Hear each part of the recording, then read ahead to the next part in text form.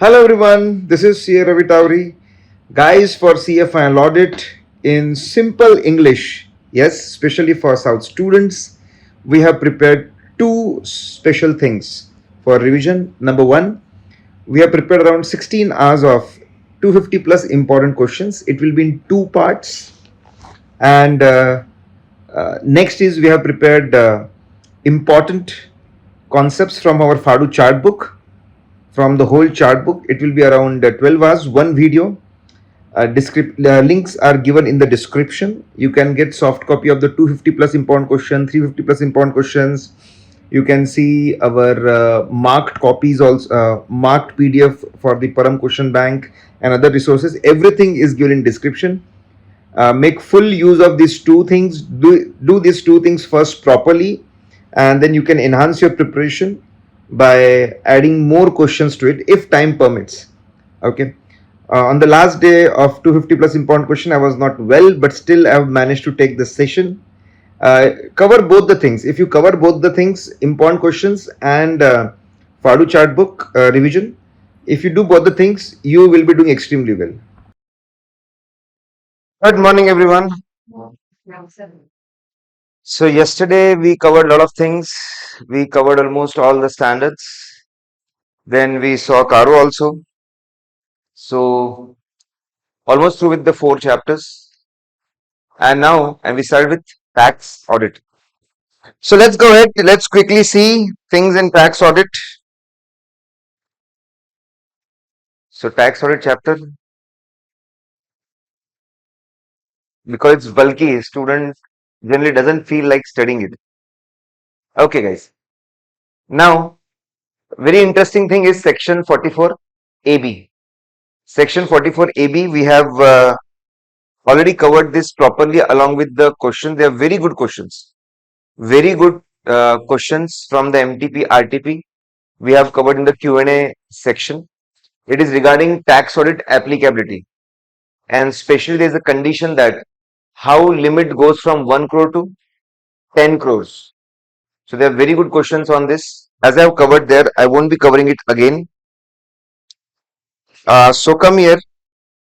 Now, when you compute turnover, what are the things you should include and what are the things you should exclude? So you generally get a question on it. Let's quickly see. So what we have done for memory purpose, again we have made a flow. There are few points before billing, then there are few points during billing, then after billing, then post sales, and so on. So let's see quickly.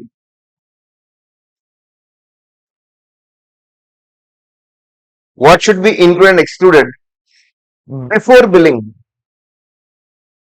Before billing, generally you get advance. Whether advance should be there, whether advance should be included? No. Advance is yet to become revenue. Advance is yet to become revenue. It will never come in turnover. See, we are computing turnover for the purpose of income tax. We are not studying indirect taxes, correct? So advance will never come in turnover. What if advance is forfeited? If advance is forfeited, then it becomes income. Then it will come. So be careful.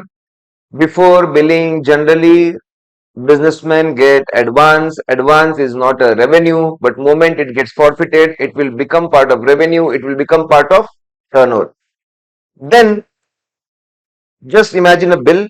So you write quantity, you write rate, and the first thing you deduct is discount. All the discounts given at the time of sale, whatever is the name, loyalty discount, quantity discount, festival discount, any discount given at time of sale, which is given on the invoice, will never be included. It should be always be deducted because you were never supposed to get that amount.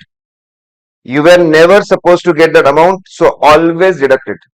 What about then in bill you add some expenses, installation charges, packing charges, installation charges, transportation charges, If they are in nature of reimbursement, okay, you are simply taking money from the customer and you are giving it to the service provider.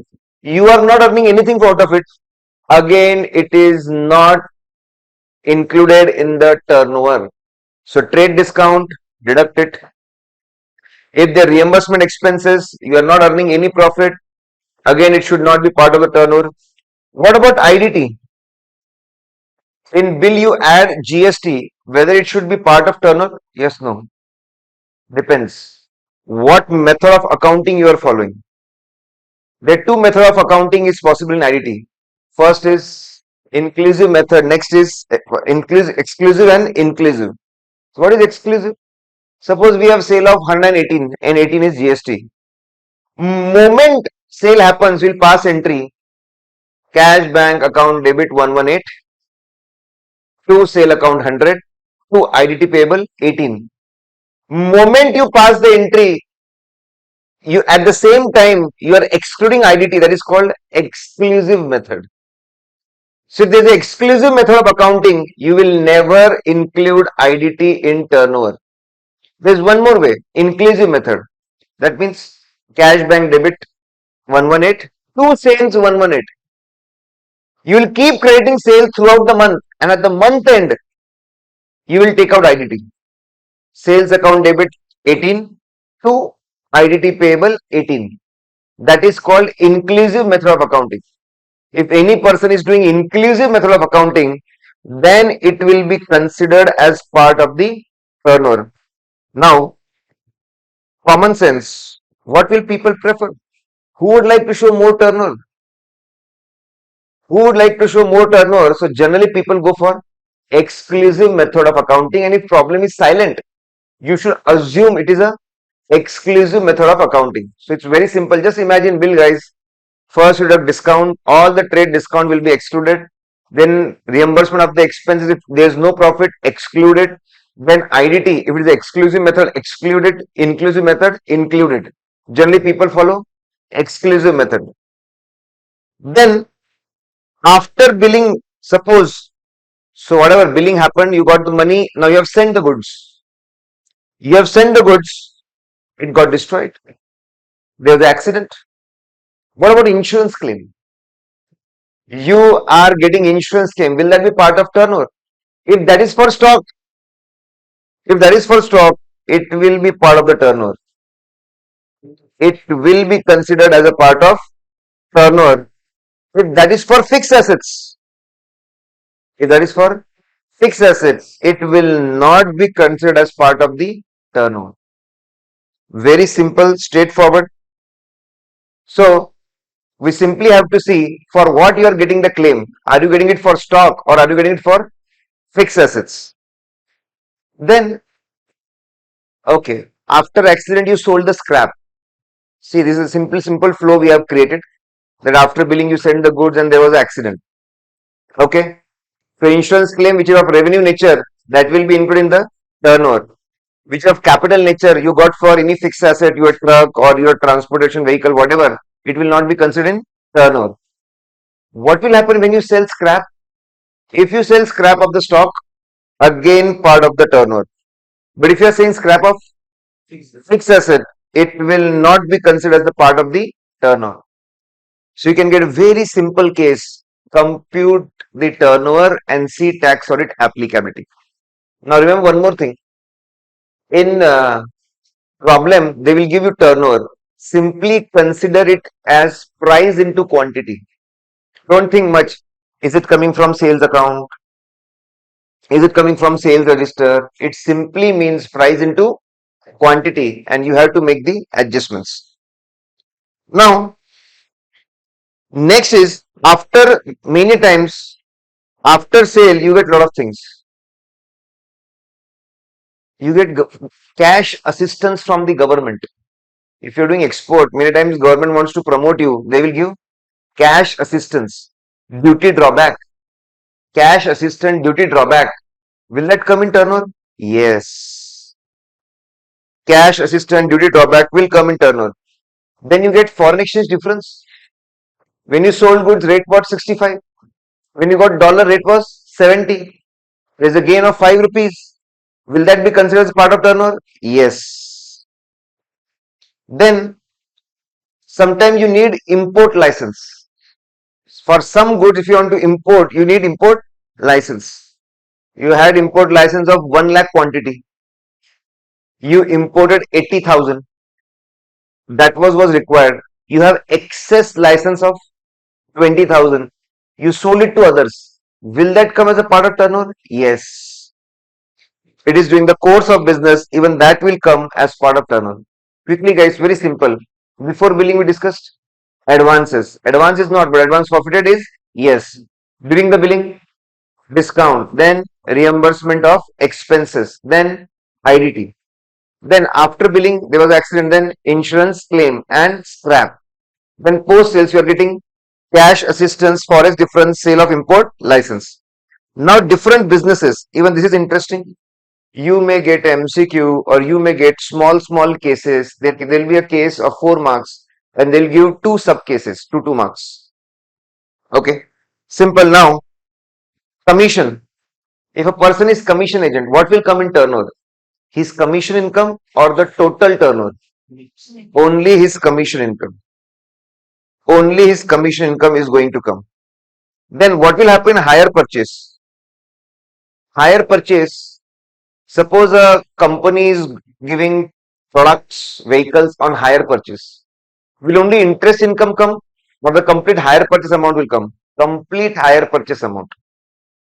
Complete hire purchase amount, all money receivable, that is cash down plus installment, all money receivable will become part of the turnover. What about advertising agency? If they are simply charging commission, you know that many times there are advertising agencies are there. You contact them. I want to put a paper ad. I want to put a hoarding and so on, whatever.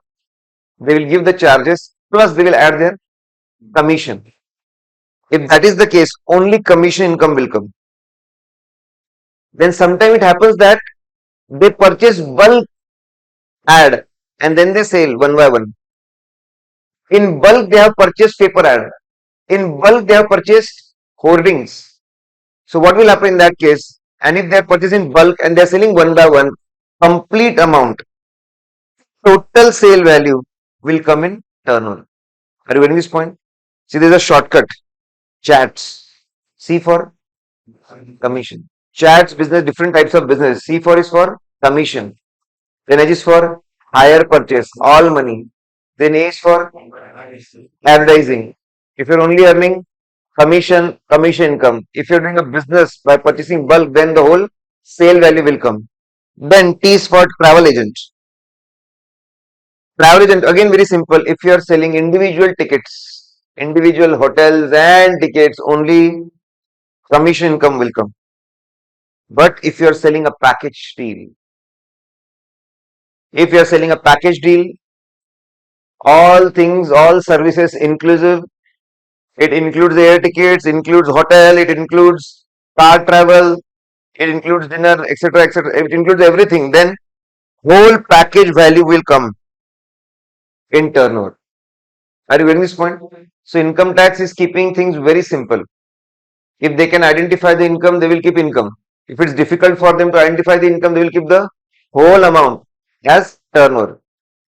S stand for, now this important question was asked, speculative business. What do you mean by speculation? If a person wants to take benefit of only price changes, increase, decrease in prices, that is called as speculation, speculative business. If he knows that prices are going to increase, buy. They are going to fall, sell. Okay. Now, and those who deal in options, then they know call, put. Dangerous game. Okay. Now, very simple example. So, person is doing trading. On day one, he purchases stocks worth trading 20 lakhs and he sells it for 30 lakhs. So the profit is 10 lakhs. Next day, He purchases stock worth 50 lakhs and then sells it for 10 lakhs. There's a loss of 40 lakhs. What will be turnover? What will be considered as turnover? So day 1 was 20 to 30 and day 2 was 50 to 10. What will be considered as turnover? Should we take sale value of day 1 and day 2? Should we take sale value of day 1 and day 2? Yes, no. Then? Okay. So income tax says that day 1 there was a profit of 10 lakhs, 20 to 30, 10 lakhs, and day 2 loss of 40 lakhs. So you ignore the negative sign of the loss. 10 plus 40, turnover will be considered as 50. And there was a question on this, it can come again. In speculative business, you simply compute profit amount, you compute loss amount, don't net it. Ignore the sign and add them. Ignore the sign and add them. Okay?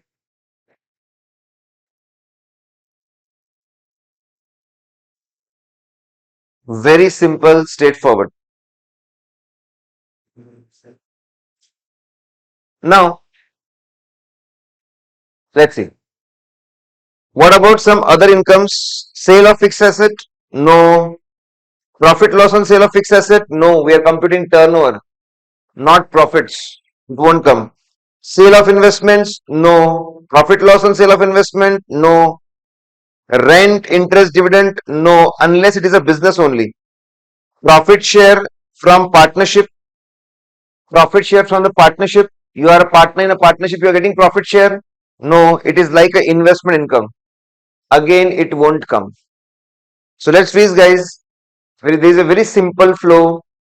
These are the items. What should be included in the turnover and what should be excluded.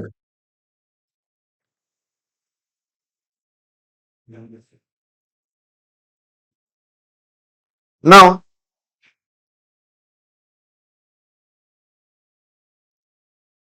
let's see.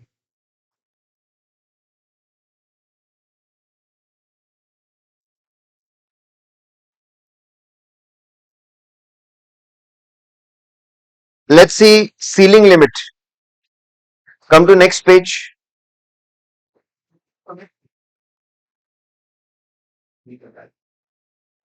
How many tax audits we can do? We can do is 60. Okay. What if person is in part-time practice? If a chartered accountant in part-time practice, how many tax audits he can do? 0. Now listen, it's very simple. If a person is in part-time job, that means he goes in part-time practice, he cannot perform a test function and he cannot train articles. So the limit is 0. If he's into full-time employment, then definitely limit is 0. Part-time employment limit is 0. Full-time employment is not doing practice, limit is 0. For all others, people who are in full-time practice, having full-time COP, limit is 60. So if we have individual person, limit is 60. Firm, number of partners into 60. Very simple. If there are multiple firm, can a person be partner in multiple firm? Yes. Person can be partner in multiple firms. So what will happen in that case? All the assignment taken on his name in all the firms put together should not exceed 60. Assignments on his name put together in all the firms total should not exceed 60. And most important thing, there's a question again it was asked. Can limit of one partner be used for other? Yes. So you can have say 10 partners. So limit of the firm is 10 into 60, 600. A single partner can sign all 600. And this happens only in tax audit. Why? Because this limit is set by CA Institute as per Council Guidelines 2008. And its interpretation is also hands off CA Institute, and they have done interpretation in such a manner that it should be favorable for the chartered accountants.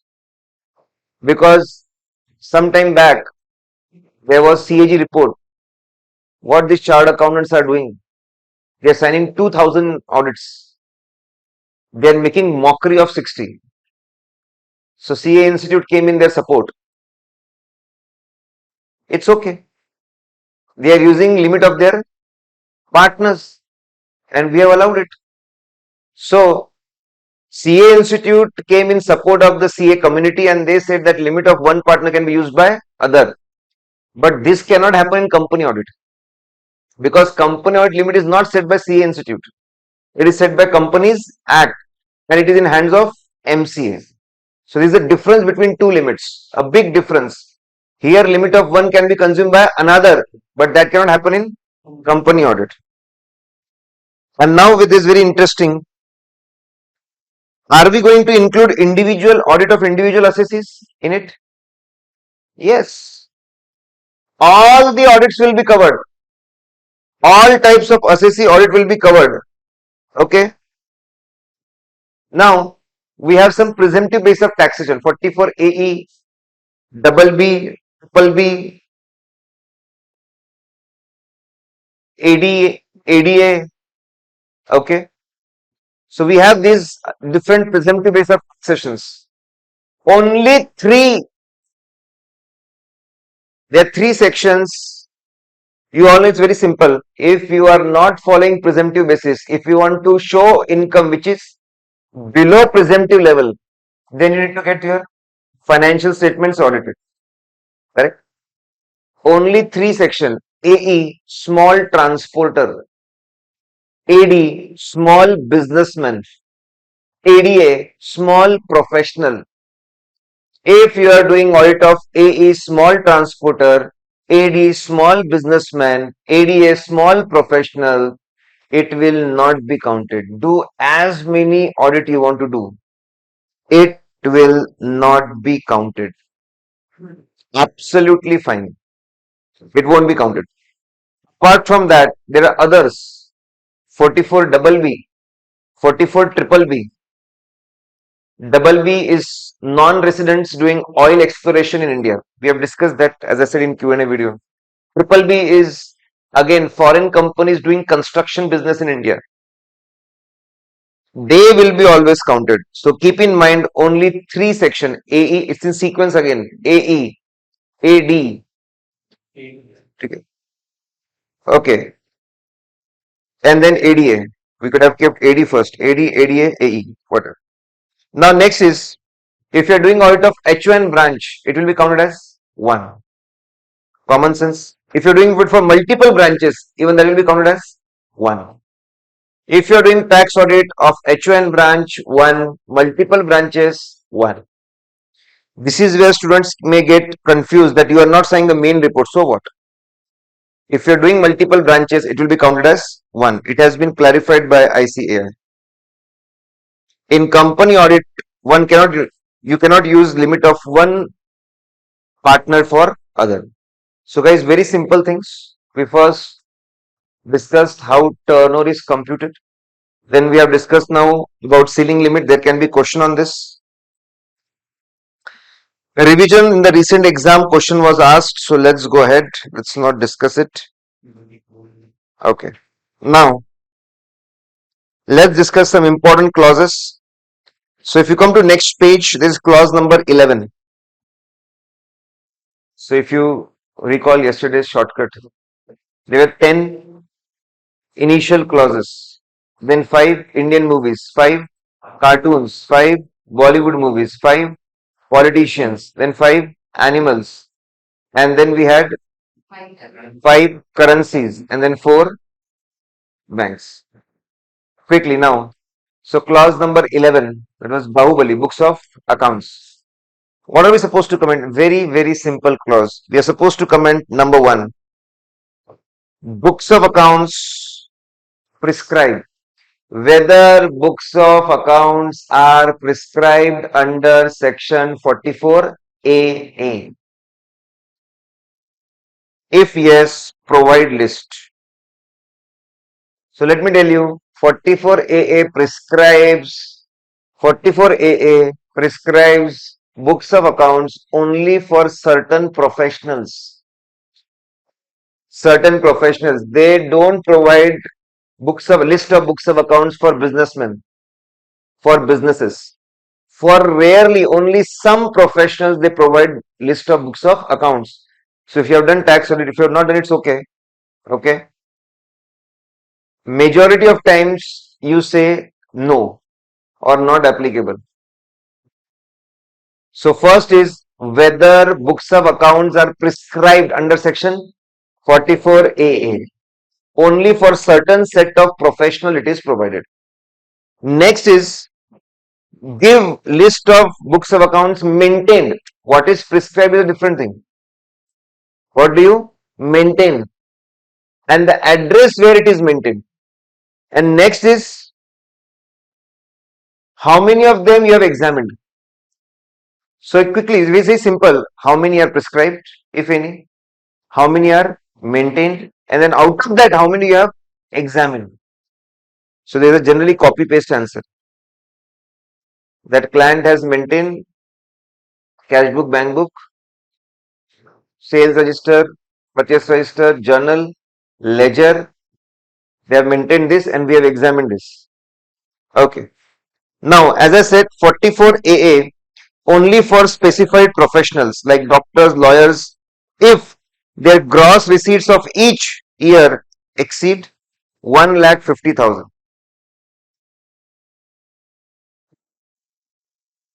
If gross receipt exceed 1,50,000. So books of accounts are not prescribed for businessmen. They are not prescribed for businessmen. In fact, in case of company, whether books of accounts are prescribed? Yes. But it is not prescribed by 44AA. It is prescribed by Companies Act. So in majority of the cases, you will say no, not applicable. Let's freeze, guys. How many things you need to say? 3. Whether it is prescribed, how many are maintained, and how many of them are examined. Now, come to clause number 13. So if you remember Bahubali, then we had Parmanu, and then we have Maricom. Maricom is method of accounting. Method of accounting. Simple. Again, we have to prescribe 3 things for method of accounting. Number 1, which method of accounting is employed? There are only 2 methods. One, cash basis of accounting. Next is accrual basis or mercantile basis of accounting. So first specify what is the method of accounting.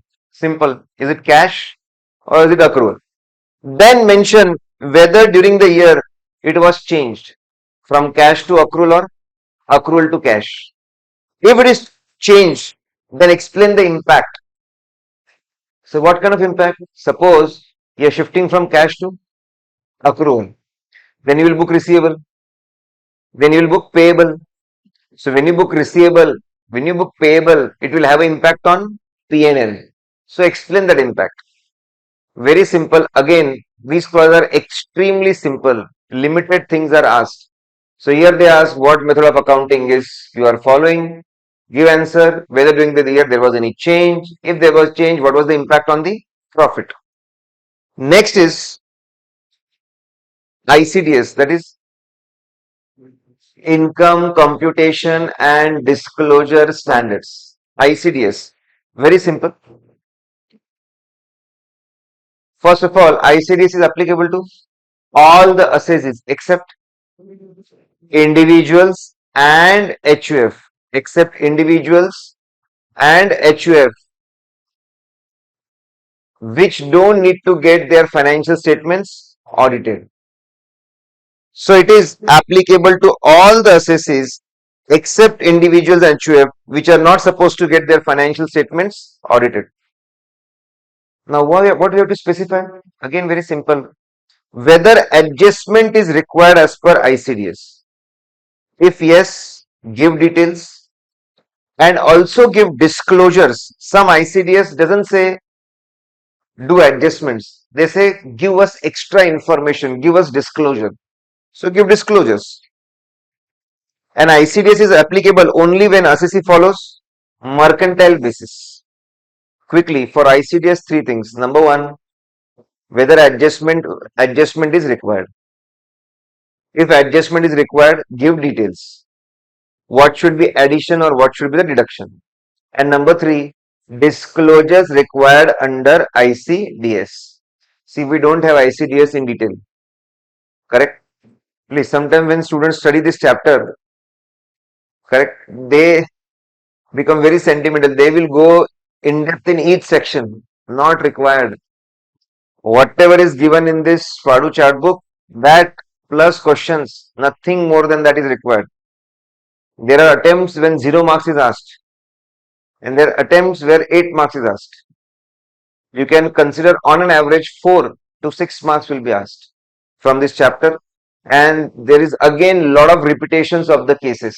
They will repeat similar kind of case again and again. So don't do extraordinary research. This much research is enough, sufficient. Now you should be aware about there are 10 ICDS. You should be aware about the names and numbers. If anytime they ask or reference is required, if you want to write the theory. So we have made a story. So Ajay Devgan, you must be aware. So Ajay Devgan, imagine Ajay Devgan, he is having a van, white color van. He goes to a construction site and then he asks, how much revenue do you guys earn? After listening to them, he gets very sad. He says, okay, you guys uh, won't be having fixed assets, correct? You guys must not have seen foreign exchange also in life.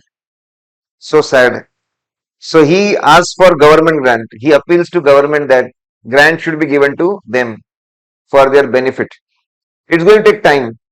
So he gives his security. He bears borrowing cost.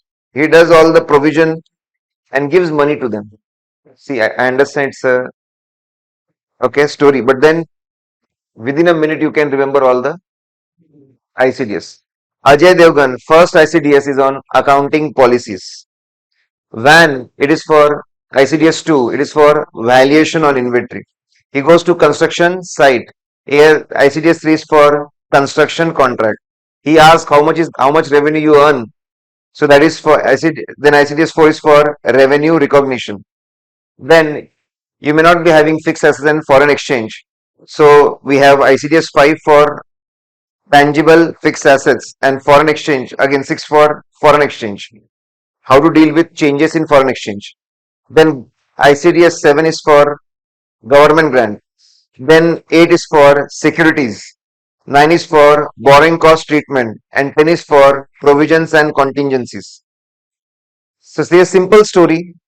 So as I said, at different places you need different way of remembering things. Now, quickly, so we studied Bahubali, that was clause number 11, that is books of accounts, prescribed, maintained and examined. Then we studied here Maricom, method of accounting. So apart from method of accounting, it covers also ICDS. Method of accounting followed changes, impact. ICDS, whether any adjustment is required, if yes, details and disclosures. Now, clause number 16. Clause number 16, if you remember 10 plus 5, 16, there was Pokemon. PNL incomes not credited. So if you get a case on, there are incomes which are not credited to PNL, they need to be specified in clause number 16. In clause number 16, let's see, TESCA. TESCA is PNL incomes not credited, shortcut is TESCA. Tax related,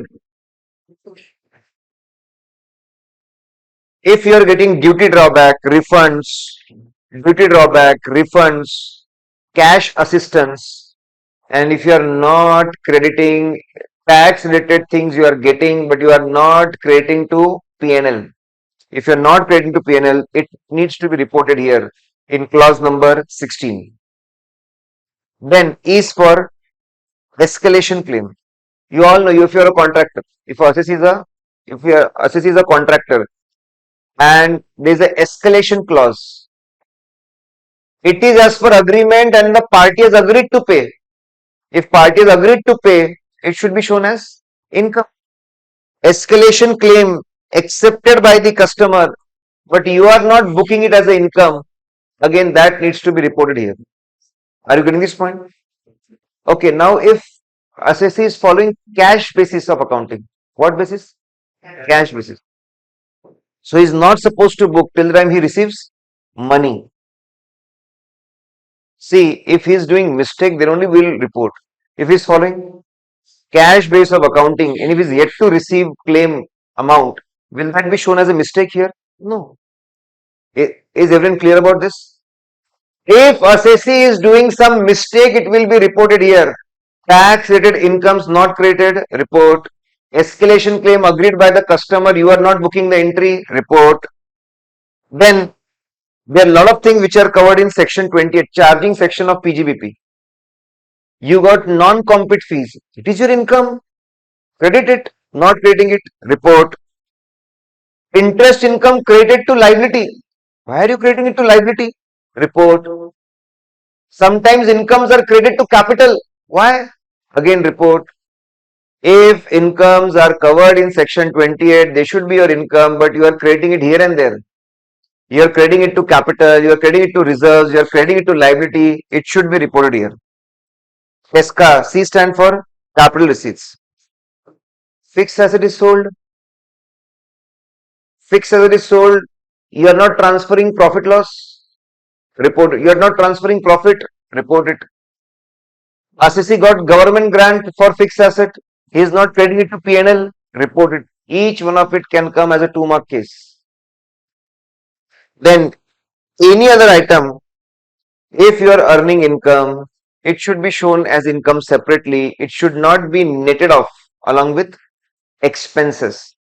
Assessing officer should know what are your different sources of income. If you are doing any revenue generating activity, getting any, it should be shown separately. Let's freeze, guys. Clause number 16. Pokemon, that is P&L incomes not credited. What is shortcut? TESCA. T is for tax related incomes not credited. E is for escalation claim agreed by customer not credited. As is for scope of section 28. A lot of things are there. You are crediting here and there. Again, report it. Then C is for capital receipts not credited. Report it. A is for any other income, revenue generated income. You are adjusting with the expenses. Report it. Then next to Pokemon we had red color, Tom and Jerry. Transfer of property below, stamp at value. Transfer of property below, stamp at value. It's very simple. If any assessment, we all know this happens in India, a very common thing.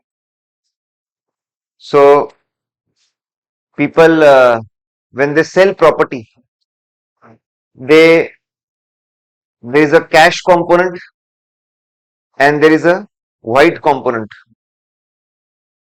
So they will not show cash component, they will only show what they got in bank, white component, and reduce their capital gain. So they have done a very simple thing. If property is sold below stamp act value, below the value given as per stamp act, then the difference will be charged in the hands of the assessee as capital gain. Very simple. If the stamp act value is 100 lakhs and you are selling property for 90 lakhs, that means you are fooling department. 10 lakhs will be charged in the hands of the assessee as a capital gain. Simple. That information needs to be given here. If any, only land and building, but only immovable property. If land or building is transferred and the consideration money you are getting is below stamp act value, we need to give details. What was that property or land that was transferred, for how much it was transferred, consideration, and what was stamp act value. So give details. See, form 3CD is prepared. 3CD is called statement of particulars, is prepared to give assessing officer all the information he wants for doing adjustments.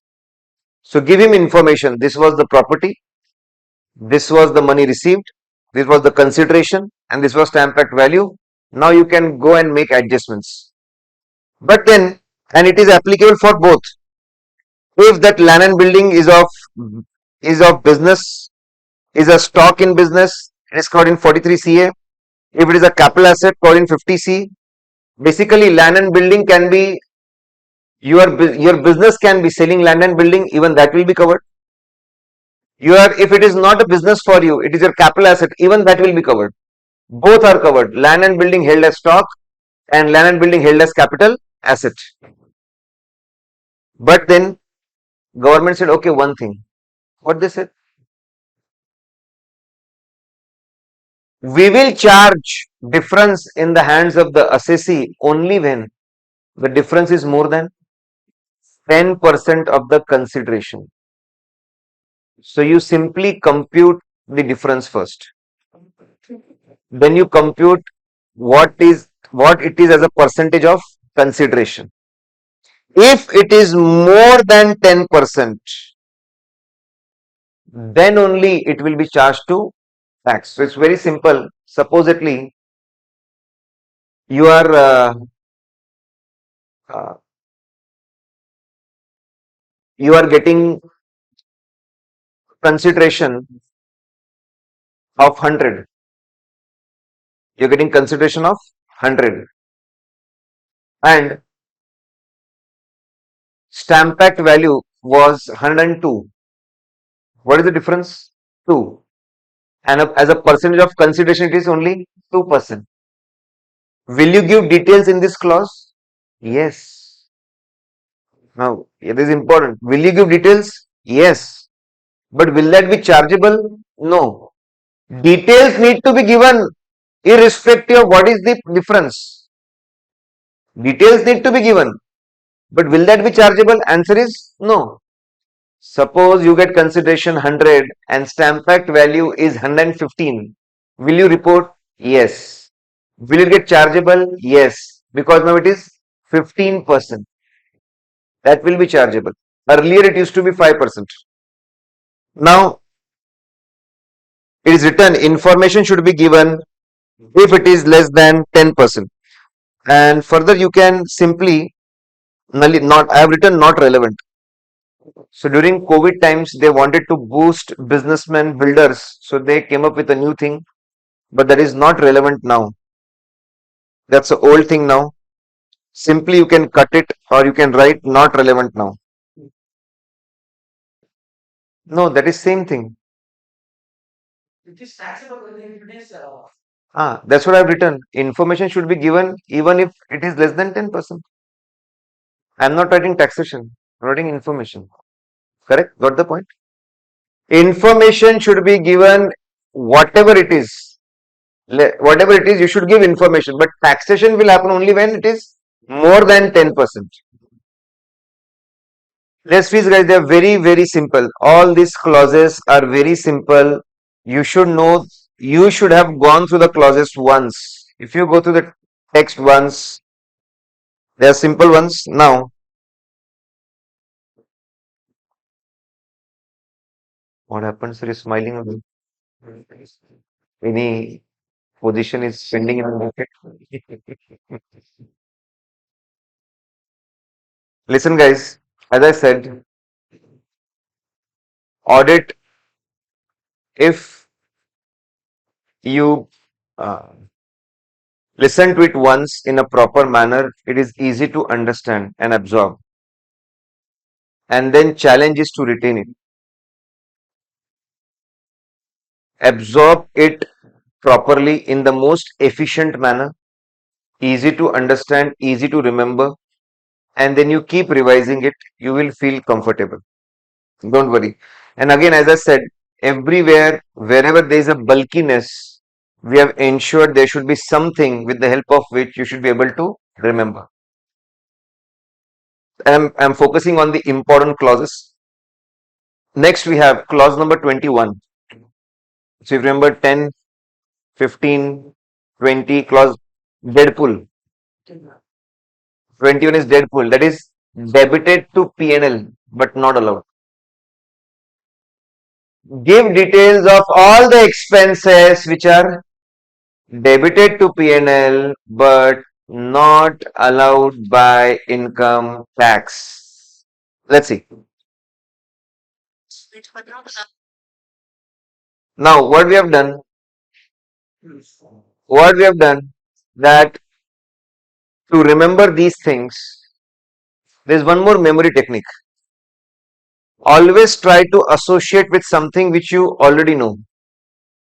For example, you can remember a lot of things, and we have done that across the chart book. Lot of things, if you associate with balance sheet and P&L, the commerce student can never forget T format balance sheet and P&L. He always knows first comes fixed asset, then comes investment, then comes current asset, either comes capital, reserves, borrowings, and current liabilities. You can associate with that. Now, what I've done, there are 7 headings of expenses in Schedule 3. Do you remember? There are 7 headings of expenses in Schedule 3. First one is cost of material consumed.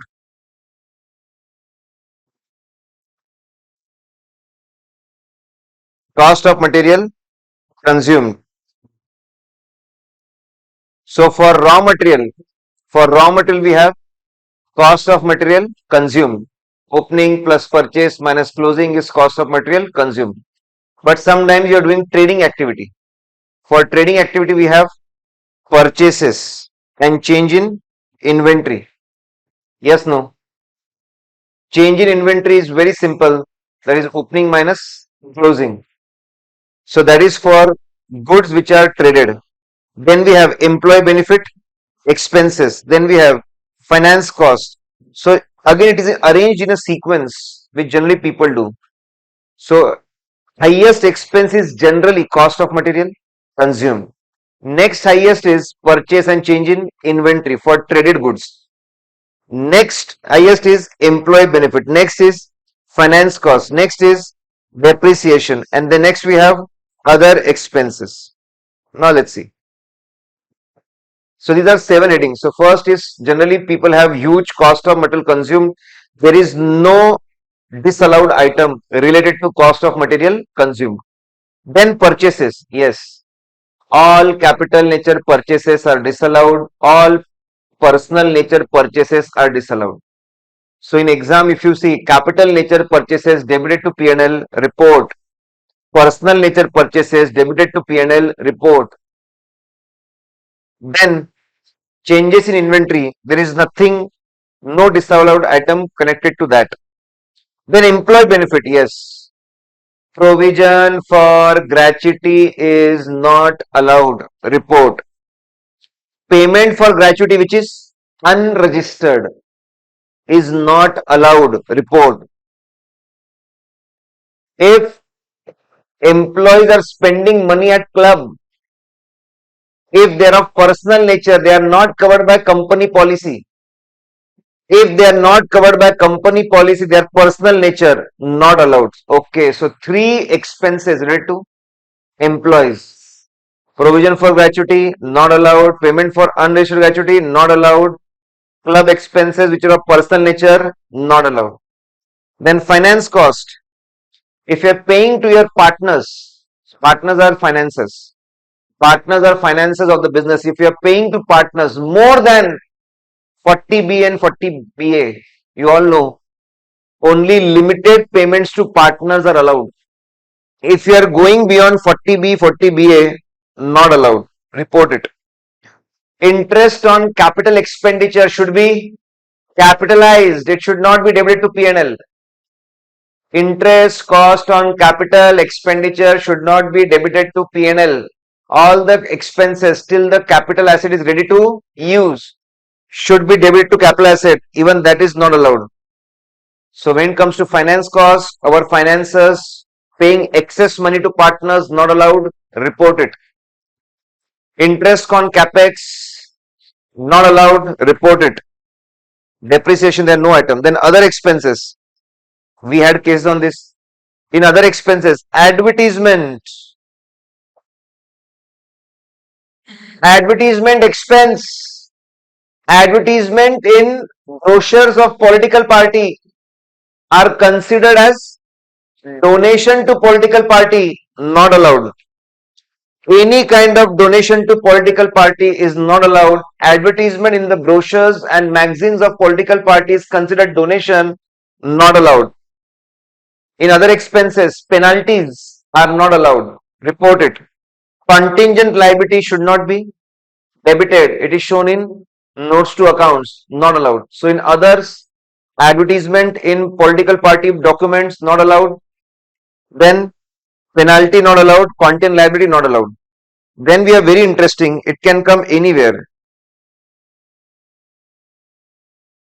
Cash payment exceeding 10,000, not allowed. But if it is connected to flying and hiring vehicles, then 35,000 is the limit. Whether you have hiring and flying business, that is not the case. You may have, you may not have. Any payment connected to hiring or flying of the vehicles, limit is 35,000. This limit is per party per day, irrespective of number of bills. It doesn't matter. Okay, so we have discussed case in Q&A. What if you were paying expenses of previous year? Will this limit apply? Yes, it doesn't matter. Expense can be of current year, expense can be of the previous year. If you are exceeding the limit of 10,000, not allowed. And then, if you are not deducting TDS, how much will get disallowed? 30% will get disallowed. Expenditure on exempt income. So listen guys, there's a big list. Only way we can get control over that big list is we somehow break it. So if you can break it, again let's see if we are having an overview, we have seen it once. Biggest expense generally is cost of material consumed, there is no item. Then purchases, yes, we have two items, capital nature and personal nature, not allowed. Change in inventory, nothing. Next big expense is employee benefit. You should have that photogenic memory triad. Three things were there. Provision for gratuity, payment for unregistered gratuity, and then club expenses, personal nature. Then we have finance costs, two. Partners are financiers, excess payments, not allowed. Interest on capex, not allowed. Then after finance, then depreciation, no item connected to that. Then we have other expenses. We have three things. Advertisement in political party documents, not allowed. Then expenditure on exempt income, not allowed. And then expenditure by penalty, not allowed. In other expenses, penalties, not allowed. Content liability, not allowed. And now some expenses can come anywhere. Cash payment exceeding 10,000, 35,000 per party per day, not allowed. Correct? TDS not deducted, 30% disallowed. And if you are paying for exempt income, again not allowed. Come to next page.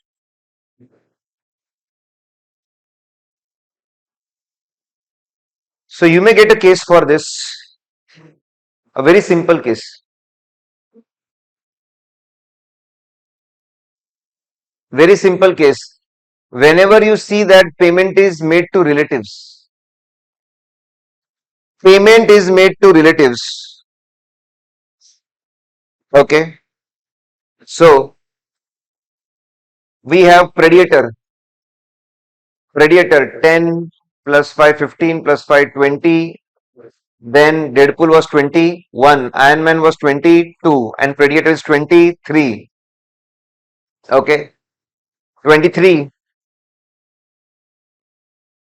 In this particular clause, predator payment relatives, we need to give list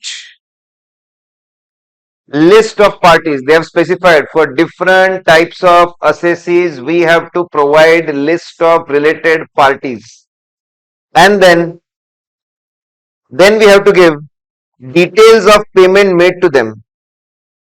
We need to give, they have specified, if this is the assessee, this is the list. This is the assessee, this is the list. We need to give details of the related party, and then we also need to specify payments made to them. That is one thing now. We always have to specify what are the payments made to relatives. Next is,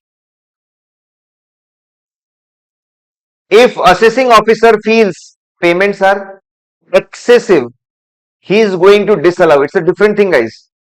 In this, we always need to specify details. If assessing officer feels they are excessive nature payment, they are not justified, he is going to disallow. Okay, so we are giving ready-made information to him. So listen, whenever they say that payments are made to relatives, simply apply this clause and say that details should be given. And then you say that it is up to assessing officer whether to disallow it.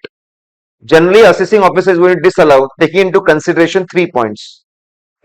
Whether this expense was required, needed. This expense was not required.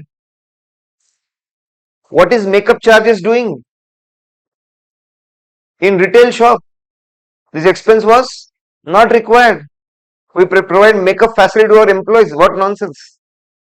This expense was not required only. Then paid more than the fair value. You are paying a undergraduate 5 lakh rupees a month. For what? He manages stock in the shop. Is much more than the fair value. 5 lakhs rupees a month, and CS won't get it in their starting.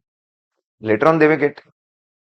Then you're seeing that okay, expense are done, but there is no real benefit. There is no benefit flowing out of it. They're spending heavily on some advertisement, but they're not getting any benefit. Again, it is considered as excessive. So it's very simple. If it is not required, okay, if it is required but much more than the fair value, and after paying it you are not getting any benefit, these things will be considered as excessive. See, this is March going on. A lot of adjustments happen right now. All adjustments happen. Correct? Everywhere, this is the tax we need to pay. Reverse calculation is taxable income. Reverse calculation is the profit. So you will always find that there are 2 sets of tally. One is called actual. They are folders. This is actual results. And then this much we have to show. And then they will start. Chart account will start putting the expenses. Most common expense is bonus to employees, so which is given to employees and then taken back. Bonus to employees, and lot of expenses will be booked. Anyways, so now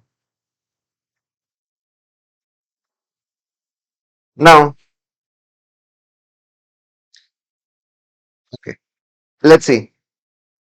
Clause number 26. So 10 initial clause are gone, then 5, 5, 5, 15 are gone, 25. So 26 is Parikar Sahab, payment basis deductions. Section 43B. See, we are focusing on few important clauses. Now,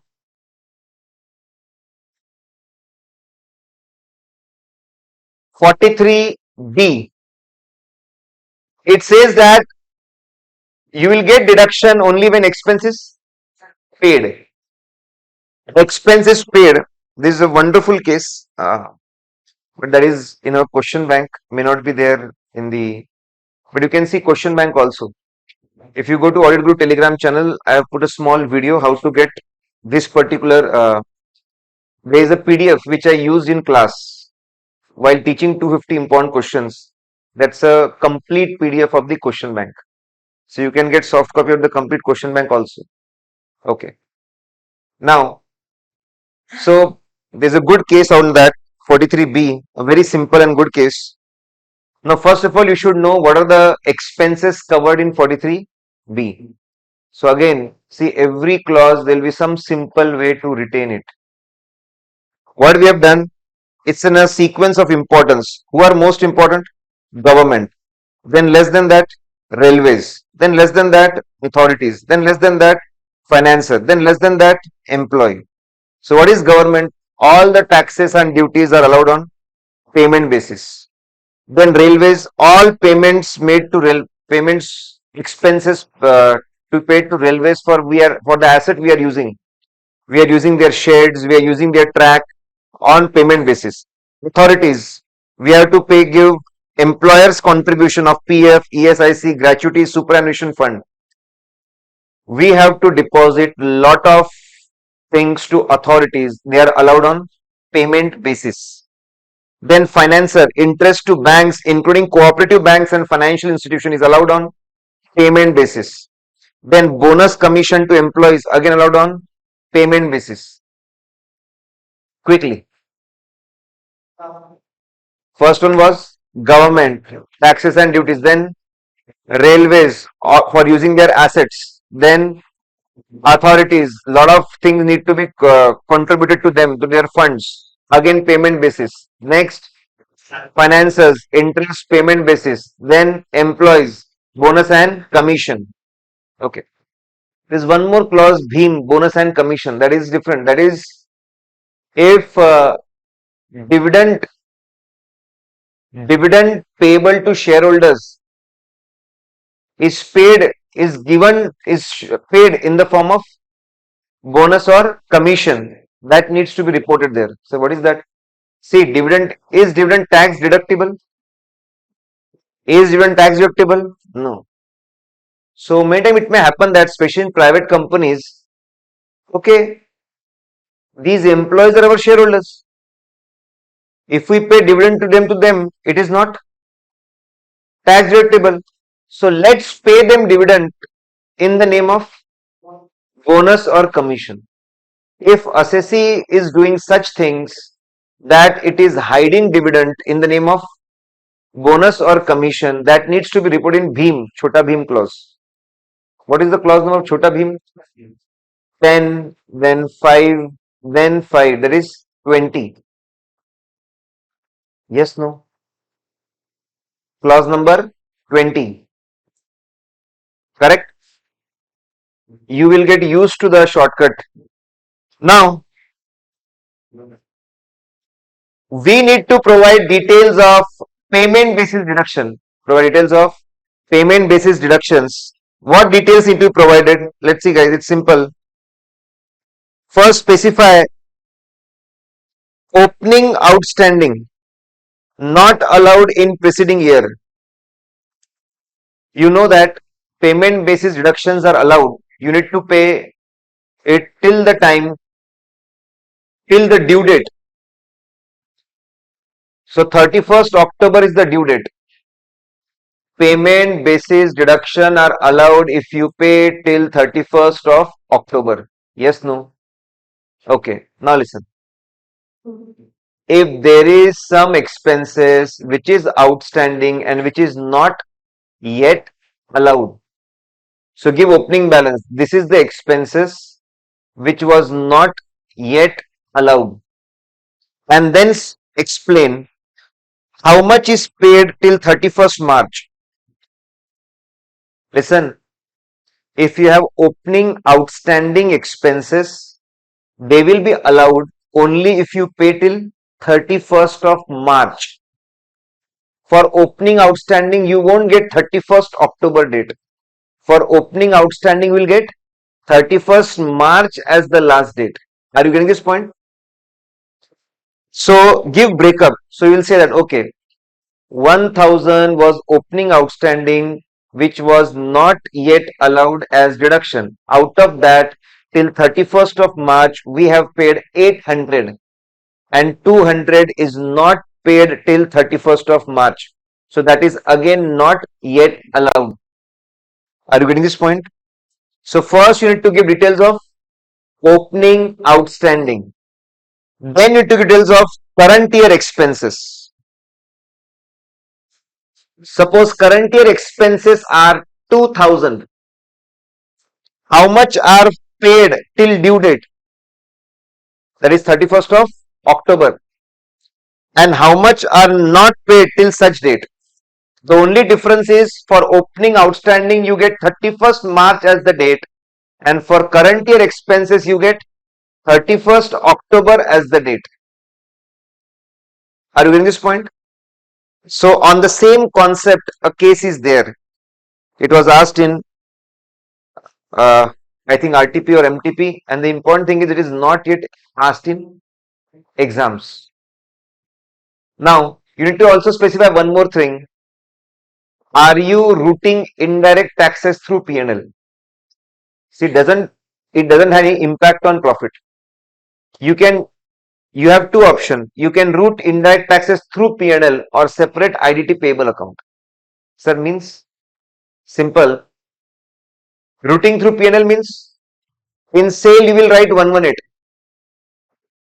In purchase, suppose purchase you are having input of 5 rupees, you will write 105. Okay, sales will be with IDT. Expenses will be with IDT. 18 is on sales. IDT payable is 18. Input is 5. How much we need to pay? 13. That debit will put in P&L only. That is called routing IDT through P&L. So income will be with IDT. Expense will be with IDT. And difference payable will be debited to P&L. Correct? That is called routing through P&L. It doesn't matter. It will not have any impact on P&L on profits. So either you can route it taxes through P&L or you can make a separate IDT payable account. 18 credit, 5 debit, payment of 13. It will not have any impact, but simply you give explanation. Are you routing it through P&L or you have made a separate account for this?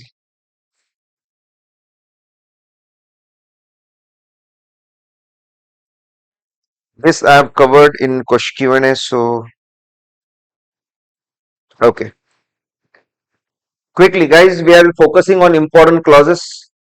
So first we focused on Bahubali, that is or Bahubali was books of accounts, then Maricom, method of accounting, then Pokemon, P&L incomes not credited, then Tom and Jerry, transfer of property below stamp act value, then Chota Bheem, bonus or commission are including dividends. We have to report that. Then Deadpool, debited to P&L but not allowed. Okay. Then Predator, payment to relatives. Then Parikar Sahab, payment basis deduction. Okay. Payment basis deduction. And then that was the last one, payment basis deduction. Now next is very interesting. No question is asked till date, and I feel question is due. 30A. So people do a lot of tax planning, and one of the tax planning people do is they want to divert profit from India to countries with low rates of income tax. So very simple thing is book excessive expense in India and book income abroad. That is a very simple thing, and you can do it very easily.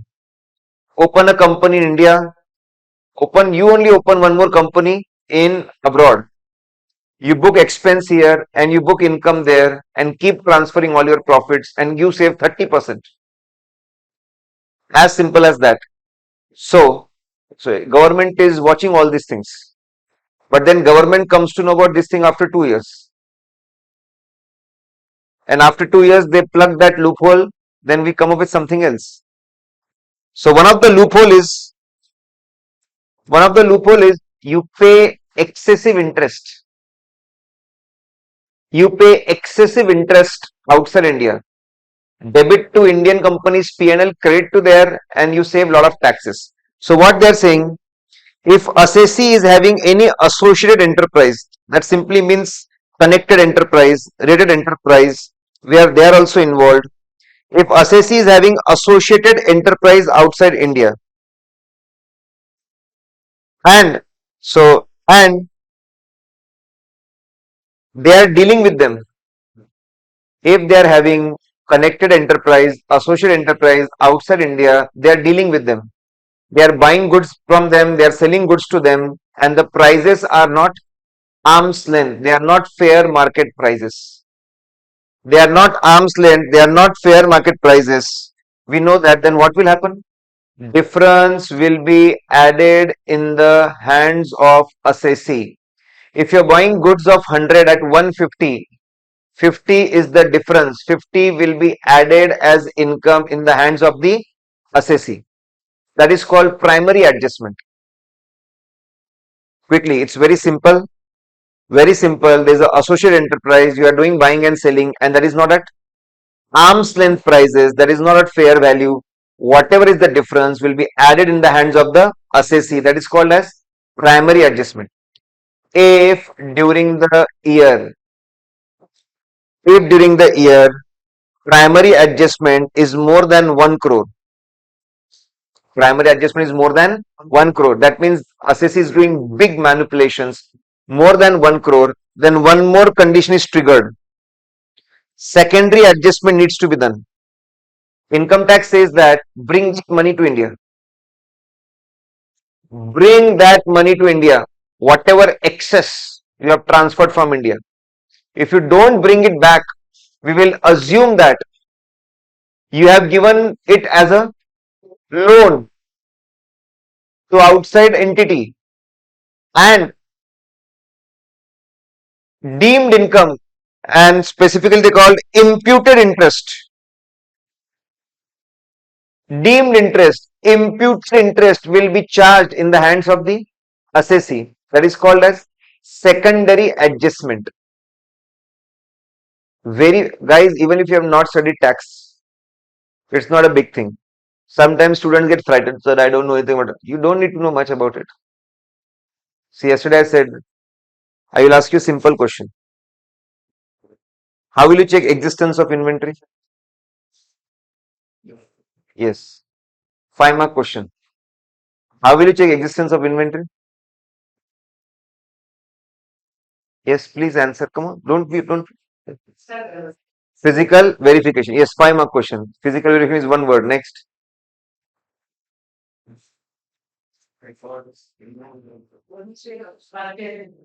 Purchase bills. Okay. Consumption. Issue documents. Yes. Then. Yes. How will you check existence of inventory? So you said purchase bills, issue documents. Then GRN. Good receipt note. Then what? Maintenance expense. No, inventory. Inventory maintenance expense. AS2. Yes. What? Delivery challans. Okay. Else, what else? Yes. Stock audit report. Okay. Anything else? Valuation AS2. Ind AS2. WIP. Purchase records. GST records. Okay. 0 marks. Don't see, I'm not trying to discourage you. I'm explaining why you don't get marks. A very popular question. It is asked in institute material minimum 10 times. Minimum 10 times. I didn't cover it in this session because that is covered in Q&A session. But I wanted to take this example to let you know what happens. You are giving answer from what you have done in practical life. Unfortunately, you won't get marks. If you are generating answers from your experiences of articleship, gone. There is a very simple, to the point answer. Let me tell you what. It is management's responsibility to conduct physical verification. It is auditor's responsibility to attend. Then you say that as per SF 501, auditor is supposed to do two things. Step number one, attend physical verification. In that, he needs to do four things. When he goes for attending physical verification, he has to see management's instruction for physical verification. Are they reliable? Are they, example, are they conducting simultaneously for all location? Whether adequate number of people are there, whether seniors are there, whether equipments are there, whether expert is there, whether counting sheets are numbered. Very good. Good instructions for counting. Then you say, okay, you start. We will observe how they are counting. Third, we will perform test count on sample basis, which we rarely do in practical world. Practical world, we only count 100%. We will perform test count, and last, we will see condition of the inventory. Is it damaged and defective? Step number 2, after counting, we'll collect all the stock records. We will collect inventory as per financial records. We will compare them and see discrepancy. Answer over. So point is, you said physical verification. What to do when you attend physical verification? That was the answer. What to do when you attend physical verification? That was the answer. So why I am saying this? Sometimes students with zero experience and no experience of auditing, they score better marks because they are generating answer not from practical life. They have not seen practical life. They are generating answer from books. Okay, so that doesn't mean that I support it's dummy. I don't support dummy. Everything should be balanced. Article shift from home back to home should be 8 to 9 hours. Enough. If it's more than that, it is screwing your finals. Many of you are smiling. Yes, it has already screwed. It screwed my finals also. I was at PricewaterhouseCoopers, so it used to be always 10, 12, 1, 2. Anyways, point is, don't generate answers from your practical life experiences. You have to do that, fine. If you don't know, then you have to do that. But try to generate answers from what you have studied in the notes, studied in the question bank. First attempt should be, have I read such concept before? What was that chart or what was that text? I can recollect. And remember, we need just 5-6 questions like this. Out of 70, we discussed yesterday. We only want 30 marks questions like this. If we get 30 marks question like this, that means around 5 to 6 questions, then we are bang on target. Rest everything we'll manage. Okay. So here also, don't be worried that, sir, I have not studied tax. I have never done tax audit. Doesn't matter. You should know very simple things. And in tax audit, don't think much. Charts plus questions, nothing more than that. Many people start opening DT books and reading sections. That is not required. Okay, let's see. Once again, section 30A. So what we need to report? Details which need to be given. Details which need to be given is very simple. Whether during the year primary adjustment was done.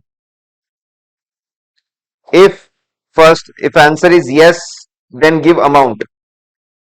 We need to comment number 1, whether primary adjustment was done to the taxable income of the assessee. Yes. What was the amount of primary adjustment? If it is exceeding 1 crore, then whether secondary adjustment is required. Yes. Whether repatriation was done. If not, what is the amount of imputed interest? Very simple details. Whether primary adjustment was done, If yes, amount of it, whether secondary adjustment is required. If yes, whether repatriation was done. If not, then imputed interest. I think that this should come. Only attempt is not fixed. It has to come. Attempt is not fixed. Next is interesting 30B that I was saying. One more way to divert profits from India is paying excessive interest. Now the 30A was playing with the prices, purchase prices and selling prices. Now 30B is playing with the interest.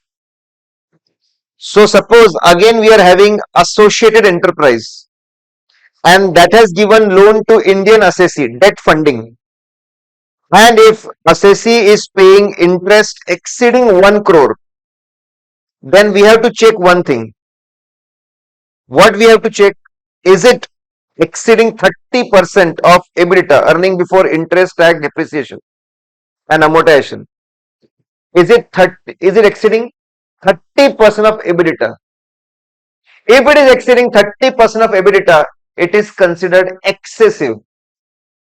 Now this whole planning is dubious. How come you are paying so much in interest? Whatever excess is there, it will get disallowed. Whatever excess is, it will be disallowed. If there is a loss, then complete interest is excess. It will be, complete amount will be treated as excess. This disallowed interest is carried forward for 8 years. Suppose in the next year, you are paying interest, 30% was coming out to 3 crores and you are paying only 1 crore. You are paying less than 30%. Then you can use 2 crore which was disallowed as deduction in the current year. If any time in future you are paying interest less than 30%, you can claim accumulated interest as deduction and it will be available for next 8 years. Are you getting this point? It's very simple. If you are paying excessive interest, it will be disallowed. It will be carried forward and you can claim it. You can claim it whenever you are paying less than 30. Are you getting this point? Yes, no? Or it is overhead? Okay. So what details need to be given? Is assessee paying interest to associated enterprise more than 1 crore? If answer is yes, what is 30% of EBITDA? What is amount of interest? Give details. Yes, we are paying interest more than 1 crore. This is 30% of EBITDA. This is amount of interest. Looking at this, assessing officer will understand whether excess interest is paid or less interest is paid. And then he knows what adjustment needs to be done. If excess interest is paid, it will be disallowed. If less interest is paid, then we can use accumulated interest. Then we need to give details. Brought forward, carried forward excess interest. So what is the accumulated excess interest and whether there is a excess interest in current year? Is this point clear? See, objective of 3CD is to assist assessing officer. Give him all the information so that he can go and do all the adjustments or he can check all the adjustments. Come to page number 63. So, rupees for ratio. Income tax department is smart. They are intelligent. They make good use of ratios. They know all the industry. They know on an average in which industry what is the profitability. What is the profitability? This is how in practice even chartered accountants do planning. So they explain client, listen, this is turnover in bank, white. This much percentage you have to show as gross profit because income tax department knows, and then we will do some other adjustments. So income tax department wants to know ratios. They look carefully at the ratios. So in clause 40, first give turnover, then give GP ratio, net profit ratio, stock turnover ratio, how much material consumed,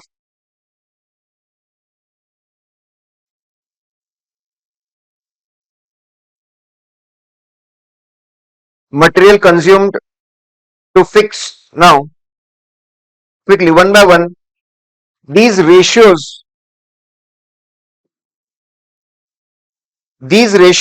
are given only for assessees who are into manufacturing and trading. All these ratios. So these ratios are not required if you are a professional.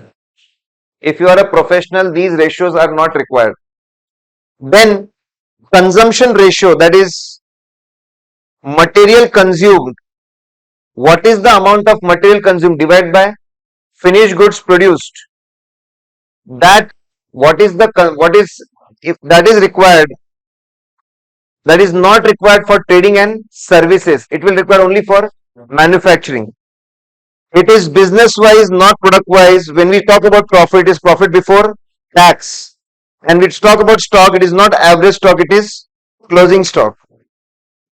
So simple guys, if they ask question, we should be aware it is not applicable to professional. Consumption ratio is not applicable to trading and service providers. Clause 41, there is a case we have discussed in Q&A. Quickly, we have to give details of all the demand orders and refund orders during the year other than income tax and wealth tax. So assessing officer wants to understand how much you are paying in other taxes. How much you are paying in other taxes or how much you are receiving from the other taxes. But now listen, it can be of any previous year. It need not be for the current year only. Any previous year also. And irrespective of, it is not audit, it is actual. Irrespective of actual receipt or payment, we have to give details of demand and refund orders. Irrespective of whether tax is paid or not, irrespective of whether refund is received or not. That is enough of tax audit. So we have covered a lot of things, and then a lot of things are covered in your Q&A video also. If you study this much, it is sufficient for tax audit. So we are through with almost 5 chapters, 5 big chapters. Company audit, we did Caro and we finished the chapter. Now, chapter number 6. That starts from page number 44. I am going to focus on the tricky concepts which are generally difficult. Okay. Come to page number 45. We all know about audit report. I don't want to focus on elements of audit report. So, in audit report, in auditor responsibility section, we explain that, in fact, in basis of opinion, quickly all the elements. What is the first element? Title, then addressee, title, addressee, and then we have part 1, that is report on financial statements. In report on financial statement, first is opinion. We have title, then addressee, then we start report on financial statement. First section is opinion. Below opinion we have basis of opinion. We explain why you should rely on our opinion. Then below base of opinion we have, if required, we have going MUGC, material uncertainty over going concern. If applicable, we have key audit matter. Then below that we have management responsibility section, that they have prepared financial statement. Then below that we have auditor responsibility section. Then after auditor responsibility section, lot of things are done. Then we have second part, report on other legal and regulatory requirements. If law says anything extra apart from discussed in the opinion related items, anything extra, that extra need to be done in report on other legal and regulatory requirement. Once that part gets over, then we have signature, date, place, and UDIN number. Yes, no. Yes, no. Now, in audit report, we specify that audit is performed as per standards on auditing. Standards on auditing, and these standards on auditing issued by ICAI. So the question is, sometimes we have foreign investors and they say that, okay, you are performing audit as per essays issued by ICAI, but we want you to follow standards on auditing issued by Australian Institute also. Or they may say that we want you to perform audit as per ISA also. ISA stands for International Standards on Auditing. Okay. So in this global world, some people will say that apart from following Indian essays, you follow international essays or some foreign essays also. So can we write in our audit report, in the same audit report, that we have performed audit as per Indian essays also, international essays also, or Australian essays also? Can we write it in the same report? Answer is yes, we can write, and there are two very simple conditions. Two very simple conditions.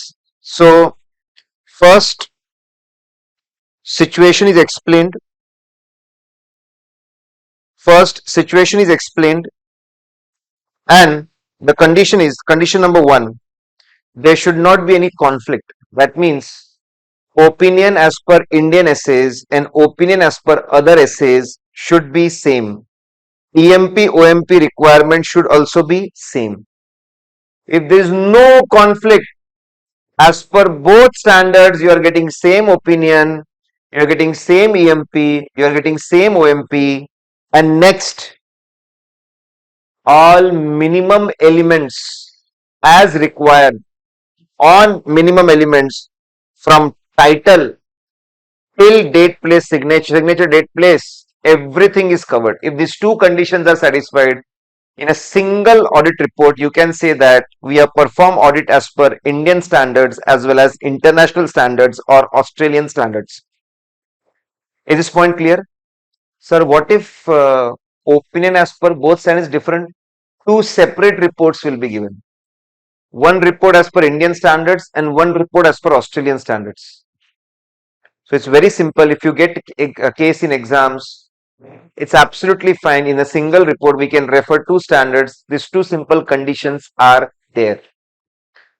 Then next, but then they're saying, if you are using or following standards other than international for specific jurisdiction like Australian standards, Japanese standards, UK standards, US standards, other than international, you should explain readers, users, origin of those standards. That whatever other standard you are following, what is the origin? Who made it? Okay. Certified Professional Accounting Institute of Australia has made those standards, or Japanese authority has made it, or whoever has made it. Simply in one line explain the origin also. Fine. Okay. On the same lines, you can get, see, the first thing was, can we refer multiple essays? So answer is yes. There are two simple conditions. No conflict, full compliance. No conflict, full elements. No. Now next. Lesson in audit report, we also specify in management responsibility applicable financial reporting framework. That management is following AS or Ind AS. Okay. So we refer FRF. Now again, we may have some foreign investors and they are saying, tell whether financial statements give true and fair view as per Ind AS as well as IFRS. Can we refer to FRFs? Can we say that it is very much possible in global world there are foreign investors and they want to know apart from Indian standards whether things are appropriate as per foreign standards. And we all know that Ind AS is 99.99% copy of IFRS. So it is absolutely fine. So can we say that we are giving opinion as per Ind AS also in IFRS? Yes. Again, two conditions. Number one, profit as per both should be same. No conflict. Again, same. Profit as per IFRS and profit as per Ind AS should be exactly same. Can that happen? Yes. Wherever there was conflict, those points are not applicable to our company. Ours is a very simple business. Ours is a very simple business, and as per IFRS, we are getting same profits, and as per Ind AS, we are getting same profits. So condition is again same. You can remember in this that final result is absolutely same. No conflict. Profit is same as per both. Profits, assets, liability is same. No reconciliation required. And next, there should be full compliance. That means all the income, expense, asset, liability, you should follow Ind AS also and you should follow IFRS also. It will not be allowed that assets and income are as per IFRS and liabilities and expense are as per Ind AS. No, no, no. There should be full compliance of both. Again, if you see, basic principle remains same. In SAS also and in FRF also. First thing, there should be no conflict. Profit should be same. Net asset, liability should be same. And next, there should be full compliance. Are you getting this point? Yes, no. Very important. Expected in exam. Again, it is expected in exam. It will come. Only attempt is not fixed. It has to come. They are saying one more thing. Explaining one case. What case, sir? That company has prepared financial statement as per Ind AS. And in notes to accounts, they are giving a reconciliation. Profit as per Ind AS plus minus few things, and profit as per US GAAP. So sometimes company give reconciliation from one FRF to another FRF. So they are giving reconciliation. Should we, and this will be asked as an exam, should we say that financial statements are prepared as per Ind AS as well as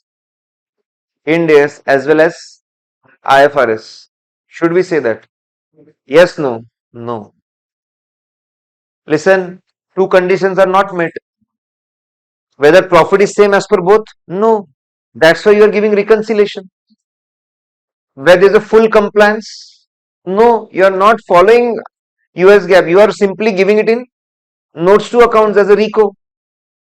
If someone is just preparing a reconciliation, we cannot say that financial statements are prepared as per Ind AS and as per IFRS or US GAAP as the case may be. Getting this point? Let's freeze. If you want to refer to FRF, there should be no conflict. Profit, everything should be same and there should be full compliance. Just giving a reconciliation is not a compliance. You have prepared everything as per Ind AS. Give report only as per Ind AS. Okay, is this point clear? Sir, what if there is a difference? Two separate reports will be given. One report as per Ind AS and one report as per IFRS.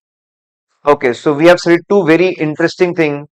Referring to two standards and auditing, there are two conditions. Referring to two FRFs, again there are two conditions. What is supplementary information?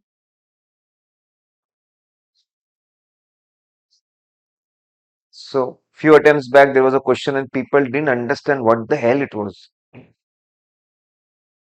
Okay, what is supplementary information? Additional. Okay, a very simple concept. Supplementary information. As name suggests, it means additional information. Any information given in financial statement, given in notes to account, which was not required as per financial reporting framework, still it is given. It was not required as per AS, Ind AS or Schedule 3. Still it is given. Supplementary information means additional information which was not required as per financial reporting framework. Now, it can be given voluntarily. Yes, it can happen. People are voluntarily giving it, or it may be required as per some law. For now, examples. People are voluntarily giving reconciliation of profit as per Ind AS to profit as per, suppose profit as per IFRS. They are voluntarily putting some recos. That is a supplementary information. They are giving list of all the debtors and creditors. Those not required. Voluntarily they are doing it. They are giving list of employees earning more than 1 crore voluntarily.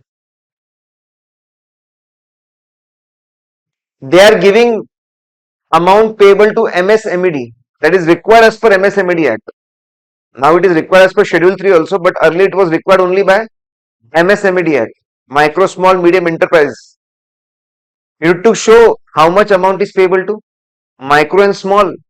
You also need to give information how much is overdue, how much interest is payable to them, how much interest is paid, and so on.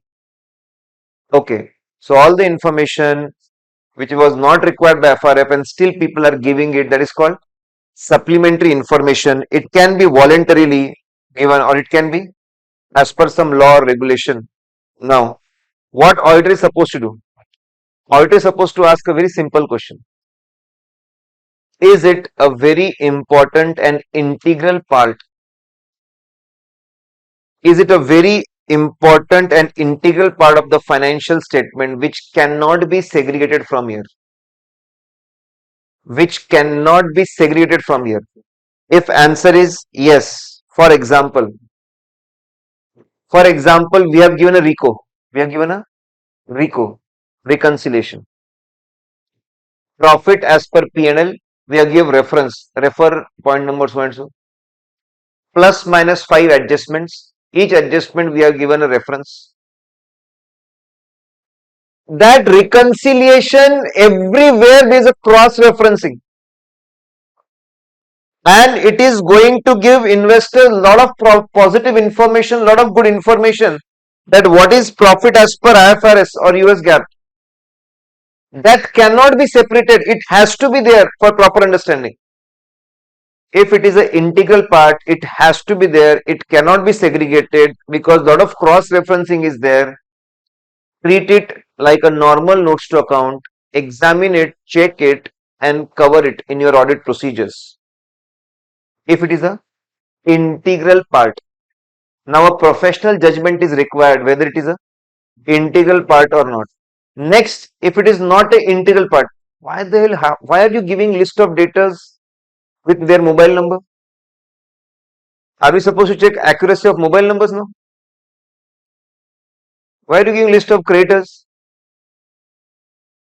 Why are you giving list of your employees, single employees, married employees, their age? Why is it relevant here? Do one thing, management. Do one thing. Remove these notes. Let's first finish financial statement. Let me put my signature. On the next page, you give heading supplementary information. Write what the hell you want to write. Write everything. Whatever you want to write it. You put your signature. Don't ask for my signature. I am not supposed to take responsibility of all the nonsense information you are putting in financial statement. I will not take responsibility. So management agrees. Okay. Management says okay. We will first finish financial statement, then put additional information. We will not give any cross-referencing. Only we will sign it. You don't sign it. Great. We are happy. If they don't do this, we will put a separate paragraph in the audit report, note number 48, 49, 50, which deal with so and so, so and so, so and so. They are supplementary information not required by FRF. We are not covering them we are not treating it as a part of financial statement, and we are not giving opinion on it. It will be treated as other information as per SA 720. You know SA 720? All the information which is given in annual report other than financial statements. In annual report, all the information given other than financial statement, it is called as other information. So we are treating it like information given in annual report. That's it. Are you getting this point? So if the answer is no, clearly differentiate it and put it under the heading unaudited, no cross-referencing. If they do it, okay. If they don't do it, we will write, we don't take responsibility of these notes. We are not treating it as a part of financial statement. We are treating it as other information which we discuss in essay 720. Is point clear? Yes, no. Now this was discussion on supplementary information. And there is one simple question to be asked. Is it integral part? We cover it. If not, you segregate it. If you won't segregate it, we will write in the report and we'll say that we are not responsible. Now there are examples. So question was asked on examples. So first we have understood what is supplementary information, how to treat it, and now the question was asked on example. Now let's understand example. So these examples are given in standards itself. So first they are giving example of integral supplementary information which is integral part of financial statement, and they are giving the same example which we have discussed. In notes to accounts, company is giving a reconciliation where they first write profit as per P&L, make 5-6 adjustments, and then give profit as per IFRS or profit as per US GAAP. At every point, there is a cross-referencing to the P&L items, and that reconciliation should be given in notes to accounts. Then only people will understand how that reconciliation is made, what is its relevance. That is an integral part. So if it is an integral part, whether auditor should cover it in its audit? Yes. Whether he should cover it in its opinion? Yes. See, this one word is only important, reconciliation. If you are giving reconciliation, then not possible to segregate. Not possible to segregate. It is integral, needs to cover in your audit procedure and opinion. Okay. Now second example, there, that is where they drafted the question. Suppose they are saying in notes to accounts, they are not giving RICO.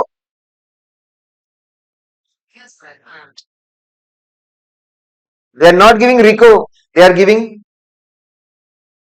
not giving RICO. They are giving additional P&L itself. Sir, what do you mean by additional P&L? There is already a P&L as per Ind AS. Now they are putting additional P&L as per US GAAP. All the incomes are written there, all the expenses are written there as per US GAAP, and they are giving profit as per US GAAP. Now this P&L, that is additional P&L, has no connection itself with the existing P&L. All the incomes are computed in a different manner, all expenses are computed in different manner. It doesn't have any connection with the existing P&L. Sir, it is not having any connection. Why are you putting it and confusing people? Segregate it. Put it after the notes to account comes to an end and give under the heading unaudited. Additional P&L. So first time they asked in question additional P&L and students were confused for those who were not aware about it. Additional P&L means they are giving one more P&L as per different FRF. As per different FRF, it should be segregated and differentiated. If they do, we are not supposed to cover it. Okay. Did you get the example? This was asked in exams. I think 2-3 attempts before they targeted this particular, and again it can be there in MCQ. So that was what? Supplementary information, and they give example. So what is the ultimate conclusion? A RICO is an integral part, but a separate PNL itself is not an integral part. It should be differentiated. It should be segregated. See, I am focusing on things which are little tricky. Rest will be covered in Q&A also.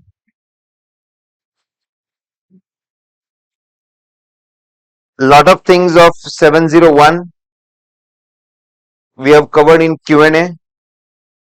I don't want to put. What is key audit matter? Anyone? Matters which we communicate with, which are related to financial statements. Okay. Anyone wants to add more things to it? Yes. Significant matters.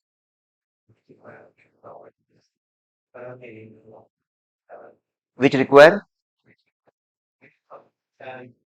which impacts views of the shareholder. Okay. Yes. Oh, didn't understand. Auditor's judgment. Okay. First of all, key audit matter is not applicable to all the audits. It's applicable to some of the audits. And they have explained applicability in SA 700.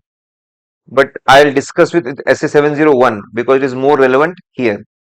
It is applicable to audits of listed company, of complete financial, of complete set as per general purpose framework, not just listed. It should be out of listed entity, and those financial statements should be complete set. What do you mean by complete set? Which covers everything: balance sheet, P&L, cash flow statement, statement of changes in equity. So it is covering everything, and it should be which framework? General purpose framework. You are aware framework can be divided in two ways: general purpose and special purpose.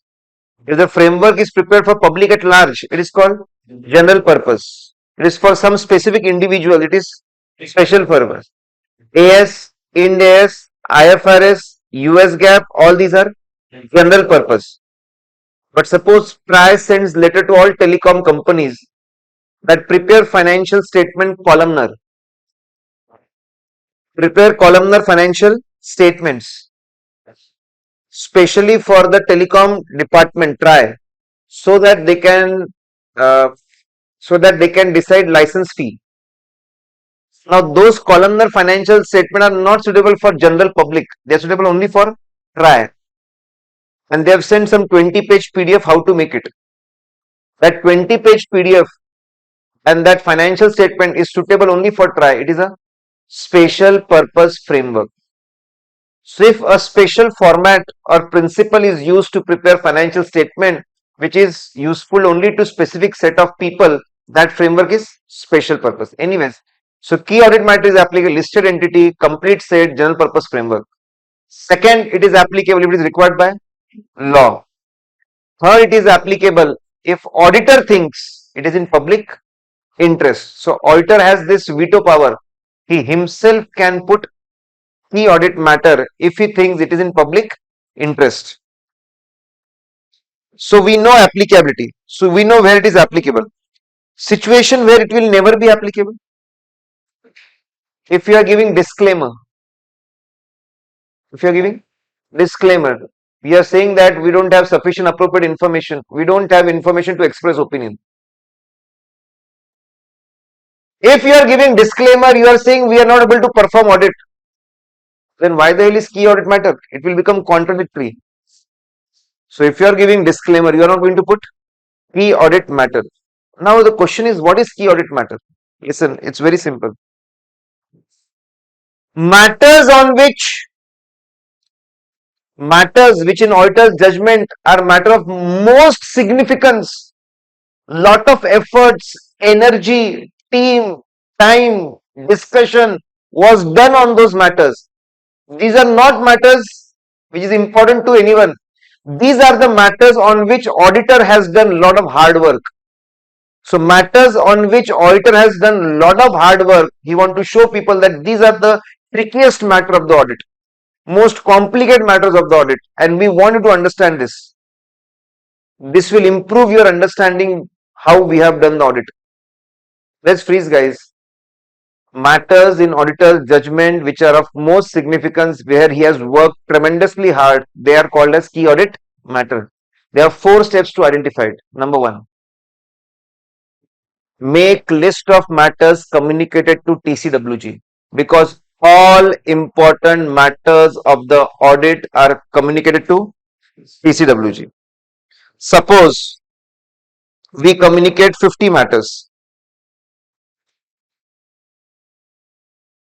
Then next is identify matters which generally need significant auditor attention. Significant auditor attention is generally required in 3 areas. High RMM significant risk areas. Second, evaluating significant management judgment. If management has made significant judgment, for example, they have made judgment to write off goodwill, they have made judgment of impairment, they have made judgment maybe with respect to change in accounting estimate. Wherever management has made significant judgment, if you are checking that, it need auditor's attention. Okay, identify matters which generally need auditors' significant attention. These are high risk matters where management has made big judgments. And third, where significant transactions have taken place, amalgamation, merger, demerger, splits. So generally 3 types of matters need significant attention. It is only a list, it is not exhaustive, because there is a case on this and we have discussed in Q&A, very good case. So out of 50 you will identify, okay, there are 10 such matters. Then you ask, out of these matters, what are the matters of most significance? So you say that, okay, there are only 3 matters where 80% of time was given. 80% of time, energy, resources, team was deployed. Only those 3 matters will become key audit matters, and they should belong to current year. And just keep in mind, they should belong to current year. So it's very simple. Make list of the matters, then identify out of this which generally need significant attention, refine the list, then go to next, which are matter of most significance. They should belong to current year. They will go as a key audit matter. Okay. Now 705, I don't want to focus much. It is generally easy thing only. I want to focus on one thing. How come that thing is not here, surprisingly?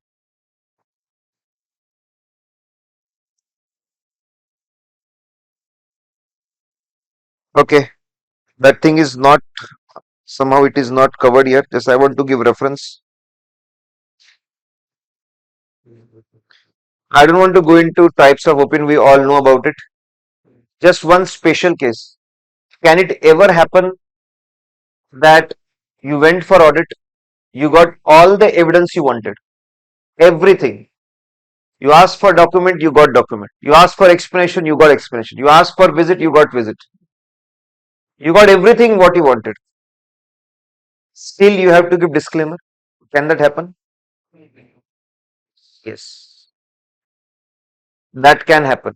And that is explained, and sometimes students don't understand. Somehow we accidentally missed it here. That can happen. So listen, it's very simple.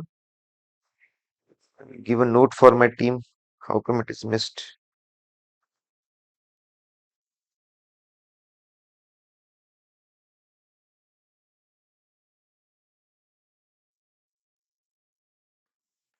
Special case is missing here. What is a special case? Yes, it can happen. We got all the evidence. Indo Solar is the company. KPMG has given a disclaimer. There are multiple uncertainties. So this company Indo Solar is in losses. Multiple uncertainties, and these uncertainties are interdependent on each other.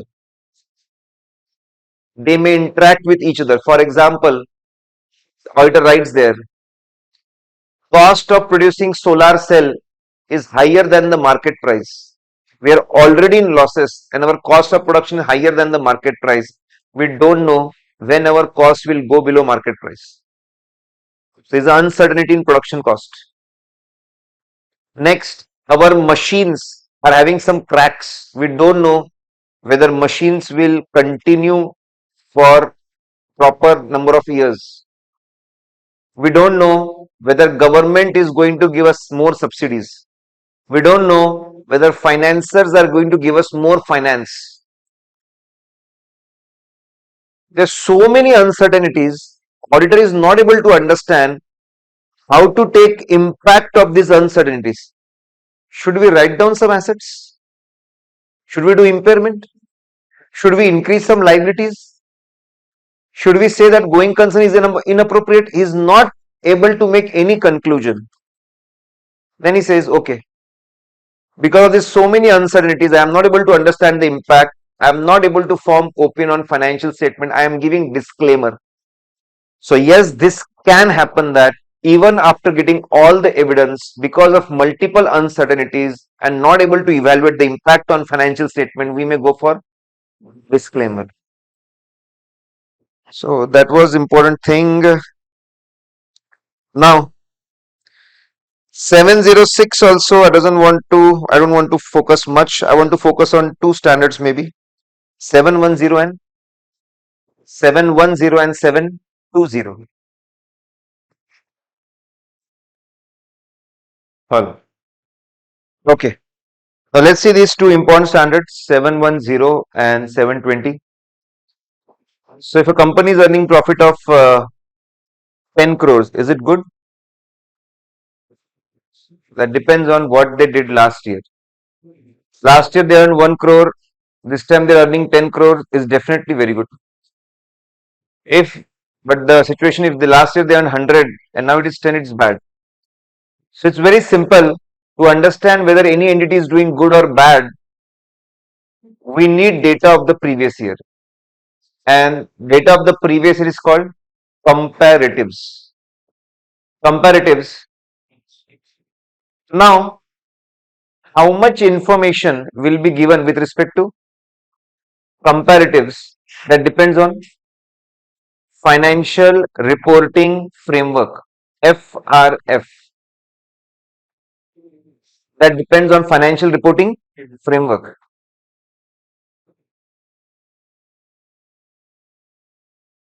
Now, financial reporting frameworks, there are different financial reporting frameworks, a lot of different countries, different sectors. They can have two approaches towards comparatives. First approach, they may say that give detailed information about previous year. Detailed. Everything should be specified. All the breakups, all the explanation should be given. In fact, you should give separately significant accounting policy of the previous year. Give detailed information. Give equal importance. Whatever you do for current year, every damn thing should be done for previous year. Give detailed information. Give them equal importance. If so much of information is given, we can read previous year data and previous year explanation and we'll get the full understanding of the previous year. That means so much information is given that it is a separate financial statement in itself, and that is called comparative financial statement approach. I will not use word comparatives again because it has been confusing. I will only say financial statement approach. So one approach is financial statement approach. FRF may ask to give detailed information, equal importance, as if it is a separate financial statement itself. It's a financial statement approach. If management is working so hard on the previous year, having so much of detail, why we should stay back? We will in intro and opinion, in intro we'll refer that we have done audit of current year as well as previous year. We'll refer previous year also, and we'll give opinion on current year as well as previous year. When management is taking so much of efforts to give information about the previous year, I will also put in intro and opinion, I will give opinion on previous year as well. This happens in prospectus. In prospectus, information of past 5 years is given and auditor gives opinion on 5 years. Okay. I know there will be some confusion. I will clarify that. Confusion must be, sir, what if we have not done audit of previous year? Now, this is a reporting standard. It gives reporting approach. It doesn't give audit approach. You will be able to give opinion on the previous year only when you were the auditor in the previous year. Absolutely. If you are not the auditor, simply give OMP, other matter paragraph. Either no audit was conducted in the previous year or audit was conducted by a predecessor auditor. On so and so date he gave the report and this was the opinion. If it is unmodified, give reasons also. So it is simply a reporting approach. We will be able to give financial statement approach only when you were the auditor in the previous year. If you are not, it's okay. You won't be able to follow that approach. We'll simply give OMP, other matter paragraph. The next approach is called corresponding figures. If FRF says that don't give detailed information about previous year, don't give detailed information, don't give equal importance, not required.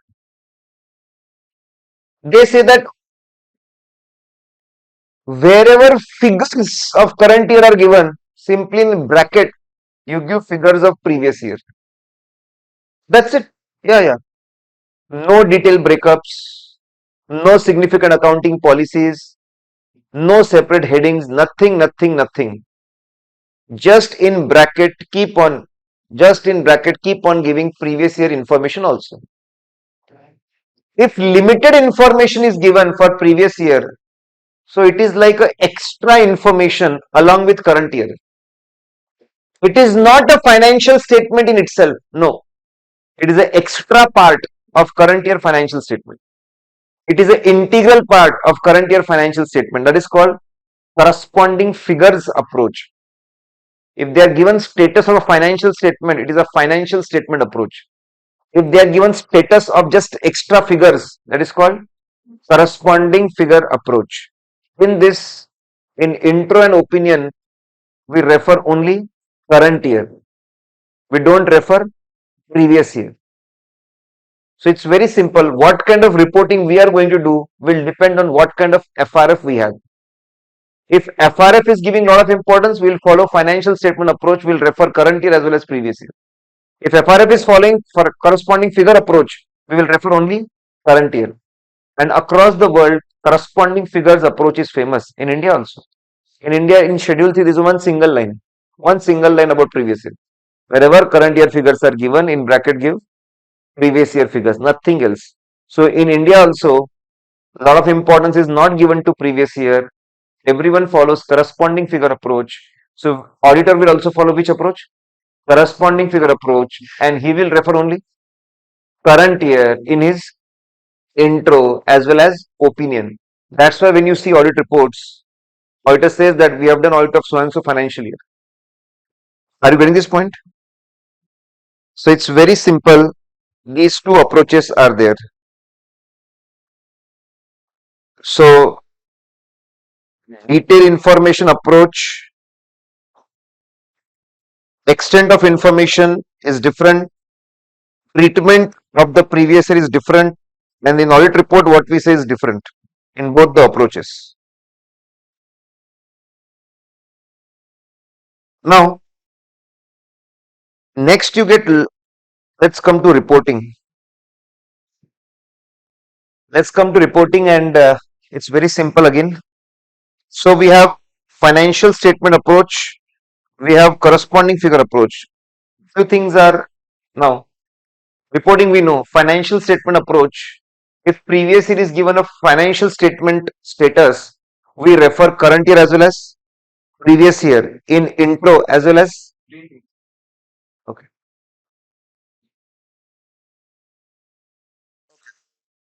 Now when it comes to reporting, if you are following, follow, if you are following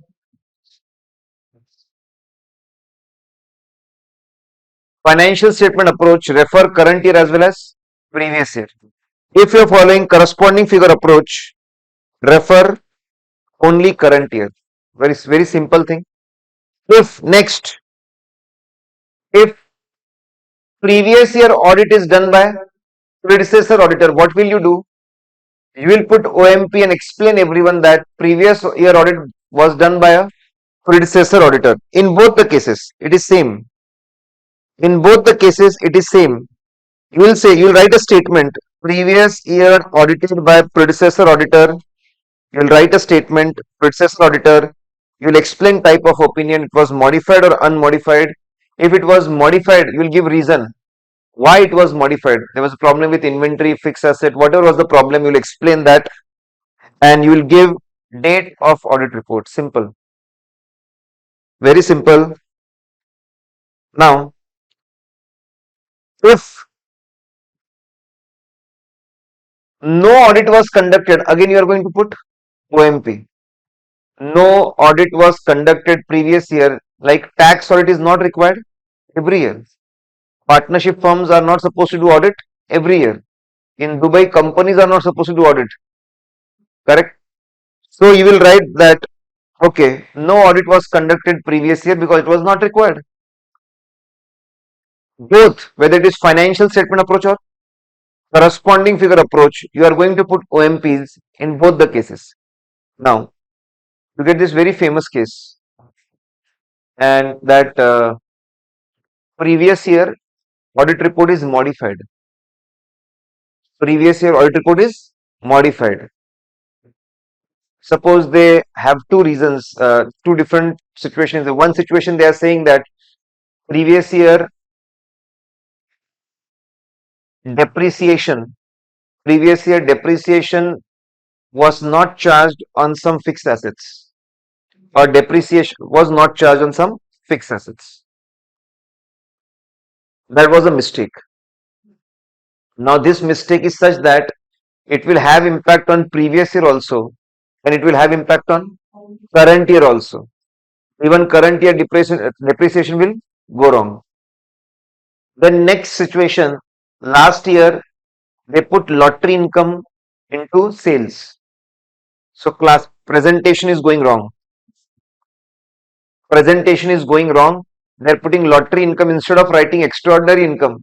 They are putting it in sales. Now this misstatement is having impact only on current year. It is not having impact on only on previous year. It is not having impact on current year, isn't it? This year sales are all good. No problem with that. So You may come across previous year modified report, and there can be problems which are having impact on current year. There can be problems which are not having impact on current year. Is this point clear? Okay. Next is, there was nothing in previous year audit report, but while doing audit of current year, you came across misstatements of previous year. You came across misstatement of previous year. Now there are two situations. You were well aware about mistake. You were having modified audit report of previous year. Or second, while auditing, you came to know about the misstatements in the previous year. Are you getting this point? Yes, no. For example, let's sometimes in revision class, there's no enough time to give parallel example. Parallel example. So parallel example is, you were already aware that Ravi sir teaches fine, or you came to class and then you came to know he's teaching fine.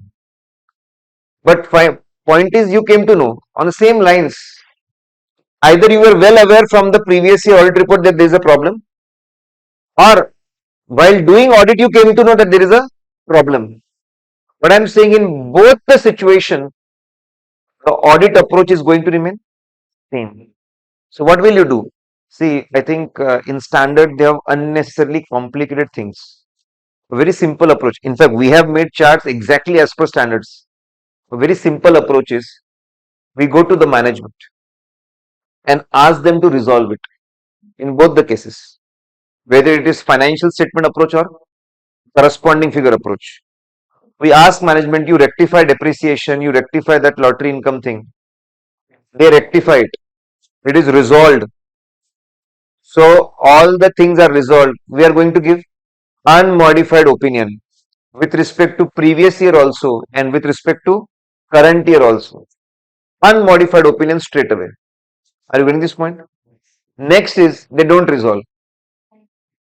So first we are going to modify with respect to previous year. We'll say that previous year sales are misstated. We'll say that previous year depreciation is misstated. Then we'll ask one simple question.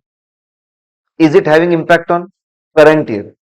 If it is having impact on current year, we'll then write that current year depreciation is also misstated. Are you getting this point? Very simple. First we'll modify with respect to previous year, and if required then we'll modify with respect to current year. Is this point clear? Yes, no. Now, whenever you modify, you put which paragraph? Basis of modification. Basis of opinion becomes basis of modification. Now listen carefully. In corresponding figure approach, we were supposed to refer only current year. So we'll explain users of audit report that there is a corresponding figure approach. We were supposed to give opinion only on current year. But these exceptional circumstances, there is a misstatement in the previous year. And because of that misstatement, comparison is not going fine. People are thinking that sales were higher in the previous year and now they have reduced. But the point is, sales have remained same. Comparison of current year sales with previous year sale is going inappropriate. That is why we are modifying with respect to previous year also. So we have to explain this in basis of opinion.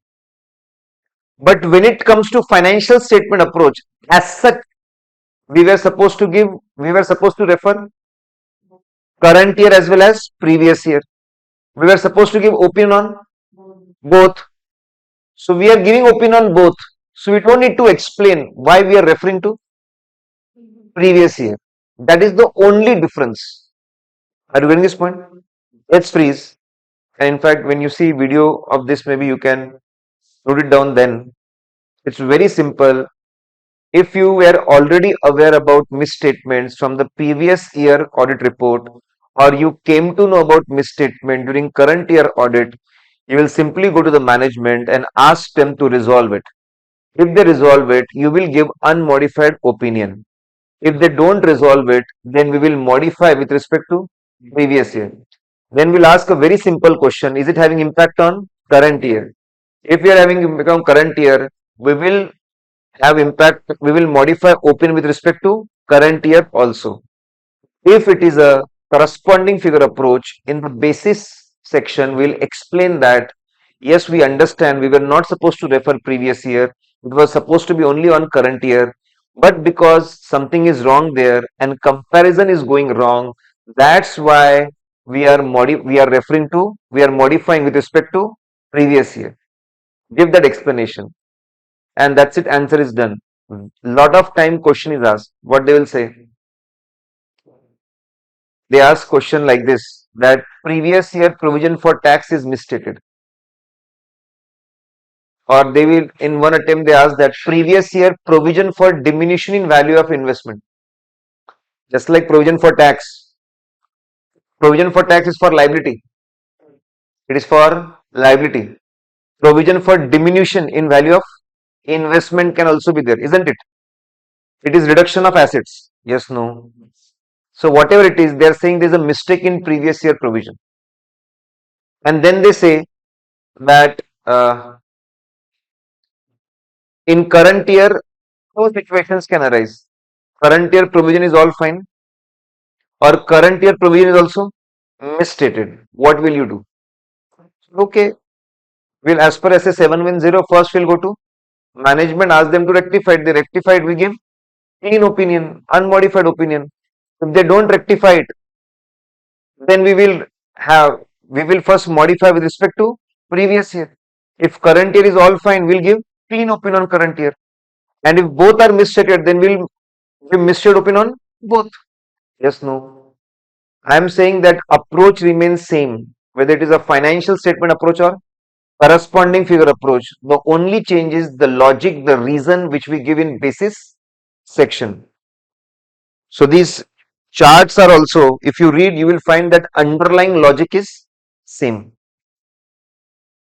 Now, very important, there is a lot of scope that they can ask very good questions on essay 720. And now, quickly, 720.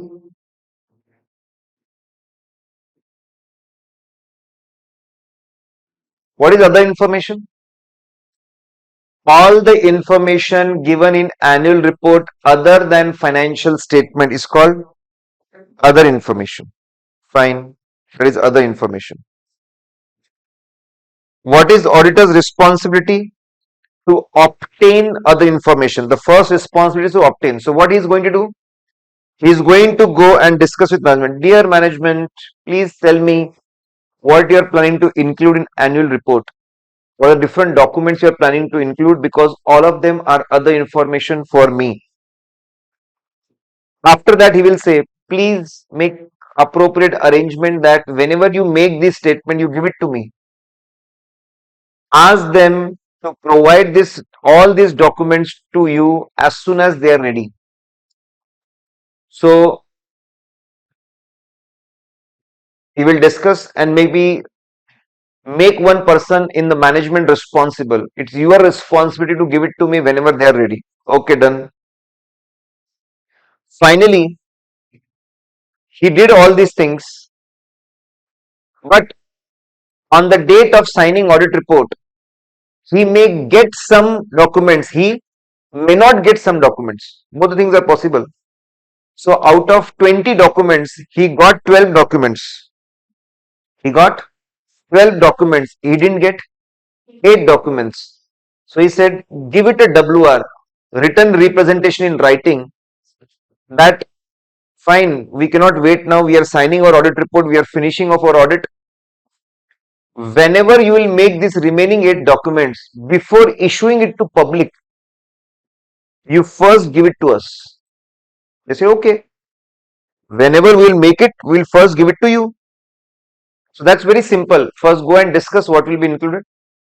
Then ask them to make enough arrangement to share it with us, share it with auditor. If they give, great. If they don't give, take a WR that before issuing it to public, you are going to give it to us. What to do once you receive? Read carefully. That's it.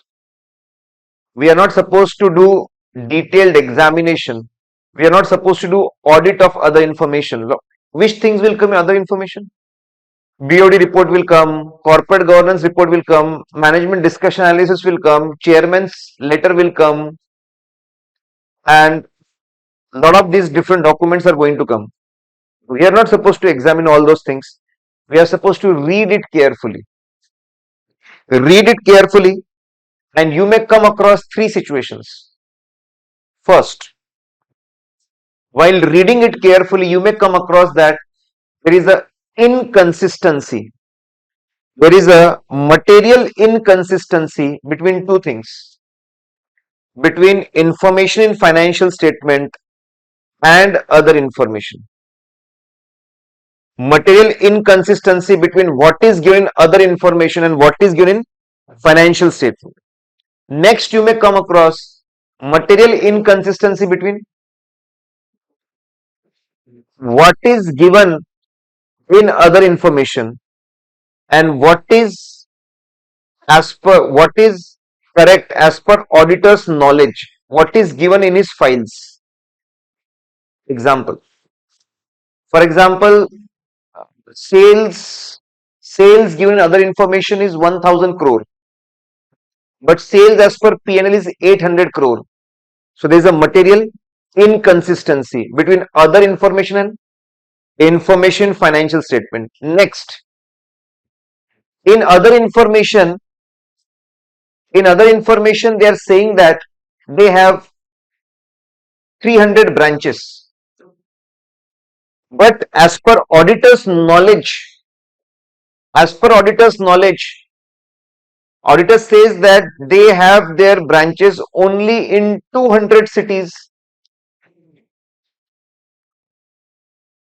Again, there is an inconsistency, but inconsistencies between what is given in the other information and what is correct as per auditor's knowledge, auditor's audit evidences. Correct? Okay. Or third situation, straight away you feel other information is misstated. Straight away you feel other information is misstated. It has nothing to do with financial statement. It has nothing to do with auditor's knowledge and evidences. For example, it is written that they are having government license. Government license, they are not having government license. They are saying that Mr. Amitabh Bachchan is director, Rajnikant is director. We know all this thing is false. They are saying that, so there is some information they have written that they are going to win a legal case of 25 crores. Straight away we know that these information are misstated. Okay, let's freeze, guys. After reading, three things will happen. Either you will get material inconsistency between other information and financial statement, other information and auditor's knowledge, or other information is misstated. Okay, so if you are getting these things, go further and study them. Go further and evaluate them and study them. After evaluation, two things will happen. See, two things will happen. Discuss the matter, go and study. See how to read chart, even numbering is done. We come to point number 5. You may come to know, okay, financial statements are misstated. Other information is correct. Sale is 1000 crore. They forgot to include one of the branch. Good, great. We read it, we compared it, we got the inconsistency, and in the process we came to know that financial statements are misstated. Or we came to know auditor's knowledge is inappropriate. Yes, they are having branches in 200 cities, but in some cities they are having multiple branches. So total number of branches are 300 and number of cities is 200. Okay. In the process, you may come to know that financial statements are misstated or your knowledge was inappropriate. Rectify them. Ask if then follow SA 450 and ask for rectification or simply correct your knowledge. Done. That we already know about from different essays. So you may come to know that there is a material misstatement financial statement or your knowledge needs to be updated. We already know if such things happen, go for rectification as per SA 450. And if you are getting a new information altogether, you were not aware, you may not necessarily, you may need to increase risk of the area. Or if you came to know, listen guys, some other information you are going to get after signing. So that will trigger subsequent events. So first of all, you are getting mistakes, you are getting things, think about it. Am I supposed to revise the risk? So 315. And then as per 450, ask for rectifications. And then as per sometimes as per SA 560, it is a subsequent event. Are you getting this point? If it is a subsequent event, rectify the financial statement, give revised audit report. Fine. This is one thing. We already know this as per different essays. Now the interesting thing is what will happen. One more thing will happen. You may come to know if we are correct, there is a problem with other information. One situation is we were wrong. Other situation is they are wrong. And that is what they asked in recent questions. That is what they asked in recent questions, that there is a problem with other information. If there is a problem with other information, then what needs to be done? Okay. We'll go to the management and ask them, listen, a sale of 1000 crore is not correct. What are you doing? Other information is misstated. Rectify it. Now, if management corrects it, perform additional procedures to check if whether correction is appropriate or not. If they are not doing it, go to TCWG. Go to TCWG and again ask for correction. If still it is not corrected, that's a bad thing. That other information is misstated. But then it's an interesting situation. It is not that financial statements are misstated. No. It is other information which is misstated. If financial statements are misstated, we will directly go and modify the opinion. Here I cannot modify my opinion because financial statements are not misstated, other information is misstated. So what to do? Two situations will be there. You got to know about all these things before issuing audit report. Because they gave other information before issuing audit report, you read it and you came to know all these things. We have to take appropriate action, implication on audit report. In audit report, there is a separate section on other information. In audit report, we put a separate section on other information. There we will write other information is misstated.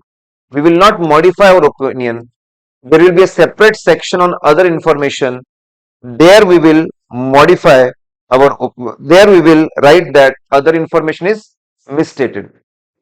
Take appropriate action on audit report and communicate them to TCWG that listen, we are going to write in the audit report that other information is misstated, and when you do that, before making such a step, you should always communicate to TCWG. That's very common. Whenever you are planning to modify or write anything negative, you should first communicate to TCWG. Then they're saying one more thing. If there are many such instances, not one thing, a lot of things are wrong. Sales is wrong, profit is wrong, asset is wrong, liabilities are wrong, lot of things are wrong. We are getting a feel that they are defrauding people. The whole thing is a mess. The whole thing is fraudulent. We will lose confidence on management. we don't think they are honest, there's no integrity, we may think about withdrawal. See, when financial statement, a lot of things are wrong, you go for adverse. But in other information, there is no such option available. So we go for withdrawal. So if you find that one or two things are wrong, we'll mention one or two things are wrong. But if there are a lot of such things, then we'll directly withdraw that we have lost faith on the management. Is this point clear? This is what they targeted in one of the recent questions, MTP RTP. That is there in the IMP list. But unfortunately, I was not able to cover it in the Hyderabad session. Okay. Hyderabad session, I was not well on third day, last day. So somehow I took the complete session. But then still, session is there. 9 hours there was, but then some things were left. Now, next,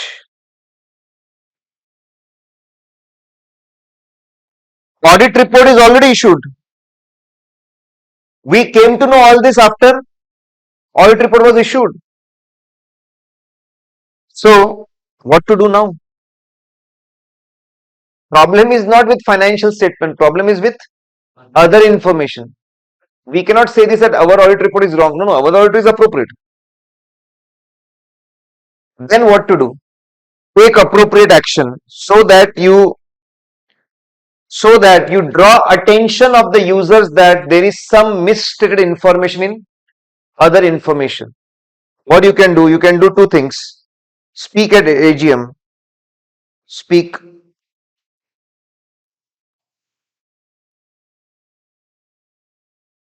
at AGM, and if there are many such things, again withdraw.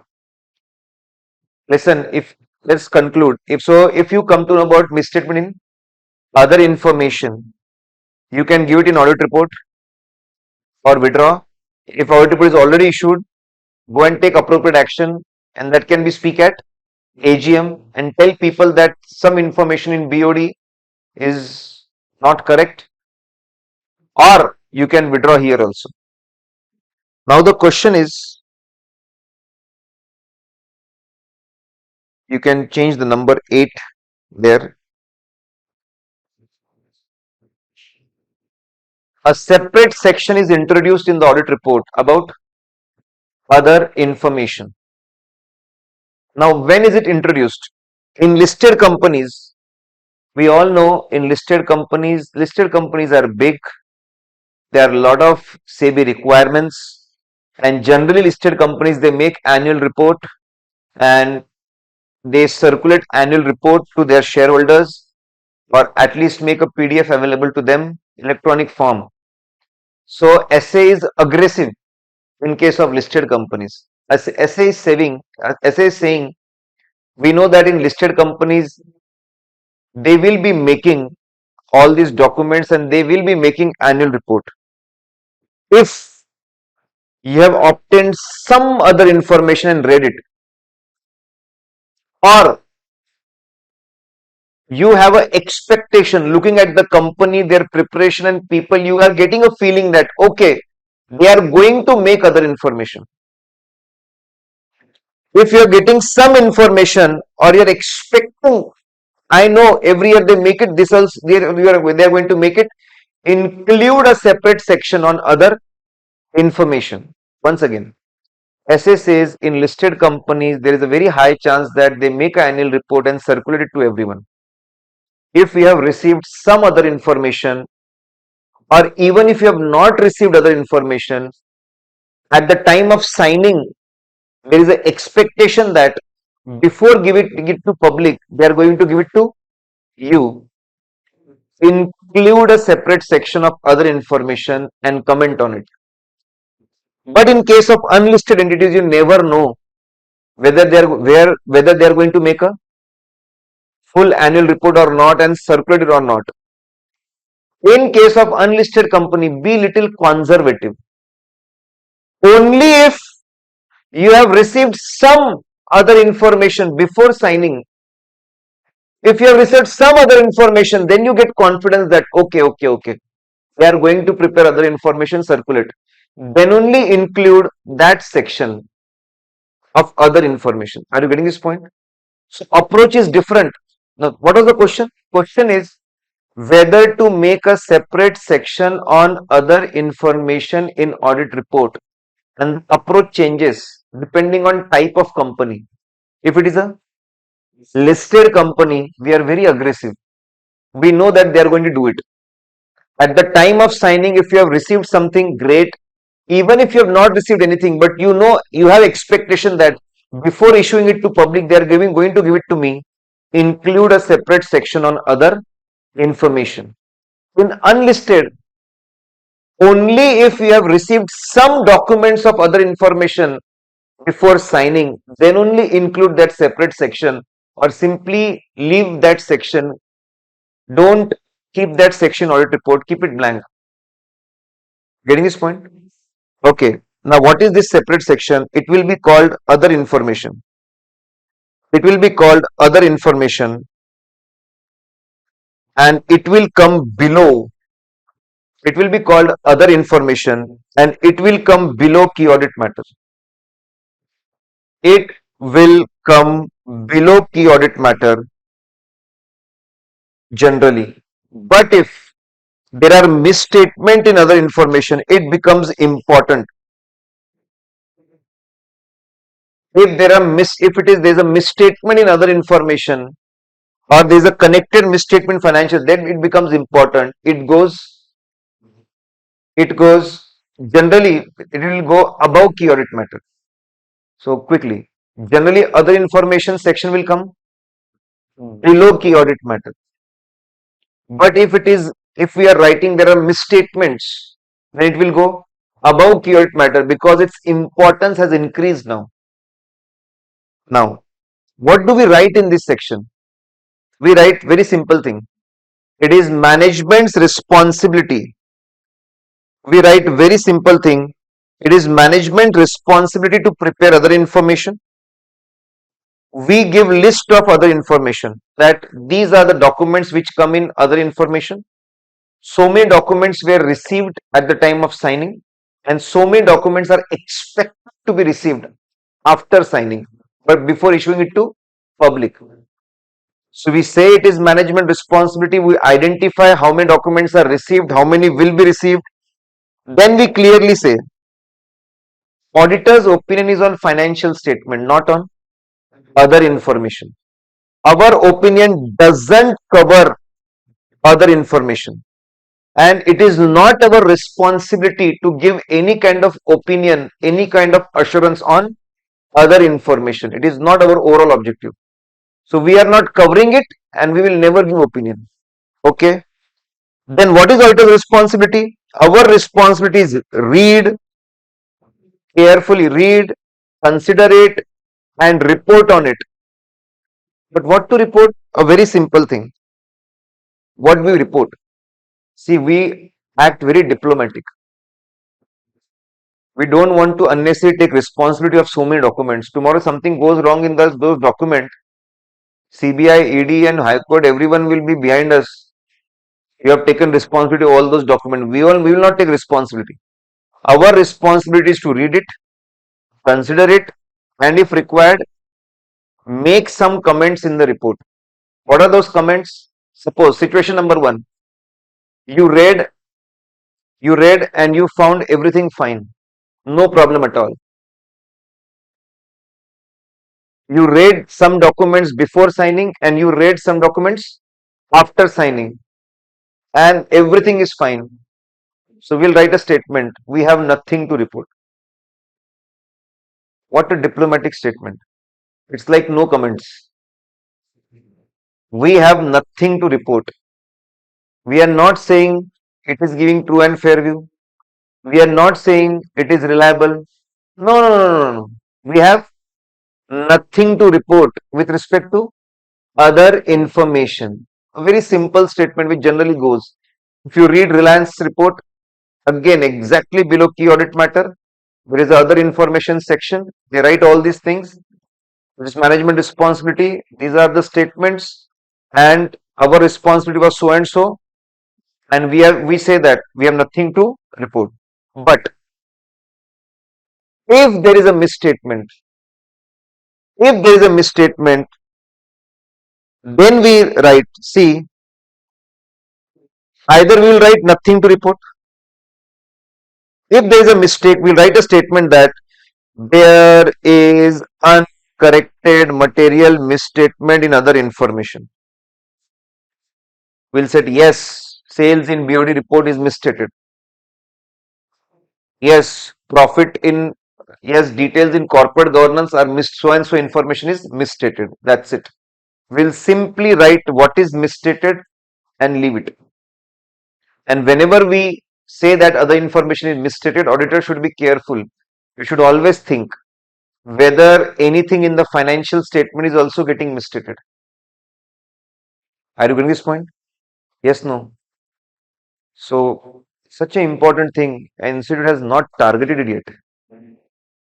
It is due. You'll get a MCQ or you'll get a case study, a very simple thing. Write about other information section. What is the content of other information section? Or explain what will you do. Simple. So SA 720 is extremely important, I feel. Okay guys, we are through with one more chapter. And now next we have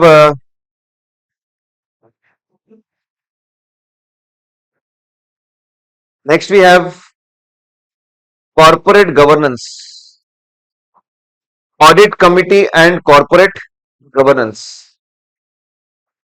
So what do you know corporate governance? How corporates are governed. That means how their decisions are taken and implemented. How their decisions are taken and implemented. That's called corporate governance.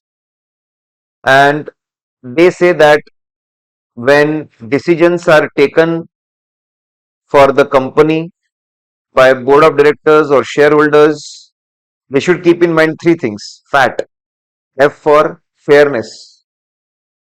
They should give fair treatment to all stakeholders. They should take care of everyone. A is for accountability. They should take responsibility of different aspects of the company, different functions. They should behave responsibly. And T, transparency. Whatever is happening in the company should be communicated to people properly on timely basis. Fine. So for good corporate governance in India, we have two things. One, we have Companies Act. So there are a lot of requirements in Companies Act. Who should be board of directors? How many board of directors should be there?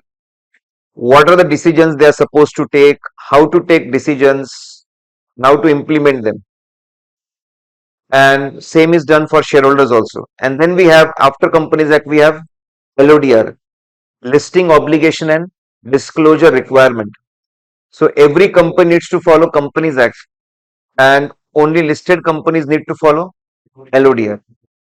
And LODR further specifies responsibilities of board of directors, responsibility of audit, in fact, different committees of board of directors, that what kind of decisions you are supposed to take and how you are supposed to implement them. In LODR, there are 110 regulations. Out of that, there are few regulations which directly talk about corporate governance, and only those regulations are in our course. And whatever is given in module, that is our course. Okay. So, it talks about a lot of things. What we did is we have made one jumbo mnemonic. Crabs on mic, so get DSLR. Correct? It's like our Zahir. Crabs on mic, get DSLR. And now this is list of items which are given in our module, which are targeting good corporate governance. In fact, you can say this is the index of the chapter. If a question is asked, what are the things given in LODR with respect to corporate governance? These are the things which are given LODR with respect to corporate governance. In the same sequence, you will find all the charts.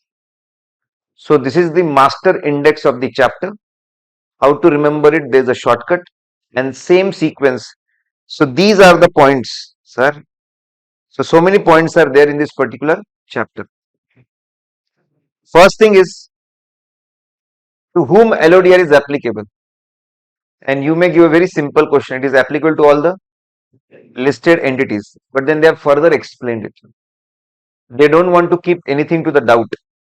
They are clarifying it. And you know why they are clarifying it? Because LODR is divided into multiple parts. Some parts are applicable if equity is listed. Some parts are applicable if debentures are listed. Some parts are applicable if mutual funds are listed. So because regulation keep on changing depending on what kind of securities listed, they are further clarified. So what they say, LODR is applicable if designated securities, that means list of given securities, are listed on the stock exchange. All the stock exchange are recognized stock exchange only. So what is this list? Sinus is the shortcut. First, if specified securities are listed, then LODR will get applicable. What do you mean by specified securities? Equity shares and all convertible instruments, convertible debentures, convertible preferences.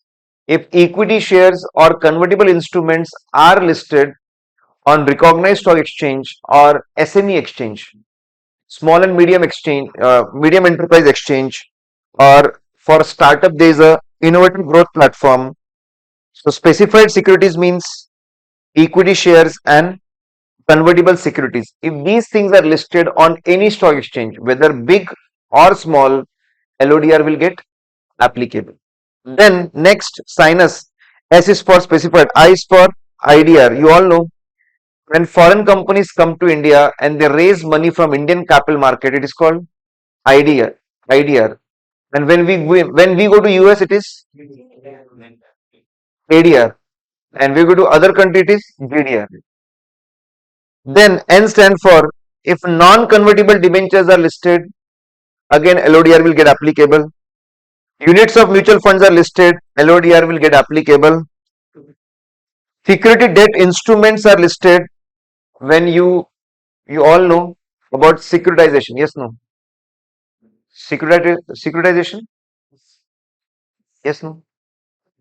Securitization process is very simple.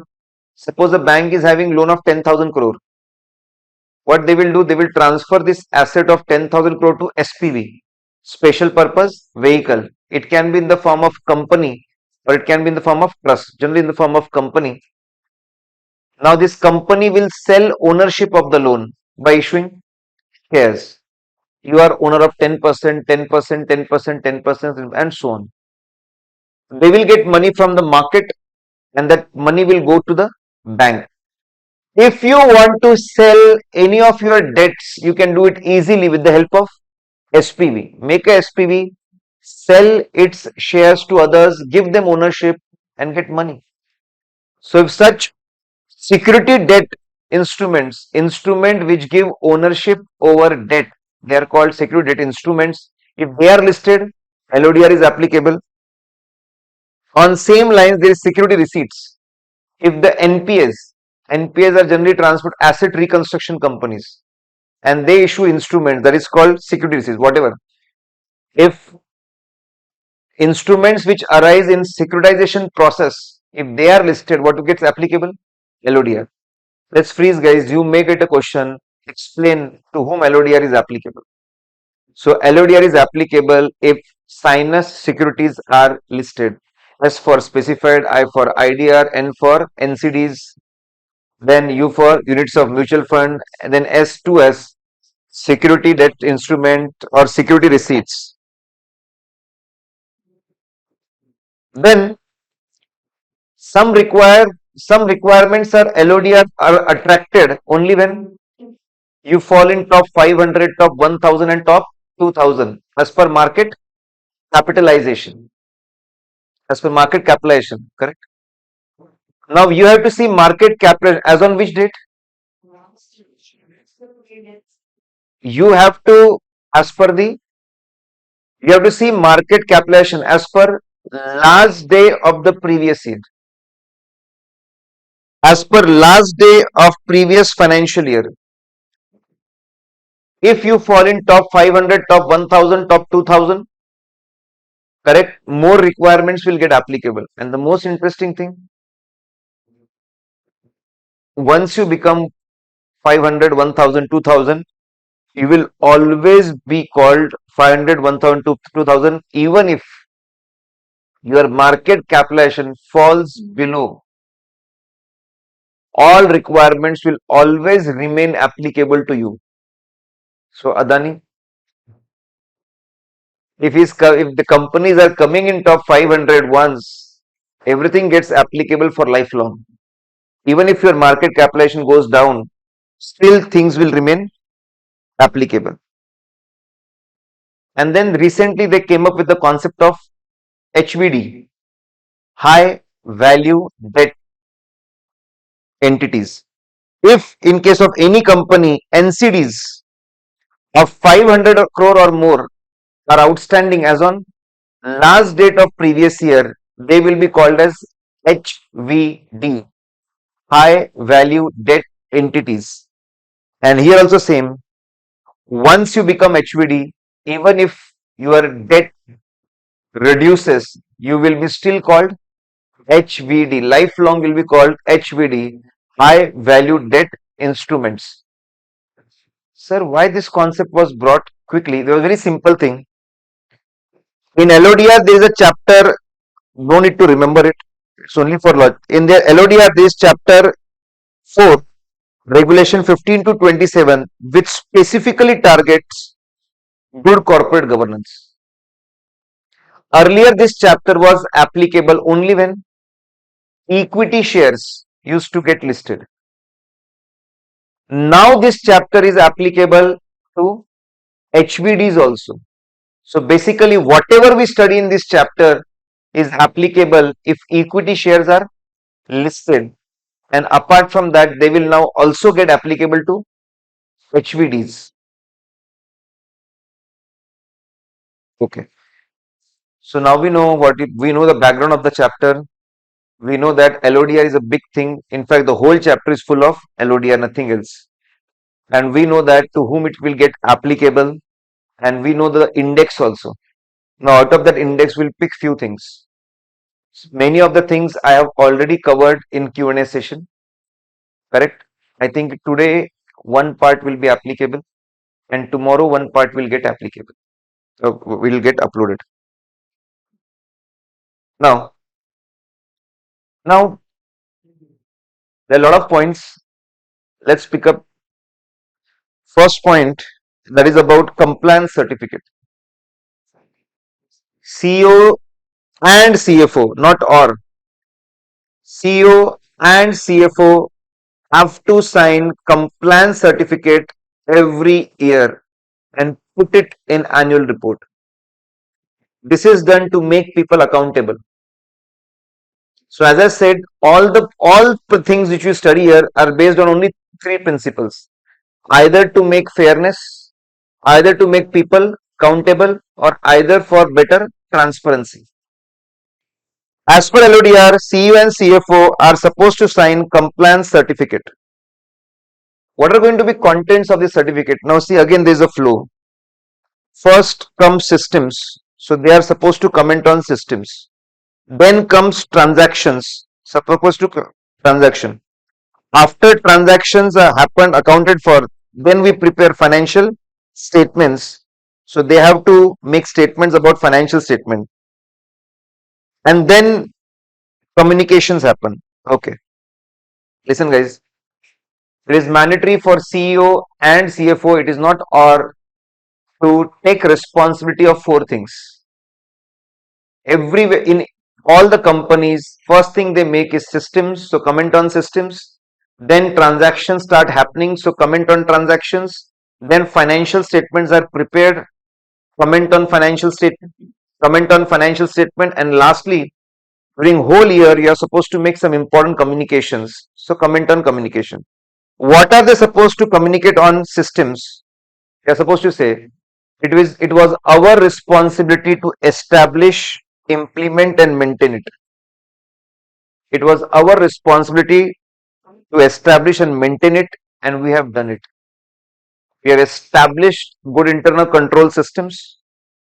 Which controls? Internal controls over financial reporting, not complete thing they are commenting on. You must be aware what is difference between IFC and IFCR. Aware? Yesterday we studied IFC. Controls which achieve four objectives: law compliance, safeguarding of assets, efficient effective operations, and good financial reporting. System which ensure these four things, it is called IFC, internal financial controls.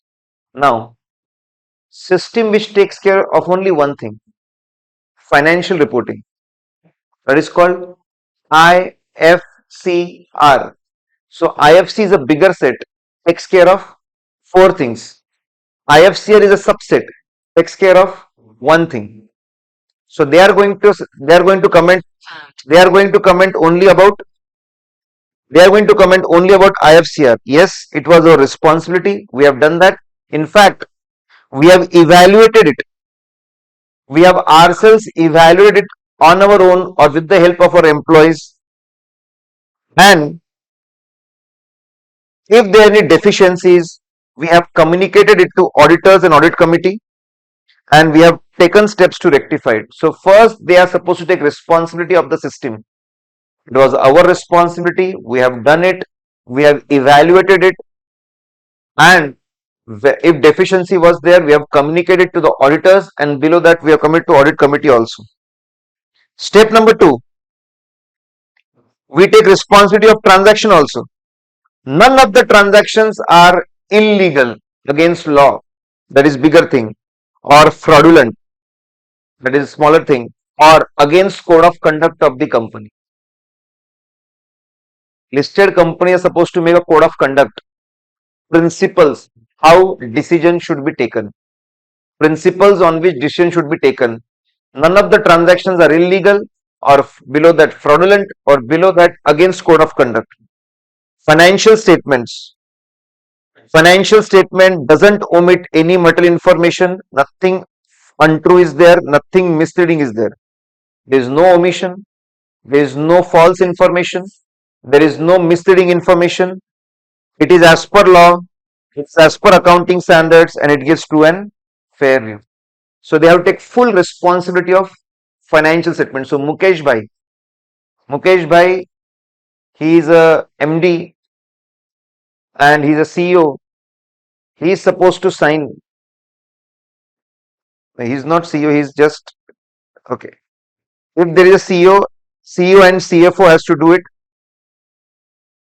Mukesh Bhai is MD. So whoever are the CEO and CFO, they are supposed to sign and take responsibility of financial statements also. Not MD, only CEO and CFO. Further, during the year, if there are significant changes in IFCR or in accounting policies, or any instances of fraud by such people who are involved in preparing financial statements, we have communicated to auditor and audit committee all the changes in the systems and policies and all the instances of fraud where people who are preparing financial statements were involved. Let's freeze, guys. In certificate, how many things you need to confirm? First, about systems. It was our responsibility. They are made properly, and whatever were the deficiencies, we have communicated. Then transaction, nothing is wrong. Then financial statement, no omission, no false information, nothing misleading. It is as per law, as per AS, they give true and fair view. then whatever changes have happened in system or policies, or whatever fraud has happened, whatever fraud was done by person involved in preparing financial statement is communicated to auditors as well as audit committee. That means we have kept them informed about all the changes and all the frauds also. What is auditor's responsibility? Simply go and check these things. Whether such compliance certificate was properly issued by CEO and CFO. Now, report on corporate governance.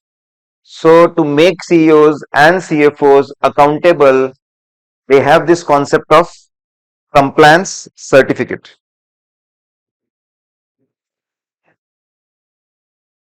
Now, there's one more thing. Compliance certificate by CEO, CFO is a different thing. And compliance certificate on corporate governance is a different thing. Compliance certificate by CEO, CFO is one thing. Compliance certificate, quickly, compliance certificate on corporate governance is given by either auditors of the company or practicing company secretary, and it is annexed to director's report. What is the purpose of this certificate? Simply, either auditor of the company or practicing company secretary will check whether all the requirements of LODR are followed, and then they will give compliance certificate, and they will write that we have gone through LODR requirements and we feel that we have not come across any information which suggests that company has not followed LODR requirements. Very diplomatic. We are not saying they have followed everything. We have not come across any information which suggests that they have not followed anything. And there was a question, these are examples.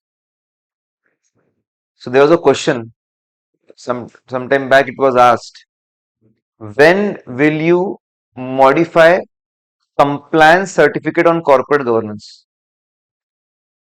Or when will you qualify compliance certificate on corporate governance? That means, when will you write negative things? That simply means, when will you write negative things in compliance certificate? So students read, oh, qualified opinion. They explained qualified opinion, modified opinion as per SA 705, because many of them were not aware that there is such certificate called compliance certificate on corporate governance, and if LODR is not followed, we are supposed to modify this certificate. And then the examples are there. So what I have done for memorization, simple. There's some pointed to shareholder, some pointed to director, below that audit committee, below that financial statements, financial reporting. So quickly, I've said so much quickly, let's see. So some pointed to shareholder. Shareholder are supposed to delegate their power to transfer shares to a transfer agent.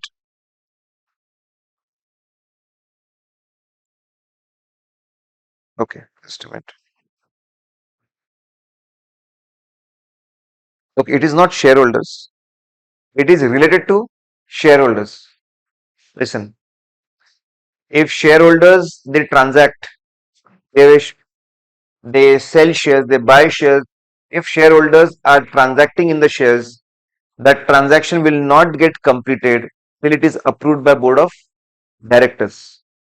Board of directors. In listed company, it need to be approved by board of directors. And in listed company, they say that it is not possible for board to continuously go and see and approve so many transactions which are happening. So they are supposed to they are supposed to transfer power to transfer shares. They are supposed to delegate it to transfer agents or committees or compliance officer. We study this. There is a separate committee which is formed for this. Okay. That is, there's one more point we'll study about that. Quickly, shareholder related point. Power to transfer shares need to be delegated as per LODR. If that is not done, it is a non-compliance. Give a adverse comment here.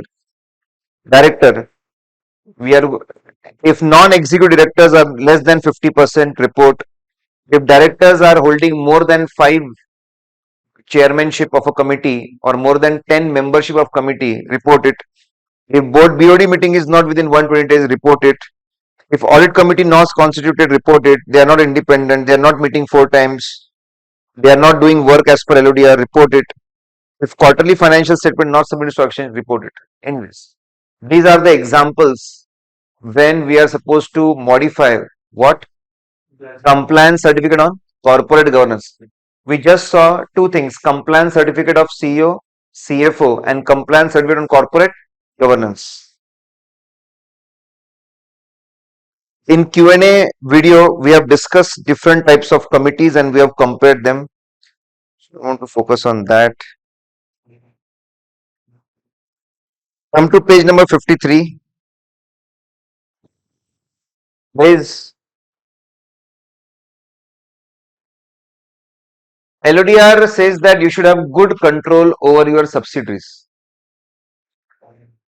Good control over your subsidiaries. Lot of your resources are flowing to subsidiaries. So there should be good control over it. There should be good control over it. So they have some requirements. Let's quickly understand. These are for all unlisted subsidiaries. They keep on saying unlisted, unlisted, unlisted. Why unlisted? Listed already, a lot of things are applicable to listed. You don't need to worry about listed. You need to worry about unlisted. So they talk about all unlisted subsidiary. First requirement, they have to do some things periodically. Then they have to do some things quarterly.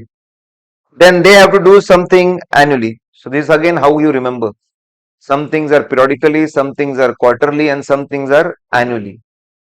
So what subsidiaries are supposed to periodically, not defined, whether it should be weekly or fortnightly or monthly. We can assume it should be monthly. All unlisted subsidiaries should submit statement of significant transactions and arrangements to listed. So they are supposed to submit a statement.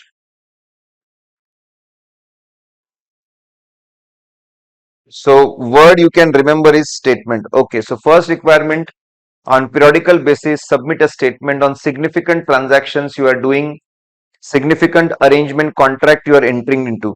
What do you mean by significant? Anything will be considered significant if it exceeds or likely to exceed 10% of total revenue. It's a revenue activity, anything which is exceeding 10% of revenue. It's an expense activity, anything which exceeds 10% of expense. Anything which exceeds 10% of assets or liability. Then, and 10% of what? 10% of the total revenue, expense, asset, liability of immediately preceding accounting year. It's very simple. If subsidiary is going to exceed 10% of revenue or expense or asset or liability, it's a significant transaction or contract, it should be reported to listed company. So first thing is to submit a statement on significant transactions and arrangement. On quarterly basis, submit minutes. Only one word, minutes. Okay. So whenever subsidiary companies board of directors meet, they discuss whatever are the minutes. Those generally it happens on quarterly basis. Those minutes should be submitted to holding company. Statement of significant transaction and arrangement should be submitted to holding company. Minutes should be submitted to holding company. They have made all these things so that there should be adequate control over subsidiaries. Next is on annual basis financial statements. Financial statements of unlisted subsidiaries shall be submitted to listed company, and it is mandatory that audit committee should review it. So on annual basis, financial statement will be submitted. Annual audit committee of holding company should review it, and specially investments made where these guys have further invested. So it's very simple, three things. Periodically a statement, quarterly minutes, and annually financial statements. Three requirements. Then there are more requirements, but these requirements are only for material subsidiaries. So first were for unlisted subsidiaries, whether material or immaterial doesn't matter, material or not doesn't matter. For all subsidiaries, three requirements are there, and then additional requirements are only for material subsidiaries. What are the requirement? Number one, for unlisted material subsidiaries only, at least one independent director, of holding company, listed holding company should go and sit in the board of director for unlisted material subsidiary. At least one independent director. Now this is a very interesting thing, and we have discussed in Q&A video as well. What do you mean by material subsidiary? A material subsidiary means which exceeds 10% of the net worth or 10% of total income. And one more thing, there is one more definition, which contribute 20% of the net worth, 20% of the total revenue. Listen, for this condition, for one independent director to go and sit in listed company,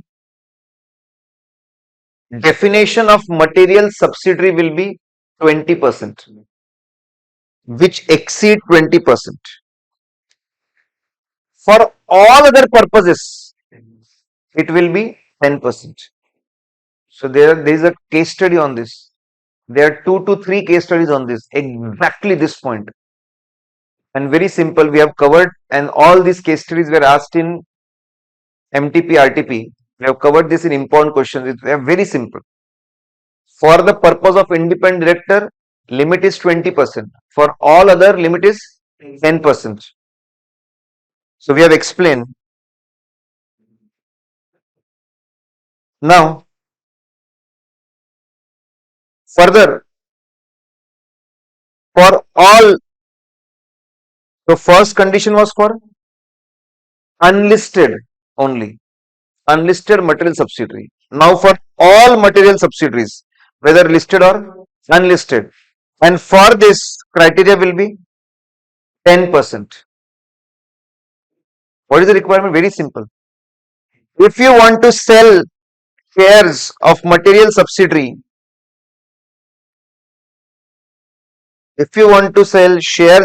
subsidiary, so that holding will come to 50% or below 50%, that means simply you are giving up the control. If you want to give up the control of a material subsidiary by coming to 50% or less than 50%, special resolution will be required. Or if you don't want to sell shares, but you are selling assets, you are selling assets of such subsidiary, selling assets or disposing it or leasing it, and not just one or two assets, 20%. If you want to sell, dispose or lease 20% or more of assets of material subsidiary, again special resolution will be required. So if you want to leave control, first take special resolution, then do it. If you want to sell, dispose or lease 20% or more assets, again special resolution is required. Okay. Or to seize control. Exceptions are also there. Okay, quickly. First 3 requirements were for all unlisted subsidiaries, periodical, quarterly, annual.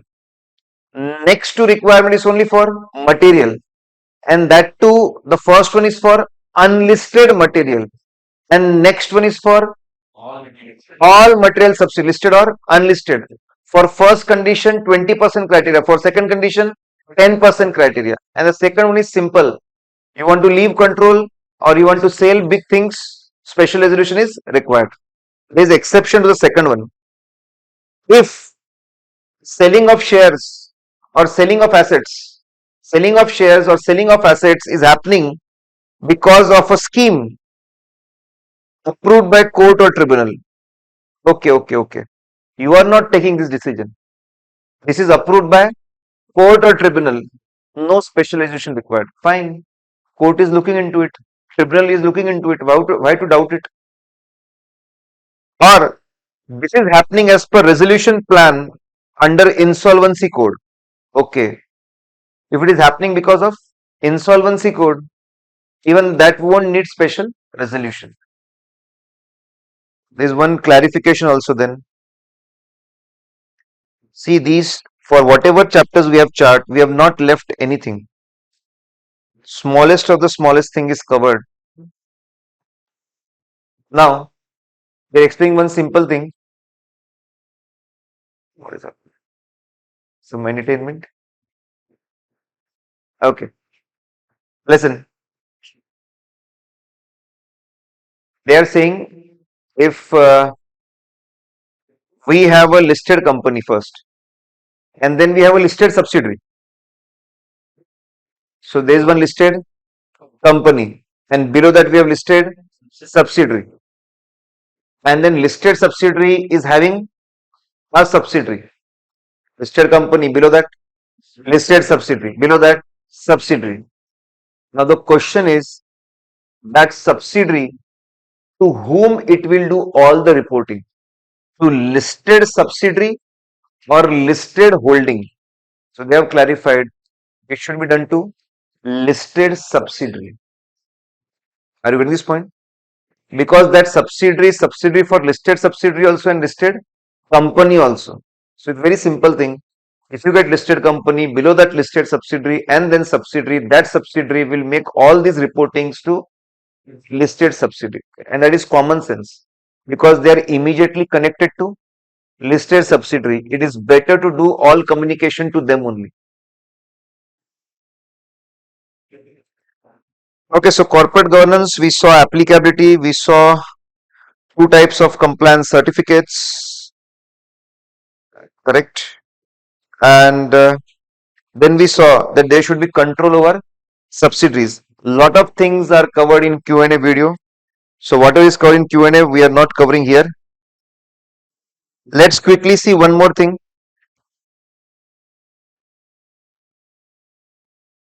Okay, we have covered this also in Q&A. Fine. So a lot of things are covered in Q&A, we are leaving it here. Yes, yeah, cover what can we do. Okay.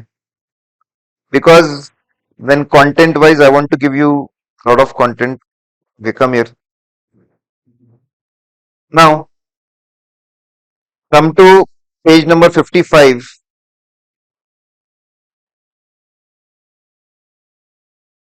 There is concept of secretarial audit versus secretarial compliance report. How both are different from each other. Listen, secretarial audit applicability applicable to all listed companies and all its unlisted material entities. Listed and all material unlisted. Okay, so scope of secretarial audit is bigger. It is applicable to more number of entities. And secretarial compliance report is only for listed entity. So applicability wise, secretarial audit is bigger. Then who will conduct it? Practicing company secretary. Fine, it is same in both. Fine. Then where to disclose it? Annex it with annual report. So it will become part of annual report. So it goes to bigger crowd. It covers more number of entities. All the listed entities and all unlisted material entities need to get secretarial audit done and send it to including annual report. This compliance certificate only goes to stock exchange within 60 days from the end of the financial year. So again, scope is less. It only goes to stock exchange. But anyways, when it comes to stock exchange, it is ultimately given to public at large. Now, the most important thing is coverage. In secretarial audit, we covered compliance of all the laws, rules, regulation applicable to company. So company secretary check all the laws, rules, regulations applicable to listed companies as well as unlisted material subsidiaries also, and give their secretarial audit report. But in this, only compliance of SEBI Act, regulation and guidelines. So sir, when we have a bigger thing, why this thing is required? Because it is given early, within 60 days from the end of the financial year. So secretarial audit is a bigger thing, applicable to more number of entities, coverage is also more, and submission of report is also happening along with annual report. But on the other hand, this is applicable only to listed entity. You check only limited things. SEBI Act, its regulations and guidelines, and you submit only to stock exchange. Only good thing in this certificate is it is within 60 days. An annual report may take time. It may take 4-5 months. This is one very wonderful concept they have introduced, but then they have not covered the detail. So good for us. We don't have to study. But you should know this concept. Limited review of audit. So this is something new. Limited review of audit. Very, very simple thing. What they have said, it is responsibility of the auditor of the holding company to review audits of all the entities which are consolidated with holding company. So he is supposed to review audits of subsidiaries, JVs and associates which are consolidated in holding company. And how to do this review? It should be as per guidelines issued by SEBI. Those guidelines are not in our course. They simply say to whom these guidelines are applicable. These guidelines are applicable to 4: holding company, auditor of holding company, subsidiary companies, auditor of subsidiary companies. That's it. Concept is unique. It is different altogether. It has nothing to do with standards on auditing, because you are reviewing the audits of the entities. So it's very simple. You should just know the concept. If they ask, just explain what is this concept. Statutory auditor of listed entity should perform limited review of audits of all the entities which are consolidated. All the entities which are consolidated. So all the entities which get consolidated, their audits will be reviewed by the statutory auditor. And there are guidelines for this. And guidelines is applicable to 4 type of entities: listed, their auditor; subsidiary, their auditor. The only concept is interesting.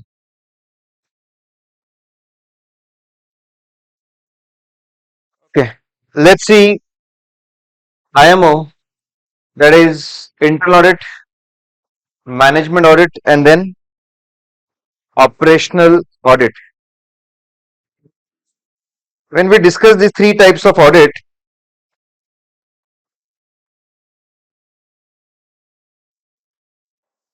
they are very close to each other and sometimes they overlap.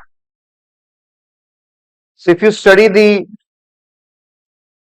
if you see the text, you will find that okay, they are saying same thing here, same thing in internal audit, same thing in operational audit, and same thing in management audit. So all of them appear similar, and you are absolutely correct. They are similar.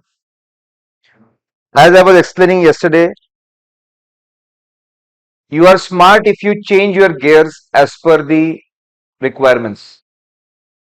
The way we study Companies Act and P is different. Whatever is given is extremely important.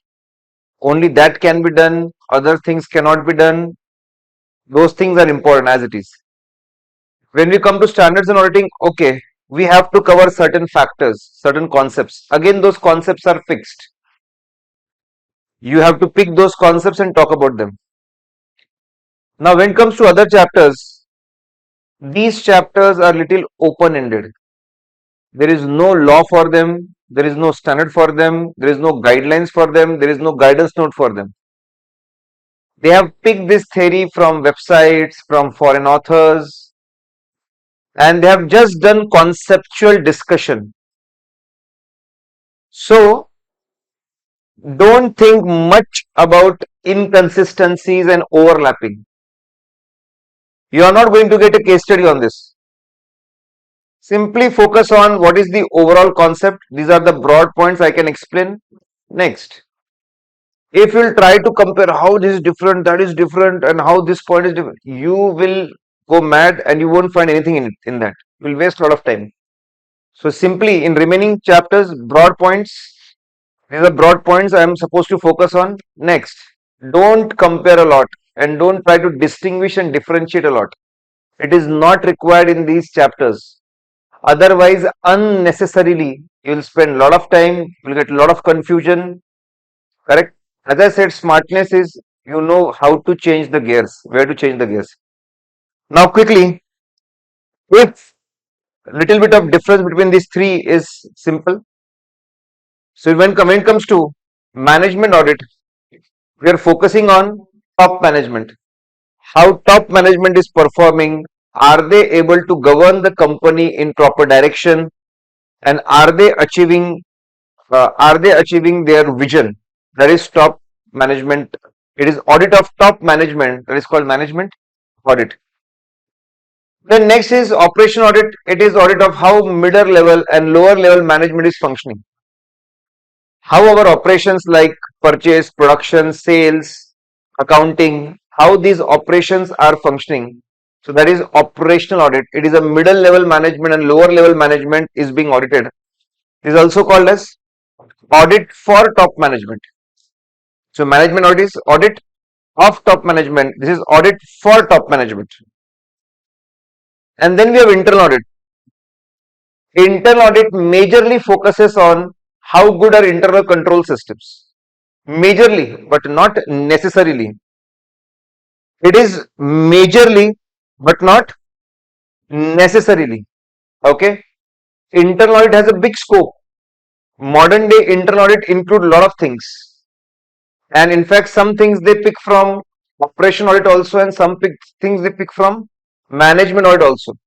But then what is the distinguishing feature? They focus more on internal controls for this particular chapter. So now we know overall difference. They focus on top management, they focus on middle level management, lower management, and they focus on internal controls. Now from here we will go and see a very famous question. Famous question, and that is on behavioral aspects. Asked a lot of times. Now what is this behavioral aspect? See, they say that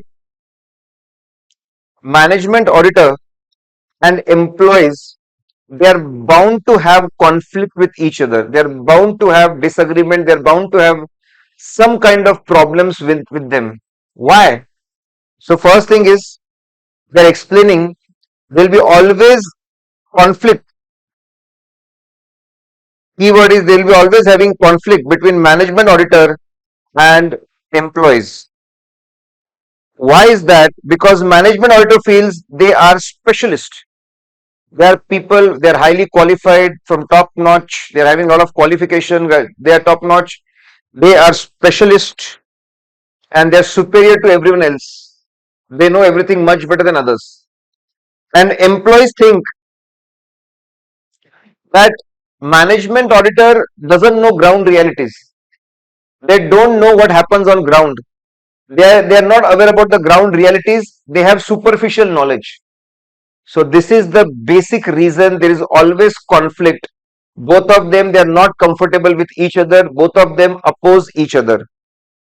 So first to explain, yes, behavioral aspect means one of the behavioral problem, and the behavior problem, the reason is there's always a conflict. For explain that yes, there is a behavior problem because there's a conflict between them. And now going ahead, so there is a conflict and there is reason they don't think properly about each other. The next problem is employees think that he will come and make changes in the controls, in the systems and the policies, and their powers will be reduced, their rights will be reduced, their remuneration will be reduced, their compensation will be reduced. So they are always under fear. Management auditor evaluates effectiveness of control. It leads to, so once question was asked on like, it leads to antagonism, irritation because of the following reasons. The reasons are given. So you need to explain that yes, there is a conflict, and conflict is because of thought process towards each other. There is a conflict, and the next is problem is the control. They think that he will change control, and that's why they fight with each other. Then what is the solution? What is the solution for this behavioral problem, this conflict? Solution is simple. As a management auditor, what you're supposed to do, first go and build atmosphere of trust, friendliness, build a rapport. If you're a management auditor, you're going to a company, go and understand people, have good rapport, build an atmosphere of trust. Tell them you are here for their benefit. Tell them that this audit is there so that we can protect employees, we can develop employees, we can give better things to them. First make a rapport, have good relationship, then explain that it is for your benefit. Give them maximum service, try to solve genuine problems of the employees. Maximum service, minimum interference. Don't interfere in their day-to-day activities, don't make things difficult for them, don't put a lot of pressure on them. And whenever they will make report, keep employees in confidence. Listen, this is what we are writing in the report. We want you to know this. We want you to understand this. We want you to accept this. If you have any issues, tell us, we'll improve on it. And then only finalize the report. So if an exam question comes, you'll explain that yes, there is a behavioral problem. Because there's a conflict, thought process about each other. Yes, there's a problem because of controls. They feel that controls will be changed, systems, policies will be changed, their powers will be taken away. They feel irritated, and then you give the solution. Again, it's in a sequence. First develop atmosphere of trust. Then explain them it is for protecting them and giving benefits to them. Maximum service, minimum interference, and keep them fully informed what report you are going to give. Once a question was asked, why employees get irritated? Antagonism. Why there is antagonism in employees? So there is a shortcut. C chip. C stand for criticism. Why they get irritated by management auditor? Because they fear criticism. They feel that he is going to come and he is going to criticize our systems, our policies, where we work. So that's why they get irritated. There's antagonism. Then they fear changes. They fear that a lot of things will change. Our powers, our rights, our facilities, our privileges will be taken away. Our remuneration may go down. Then this word is very popular, hostile. Many times they get irritated, they have problem because the style of the auditor they feel is hostile. With absence of empathy, the other person is not thinking from their point of view. What employees feel, what they want, there is an absence of empathy. They are not understanding the problem. They are not looking from the employee's point of view. There is no empathy. They are not understanding the problems. They are focusing on insignificant issues which are of no use, and they are not helping to improve condition. in any manner. Their suggestions are not helping. That's why it's a hostile thing. You are not looking from our point of view. You are not focusing on our problems. In fact, you are focusing on insignificant problems and you are not helping. Insensitive audit practices, going and criticizing people a lot, focusing only on deficiencies, not praising their good work, and punitive action. That means there will be some monetary fines, monetary implications. Okay, so these are the reasons. There was a question. So these are the reasons why employees are not happy with management auditor. Criticism, changes, hostile audit style, where they are not looking from our point of view, they are focusing on unimportant things, insensitive practices, punitive action by superior. And overall, one of the reason is resistance. Everyone, all of us have that. We don't want to change. We feel whatever we are doing is perfect. So there is resistance to change. Employees don't want to change, and management auditor want to make changes. Hence, employees don't like auditors. So if you get question about behavioral aspect, you should explain that yes, there is a problem, there is a conflict. Yes, there is a conflict. Then you explain the reasons, that there is problem with control and there is a resistance to change, and these are the solution. Now next is, so we know broadly it is audit of top management and the very famous question, behavioral aspects. Next is types of operational audit. Types of operational audit. So as I said, operational audit, we are focusing on middle level and lower level management. There are three types of operational audit. First, functional audit, organizational audit, special audit assignments, and it's very simple. What is functional audit? When operational auditor is focusing on a particular function of the organization, that's called functional audit. What do you mean by function? Function means set of related activities. It simply means particular department. If he's focusing on purchase department or production or sale or HR or accounting, that is called as functional audit. Generally, operational auditors do functional audit. They pick up one particular function of the organization, simply focus on that. It can be purchase, production, sale, accounting, finance, and they focus on this particular function. The good thing is many chartered accountants, many firms become specialist in that function. Some chartered accountants have made their career only out of one thing, HR audit. They go to organizations, they understand how HR department is functioning, or they simply go and see how many employees are there. They find out quantum of work in the organization and what these guys are doing, and they give answer to a lot of things. Whether these guys are understaffed or overstaffed, whether any person is having more responsibility, excessive responsibilities or less responsibilities, how good are people functioning, whether remunerations are appropriate or not, whether structure is appropriate or not, and how to improve. Focusing on one function makes auditors specialist in that. But there is one disadvantage. We are focusing just on one small part of the organization, not the complete organization. That's why we have next is organizational audit. Here we deal with whether different departments of the organization are having good communication and good coordination with each other. Departments, branches, subsidiaries, whether they interact on timely basis and coordinate with timely basis. It's very simple. See, sales department should have a very close connection with advertisement. If people are planning a lot of ad campaigns, they are bringing some celebrity, sales department should be aware that this is happening, so they change their terms accordingly. They will not put discount during that phase. Then dispatch department, distribution should be aware about what is happening in sales.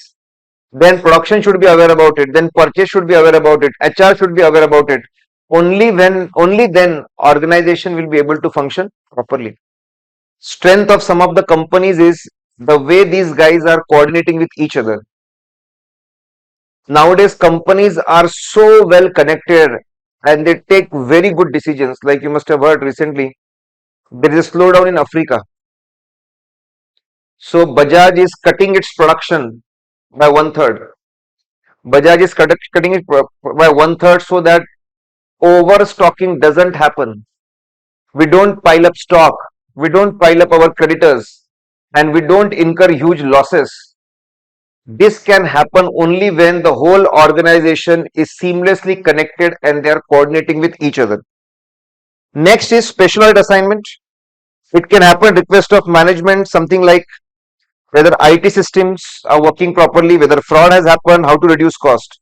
Sir, whether fraud has happened, then what we do in investigation? Same. So, whether fraud has happened, this can be a thing for operational auditor. This can be done even by the investigator. This can be done even by the forensic auditor. Don't think much about it. It's okay. It's a conceptual discussion. They're explaining this can be done by operational auditor. In next chapter, they will say that it can be done by investigator also. And next one, they will say it will be done by forensic auditor. And one more thing. Now, don't use word forensic audit. They are saying that in amendment, instead of using forensic audit, they should work forensic accountant everywhere. So forensic accounting is a broader terminology, is a better terminology, and we all should use that word forensic. So instead of using forensic audit, everywhere you should use forensic accounting. So let's freeze, guys. We are studying very simple thing. First we saw how three audits are little bit different from each other. Management audit, operation audit, internal audit. Then we saw that there are behavioral problems. Yes, there are behavioral problems, there's a conflict, and there are two important reasons. One is they are worried about controls will change, and in general, there is resistance to change. And then we saw the solution. Solution is there. And then we saw now types of operational audit. Types of operational audit. That is one. Functional audit. Next is organizational audit. And the next is special audit assignment. The only time students will, that's why those who are good at practical, sometimes they do bad in the theory because they don't know how to change the gears, and vice versa. If you took this concept of broad things and you apply in the practical, you will again suffer a lot. Okay, now come to this page number 71.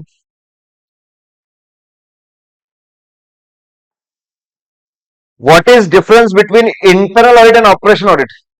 So if you see the question, there's a huge answer, paragraph and paragraph. And if you read that, you try to understand what is the difference. Not able to understand what the hell is difference between internal audit and operational audit. So we did a lot of analysis and finally we have framed it in such a manner which is understandable, which you can retain and which you can express. So what is difference? First talk about internal auditing. Internal auditing is more of a protective function. Internal audit is focusing whether company is protecting its assets and data. It is focusing more on whether assets and data is protected. It focuses more on whether controls are designed properly and they are operating effectively. For example, they will see whether cash and stock is protected. Whether cash and stock is protected, is it appropriate? They will go and examine cash. They will go examine stock and see whether there are physical controls over it.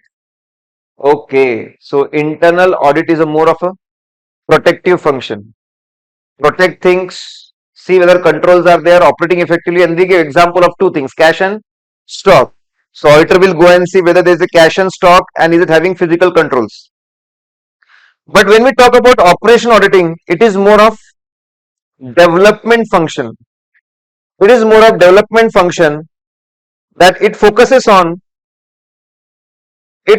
on whether management has framed proper goals for each department, each function, each thing, whether proper objectives and goals are set, and policies and procedures are appropriate to achieve them. For example, they will see whether cash management is appropriate. What is the target cash level? 10 lakhs, 20 lakhs, 30 lakhs. Whether this target cash level is excessive or it is less, because it is good to have less and less of current assets. How we can reduce this? They will see what is the average cash balance, whether the target is appropriate, is it excessive, is it less, how to change it. On the same lines, how to manage inventory, what should be the reorder level, what should be the average inventory, how it should be managed, and so on. So it is more of a development function, how to make cash management better, how to reduce average cash balance, how to make inventory management better, how to reduce average inventory. Then further they say, modern internal auditing suggests that there is no difference. So when you study those 2-3 big paragraphs, and the end conclusion is there is no big difference. But in short, if you try to explain like this, one is a protective function, give example of cash and stock. One is a development function, give example of cash and stock. And modern day auditing says that now internal auditing is becoming better and better, and now it is including functions of operational auditing also. Okay, whatever you say. We know this difference. What is difference between operational and management audit? It is audit of top management, evaluate quality of managing. Operational audit for top management, evaluate quality of operations. It is not about method. Method remains same in both. It is the level they are appraising. One is focusing on top management and one is focusing on middle and lower management. Okay, done. Now this is a famous question which is, okay, listen, there's a lot of theory. Still we have managed to make good charts out of it. Okay. So we discussed few things about management audit. We discussed few things about operational audit. We discussed how both are different with each other, how these audits are a little bit different from each other. Next is scope. What do you mean by scope here? Range of activities which internal auditor does. Scope of internal audit. Scope of internal audit. Scope of internal audit. So range of things which he generally does. Then there is a big list. Don't be worried much about it. Just focus on the important one. One of the work, we have given a shortcut also for that. One of the most important work is to check whether organizational structure is appropriate. What is organizational structure?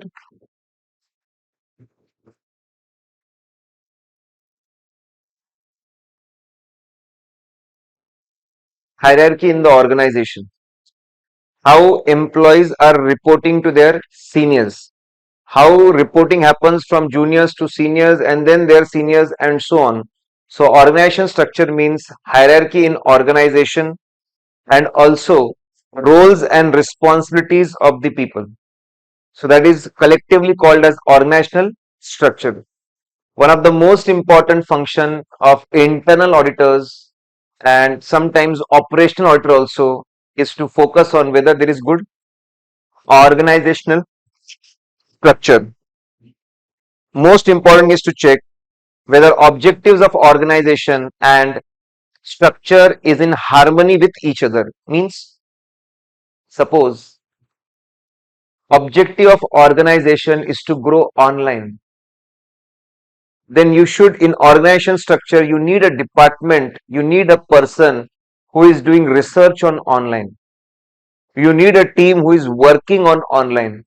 You are just having an objective in organization structure. There are no people allocated. There is no such department. There is no such allocation. Then how are you going to achieve your objective? So most important is whether there is harmony. If there are some defined objectives, there should be people and team to achieve those objectives. Then we further evaluate. So GM motor bans defective structure. That's a shortcut. Let's see. G stands for grouping. G stands for grouping. Whether all related activities are grouped together, whether grouping is there. For example, all IT related work can be grouped and given to one department so that they become specialist in IT related things. For example, all employee related things can be grouped and given to HR department. When you are designing organizational structure, you are designing the hierarchy and you are designing one more thing, roles and responsibilities. They are saying that first GM order, while designing organizational structure, one thing is all related activities should be grouped together and people should become specialist of that thing. M stand for managerial development. If it's a fast growing organization, structure should be such that there should be always assistants, assistant managers. There are always assistants which are being developed for a bigger responsibility, especially in growing organization. Everywhere in all departments, there should be a lot of assistants which are groomed and which are getting ready for to become managers of different branches. That's what happens in fast growing organization. There are a lot of assistants and within a year or two, they become managers of different branches. So whether structure is having place for assistants so that tomorrow they can take managerial role. So first, whether grouping is good, whether managerial development is kept in mind while designing structure, there should be balance between authority and responsibility. Fine, you develop a structure, give people roles and responsibilities, but they should be given authority also. If you are making someone in charge of the factory or a location, he should be given all the powers with respect to that particular factory. All the powers. He should be having power to change roles and responsibilities working in that particular factory. He should be power to change the compensation of the employees working in that factory. He should be given all the authority. Fine. There is balance between responsibility and authority. There should be corresponding authority. Bands N stand for no overlapping of responsibilities between headquarter staff and branch staff.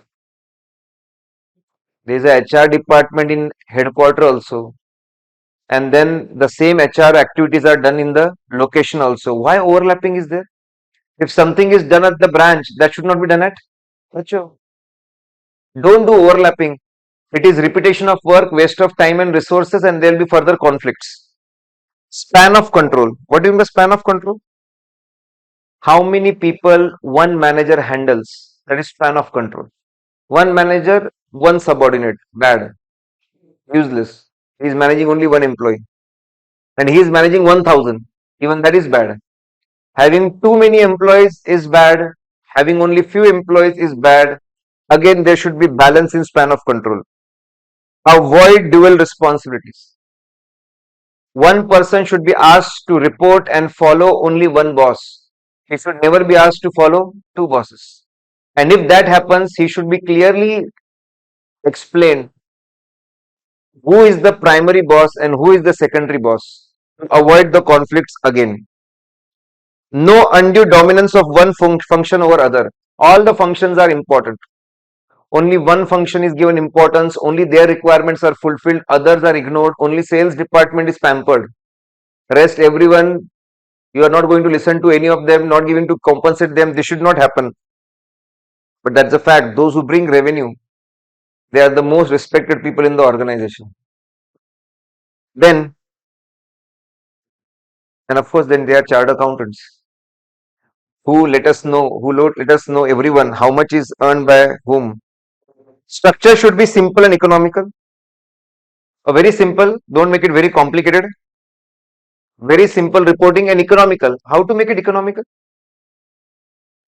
Less people at the top.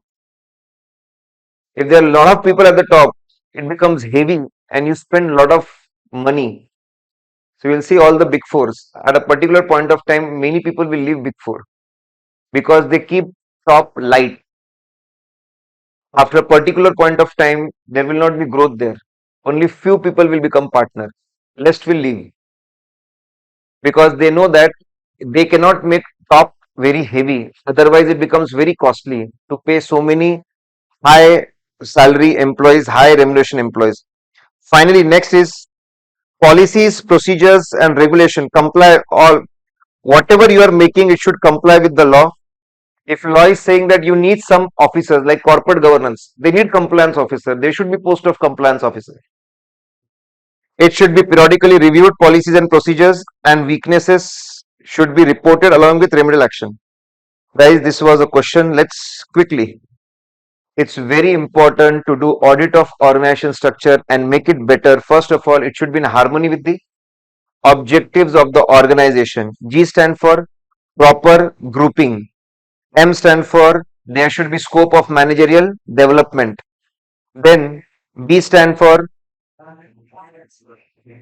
it should there should be a balance. There should be a balance between authority and responsibility. N stand for no overlapping. S stand for proper span of control. Then D stand for no dual responsibility. If there is primary and secondary should be defined. D again, no dominance of one function over another. And S stand for simple and economical structure. Okay. Guys, again, such kind of things you have to listen to it one day before the exam. So if you do that, so for English, I'm not having that, but Hindi, the complete chart book is covered in 12 hours. Complete. From one concept to another, not a single concept left. Correct? So we did it few months for previous attempts, we did it. But as I said, there is no explanation, zero. What is it? What is it? What is it? So many points, don't worry. You keep seeing those points again, and one day before the exam, you see it again, and it remains fresh. That is the only way to tackle these things. However good you study, however good are the shortcuts, you are tend to forget. You will forget.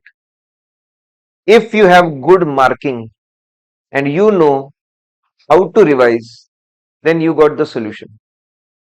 If you have strong marking and you know that in 1.5 days I can revise it, I have done mock revision, I know I can revise it, then you are killing it.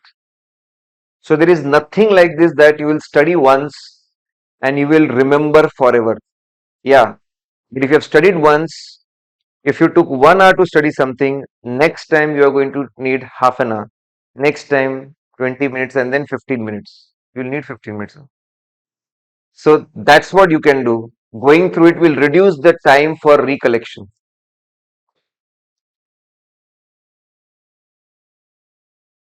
Okay. I think this can be important because this was added to the course 2-3 attempts back, and from that they have never asked. Okay. So we know that for internal audit we have SIA, that is Standards on Internal Audit. They are not officially in the course. Only there are some references. There are some references. Let's see. So they are saying internal audit as per standards on internal audit. Internal audit reports generally in 2 stages. Stage 1, stage 2. What is stage 1? In stage 1, internal audit makes report of each assignment he performs. As per SI 370, for each assignment he performs. In each assignment, he may target a particular factory, particular location, particular function, or particular part of the entity.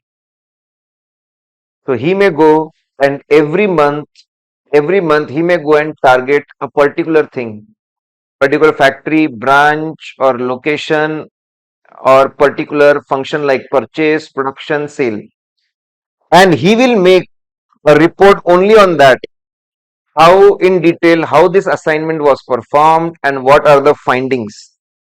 He will submit report to local. He will submit one copy to the local management. These are my findings. and he will submit one report to top management. These are my findings. So in stage 1, he is going to make assignment wise report that is covering small parts of the organization. And what is stage 2? He makes periodic audit report. So this periodic audit report can be a quarterly report, it can be a semi-annual report or annual report. SIA 380. It was not yet made applicable, doesn't matter, for it's a conceptual discussion. Stage 2 is making periodic audit report. It is a comprehensive, that means it's a comprehensive report. It includes all the assignments performed during a particular period. For example, in one quarter you have submitted 5 assignment wise report. It will cover all the 5 assignments performed during a quarter. It is simply a summary.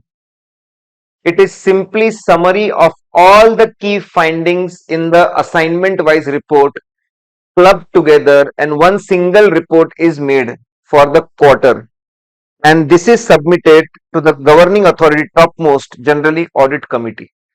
So guys, very simple. Stage 1 is assignment wise on small parts, one copy to local, one copy to top management. Stage 2 is a periodic report. It is nothing but summarized. It is a summarized report submitted to audit committee. Next is, so if MCQ comes, you should be aware. Okay. So there is something called stage 1, assignment wise reporting, something called stage 2, that is a periodic reporting. And one is SI 370 and one is SI 380. And then they are explaining what are the elements of the audit report. So as usual, in any report, first they should explain users what was the objective. Okay. Objective of this audit was to go and check whether factory is working efficiently and effectively, to go and check how to reduce wastage, to go and check whether there are adequate number of employees, are they well trained. So simply write what was the objective, what things are covered, scope and approach, objective, scope and approach. Then explain that we have conducted our audit as per SIA, Standards on Internal Audit. Finally, there should be executive summary for all key observations. This was the objective, scope and approach. This is what we did. We did it as per Standards on Internal Auditing. This is summary of the key observations, summary of corrective actions. First, what we have observed. Next, what corrective action should be taken, and assurance, if any. Generally, internal auditor will give assurance about the systems. Are systems operating effectively? Assurance, if any. 3 things: summary of key observations, summary of corrections, and assurance, if any, on any part of internal control or any particular thing. So they may ask a question, what are the elements of internal auditor? Quickly, what are the elements? First, explain objective, scope, approach. Then explain it is as per standards on internal audit, summary of observation, summary of correction, and assurance, if any. Some important things. So we know stage 1, stage 2. We know that what reports are going to include elements.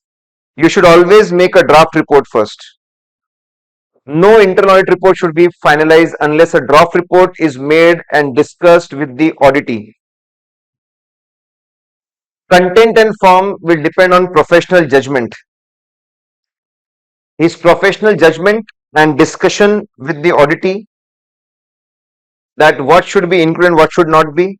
Time frame, report should be issued within reasonable time, within few days, 30 days, 40 days of doing the assignment. So always we should first make a draft report and then final report. Content and form will depend on professional judgment and discussion with the auditee. It should be within reasonable time. And then they talk about follow-up. SIA 390, monitoring and follow-up.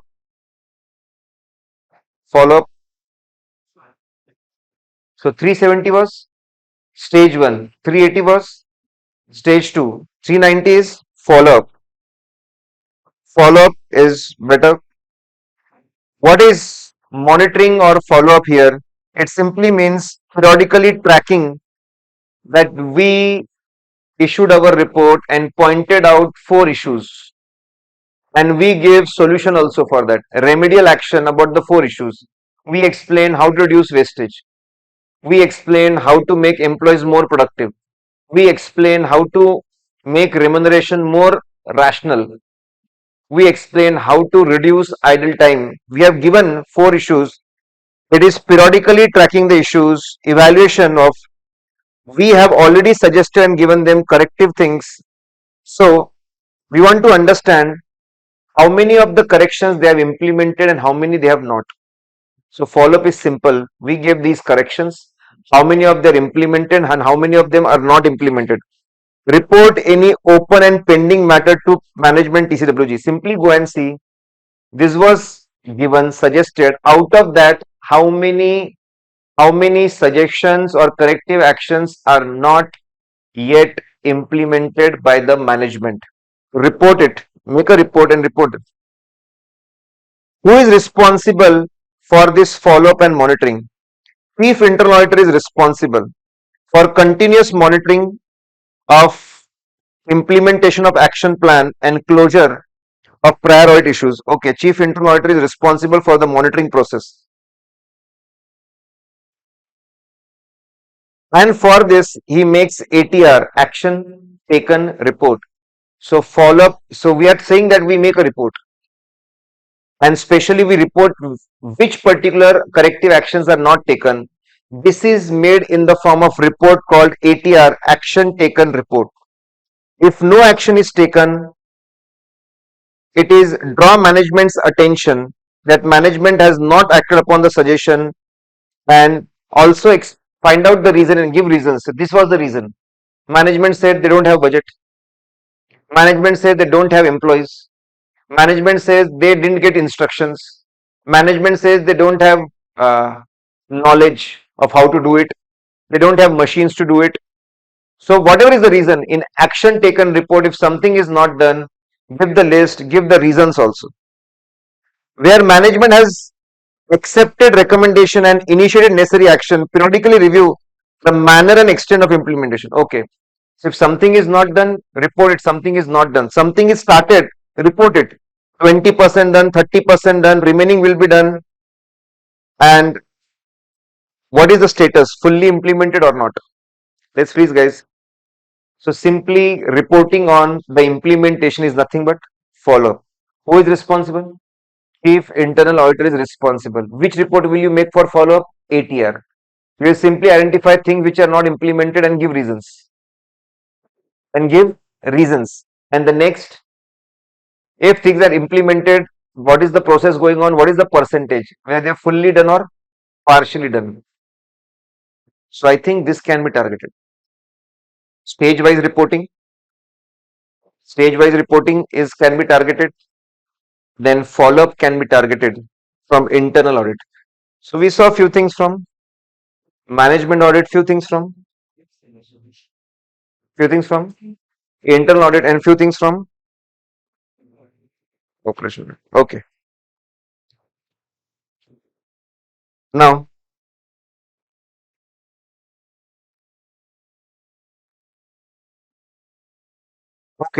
now after IMO, see, these chapters simply catch hold of small things, and there will be always repetitions. Always 50% of the paper will be repetition for sure. Hardly you get a paper once in 4-5 attempts where they will target 3 to 4 new questions, or maximum 4-5 new questions. Even if there are 5 new questions, it is 5 into 5, 25. Okay. So out of 88 marks, you have to solve 70 marks, almost 90. Even if 25 questions are new,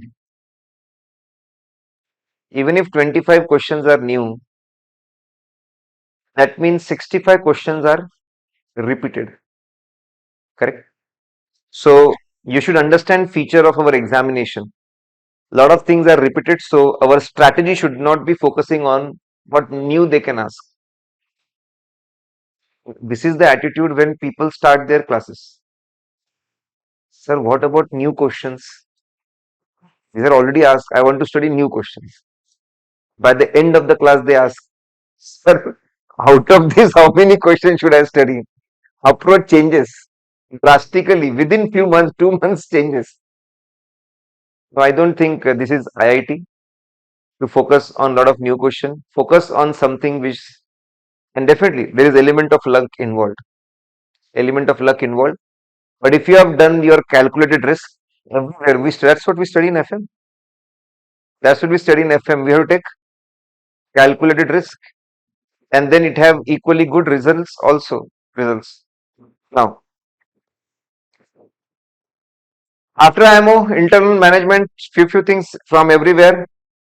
What is due diligence? Yes. Any expert comments? What is due diligence?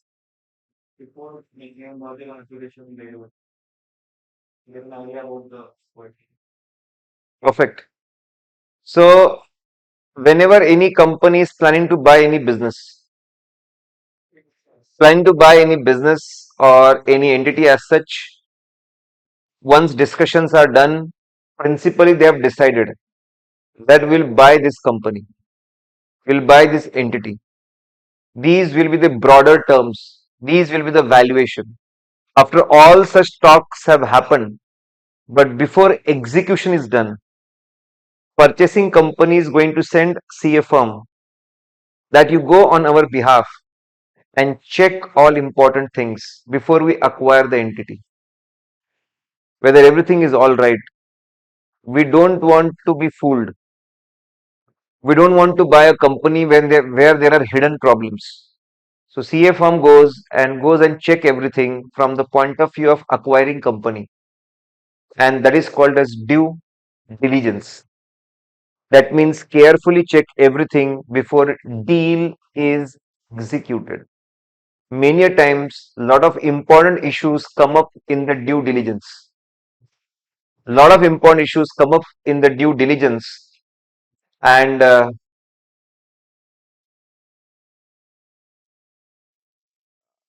it may change the valuation. It may derail the whole deal also. This happens a lot of times. Now, first question they may ask is, what are the different aspects you target in due diligence? Or it is called as types of due diligence. Types of due diligence. So there are 7 types. There are 7 types of due diligence. Now, what I have done is I have simply framed a situation where, so situation number one, client comes running to us in our office and he says that I want to buy a company. I want to buy a business. So there we'll discuss a point. Then along with client, we go and visit the factory. We will discuss few more points. Then we go and visit office of the selling company. There will have few more points, and that is how we'll cover 7 points. So first thing, client comes running to our office. I want to buy this particular company, this particular business. Okay, what is the name? Let's go to MCA website and let's get all details. What is the company SIN number? Is it an active company? Whether they have complied with all the legal requirements till now? Are there any big pending cases against them? So the first thing we do in our office sitting there is legal due diligence. Whether company is complying with all the legal requirements and how many litigations are pending, how many litigations or disputes proceedings are pending against them. Proceedings is simply means cases. Great. So the first due diligence that is done is legal due diligence. So this is office location number one. Office location number one, and that is legal due diligence. If in fact one line is written there. Then next is client says, okay, let's go for a visit. We have seen a lot of things sitting in our own office. Let's go for a visit. So we go and see the factory. How many machines are there, how they are working, what is their capacity, and will they be able to function for next 5 to 10 years? And that is called operational or commercial due diligence. When we see number of employees, whether adequate number of employees are there, are they well trained? Are they well trained, and whether they will be able to function in the near future, or they will become redundant, they don't have skill sets. Adequate number of employees, well trained employees, and they will be able to deliver in future. So that is called personal due diligence. Then environment due diligence, looking at the group of people. Environment means it's not that pollution thing. Environment due diligence means here whether there is a positive attitude of the company and its employees, whether they are ready to work with acquiring company, whether the overall mood of the organization is positive with respect to this deal, whether they will accept the new management, whether they will work with the new management. That's called that it means environmental due diligence. It has nothing to do with pollution and other things. Then, so three things were going to factory. Looking at factory, operational commercial due diligence. Look at individual employees, personal due diligence, overall atmosphere, environment due diligence. Is it conducive and positive towards us? Next is we go and visit their office, and we saw there's a notice. There's a notice, there's an income tax notice. So there's a tax due diligence. We saw a notice on their desk. Are they complying with all tax requirements? Are they registered? Are they paying their dues? Are they filing the returns? Are they replying to the department? It should not happen that we acquired the company and we got a lot of cases as a gift. Tax due diligence. Then there was books of accounts, financial due diligence, where everything is accounted, what kind of incomes, expenses, asset, liabilities they are having as per books of accounts. Look that also, where everything is recorded, nothing should be hidden, no hidden liabilities. Then finally, there's a computer, IT diligence. Are they having good information system and technology to collect operational, non-operational information across the company and make a lot of good reports available? Let's freeze, guys. How many diligence? 7. Our own office, legal diligence. Visiting factory, 3. Operational due diligence, then personal due diligence, then environment due diligence. Then going to their office, there is a notice. Tax due diligence, there is a ledger. Financial due diligence, there is a PC. IT due diligence. So 7 types of due diligence are there. You may get a 5-mark question. Then see, we can simply have shortcuts to remember these things, and then you have to explain on your own. You cannot go and remember sentences. That's not possible. Again, the trick is same. I'm trying to divide points into some things so that overall it becomes easy to remember. Then next is financial due diligence. So they first talk about different types of due diligence, and then they talk about financial due diligence, and they will talk about tax due diligence in finance due diligence, and students will get confused. Sir, first you say these are different types. How come tax is coming in finance? How come legal is coming in finance? It's a conceptual discussion. We are discussing financial things of tax, financial things of HR, financial things of legal. Don't think so much. And this is not thinking in correct direction. This is thinking in wrong direction. This is called self-destruction.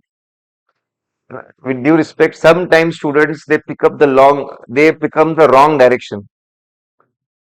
Sir, then out of 100 we will find one student. Sir, you are not teaching conceptually, sir. Array, I have done a lot of research. There is no, sir, how come tax diligence will come in finance? Listen, it's a discussion that while studying financial things, we may come across financial matters of tax, financial matters of law, financial matters of HR. Okay. So please, I'm saying again, because there are some students who will pick up the long line and length and they will spend a lot of time. Don't do this, guys. Okay. Now, see, you have to write for 4 marks, 2 pages. Target should be 2 pages, 1.5 to 2. And I've already said, we discussed about the space, correct? Yeah, extremely important. Extremely important. That is smartness. You are playing with the psychology of the examiner. You know that, see, some things are, uh, some things always work. For example, it's a human behavior. You go and meet anyone and you see some good things and you tell, okay, these are the good things you do. He knows that you are saying these good things to build up, but he will like it and he'll be always happy for it. On the same lines, examiner knows he is increasing the length to get more marks. But moment length increases, he feels you are more knowledgeable. You are having more knowledge, automatically you get more marks. Let's see. Now, financial due diligence. So they first start with the discussion that financial due diligence covers a lot of aspects. People expect a lot of things in financial due diligence, and CA firms, they conduct financial due diligence. So we'll first go to the managing director and discuss 2 things. We want to understand history of the organization. Why? Why we want to understand history? We want to know who founded it. Who was the person who helped this company achieve a lot of good things, achieve milestones, achieve success? We want to know then who took over and expanded it. We want to know what are the products, what are the locations, what were the things which made this company great. And we want to know whether such people, whether such products, such locations, such machines will be given to us in acquisition. It's very important to understand history of the organization. We want to know top performing things, we want to know poor performing things, and we want top performing things come to us. But then we are not buying a company for past, we are buying it for future. So next thing we discuss with the management is financial projection. Minimum 5 years of projections we want. How you are going to perform in next 5 years. How existing markets will perform. How new markets will perform. How new products will perform. What will be the profitability. What will be the revenue. So those projections should be studied. And whether those projections are realistic, reasonable. After seeing history and financial projections, see, we have explained for each point. If you see the next page, for each point we have given explanation. Historical background, financial projection. I will just say that focus on 1 or 2 points in that. 1 or 2 points in all of them. 1, 2, 1, 2. You should be able to write 2 sentences. If you are able to write 2 sentences, enough. Next is, we went to CFO. See, what is my contribution? Somehow I will make it little easier to remember, nothing else. We went to MD and discussed 2 things, past and future. Then we went to CFO. He knows more technical things. What will MD understand in India's? Nothing. That's why there is a CFO. So you go to CFO and you understand all significant accounting policies. Accounting policy is something which can change the complete financial statements. You want to understand accounting policies. Like for example, There can be companies who can book full amount as revenue and book commission as expense. And there will be companies who will be booking only revenue as income, and straightforward they have straightforward not booked the commission they pay to executives, isn't it? Now our lectures are sold by franchises. If the cost is 100, correct, and the commission is 15, so it is our accounting policy to book revenue at 100 and show 15 as commission, or show 85 as revenue straight away without showing any commission. That is accounting policy, but then you should study it carefully. So company can be company of 85 revenue and company of 100 revenue can be exactly same. The only difference is their policy. Go and study all the significant accounting policies, how they book their revenue, how they book their expenses, how they capitalize expenses, and also most important, any changes. Recently, Reliance changed accounting policy. Assets of 2,50,000 crore. Their useful life was changed from 15 to 20 years to 25 to 40 years. Drastic reduction in depreciation. Drastic reduction in depreciation. They changed their policy. So understand whether recently they have changed the policy and whether profit has increased only because of that. Review financial statements, GP ratio, net profit ratio, how much cash they are generating. Then this next is cash flow. What are different sources of cash? Where cash is stuck? Now, sometimes we find a lot of anomaly. There was a year where Reliance, their profits increased by 10%, but their operational cash flow went down by 30-40%. I thought it was a big manipulation. But then there can be a number of reasons. How come their profits are increasing slight marginally, but their operational cash flow is going down by, so go and see the cash flow quickly. Three things with CFO. One is accounting policy. After applying accounting policy, you will get financial statements, review financial, from financial statement you get cash flow. Then you go to legal head. When you go to legal head, see statutory compliances. Are there legal matters and what kind of liabilities can come in that? And lastly, human resource. Are there any pending hikes, pending pension issues, pending gratuity issues?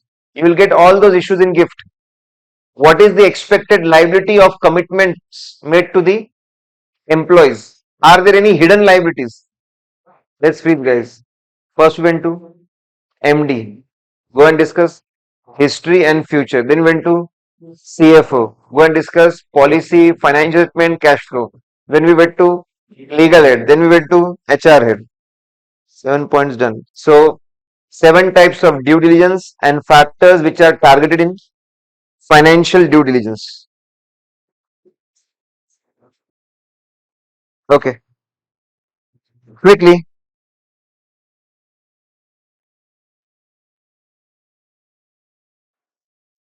Come to page number 75, middle column.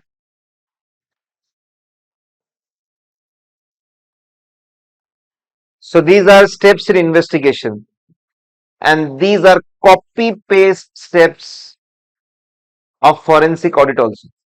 Same lines. Exactly same lines, copy paste. These are steps of forensic audit, or you say forensic accounting. Let's understand. Let's take a simple example. So, person is newly appointed as CEO of the company, and after appointment, after in first month, he goes for visit. He visits different godowns. In one of the godown, he saw that few drums are leaking. So, which chemical is this? So, this is one of the costliest chemical. He says, okay, get a sample of this chemical and send it to lab. What is the quality of this chemical? And the results are surprising. It's water. It's water, and now he is appointing an investigator. So what is this all issue about? So now here, what is difference between audit and investigation? What is different between audit and investigation? Audit is examination, investigation is also examination. Okay. So what is the difference? Yes. So if you do it for fraud, it is investigation. Okay. Anything else? Okay. It's very simple difference. In audit, objective is fixed. Whether financial statements give true and fair view. In investigation, objectives keep on changing. It can be evaluate a particular fact. For example, whether this is the price of the land, 50 lakhs. Is this cost of establishing factory? Is this cost of manufacturing? Is this, and then in this it will include whether fraud has happened, what is the amount of fraud, who did the fraud, evaluating a fact, finding out the truth. And next is second is to evaluate a situation. Should we invest in partnership? Should we give loan to this person? To evaluate a situation, whether a particular decision should be taken. So the biggest difference is here it is all about whether financial statement as per framework they give true and fair view, and here it is about two things: evaluating a fact or evaluating a situation, whether this is a fact, this is the truth, and the next is whether what decision should be taken in the situation. See, it is given here.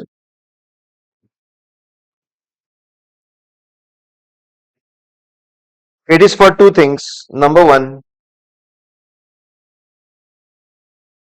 establishing a fact whether fraud has happened, or number two, assessing a particular situation. And here it is only one thing: whether financial statements give true and fair view. Okay. Now, so he calls us. We are sitting in front of him. That and he explains, I went for a visit in one of the godown. This thing happened, and I want you to investigate. Step number one: as soon as we are called for any investigation, the most important thing. So this is how we remember. We first went to meet CEO.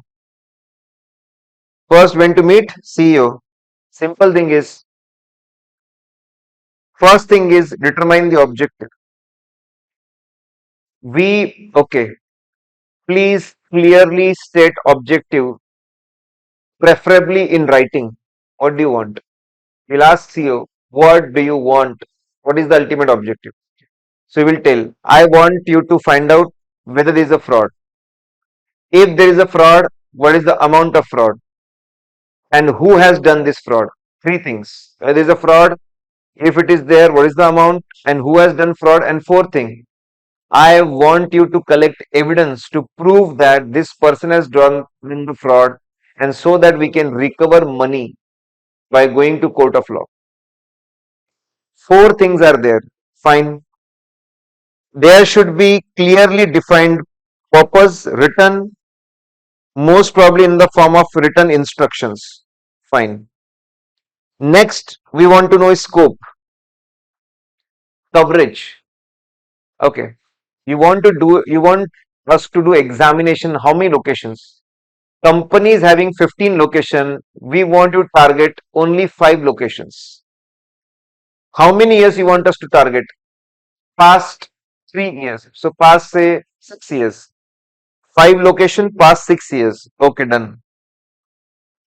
So first thing is very simple. Go to CEO and clearly determine what are the objectives, preferably in the form of written set of instructions, that these 4 things are the objective, and the scope is these locations and these time period. So first is to clearly understand objective and scope. Second step, we went and we meet CFO. We meet CFO so that we can develop our investigation program. And we have to apply our mind. Before we apply our mind, we need to understand their business. Make investigation program keeping in mind their business. Go and understand their business. What is their business? Their business is to buy many chemicals, mix them, process them, and to make a new chemical and give it to the industry. Okay. Understand their business, understand their structure.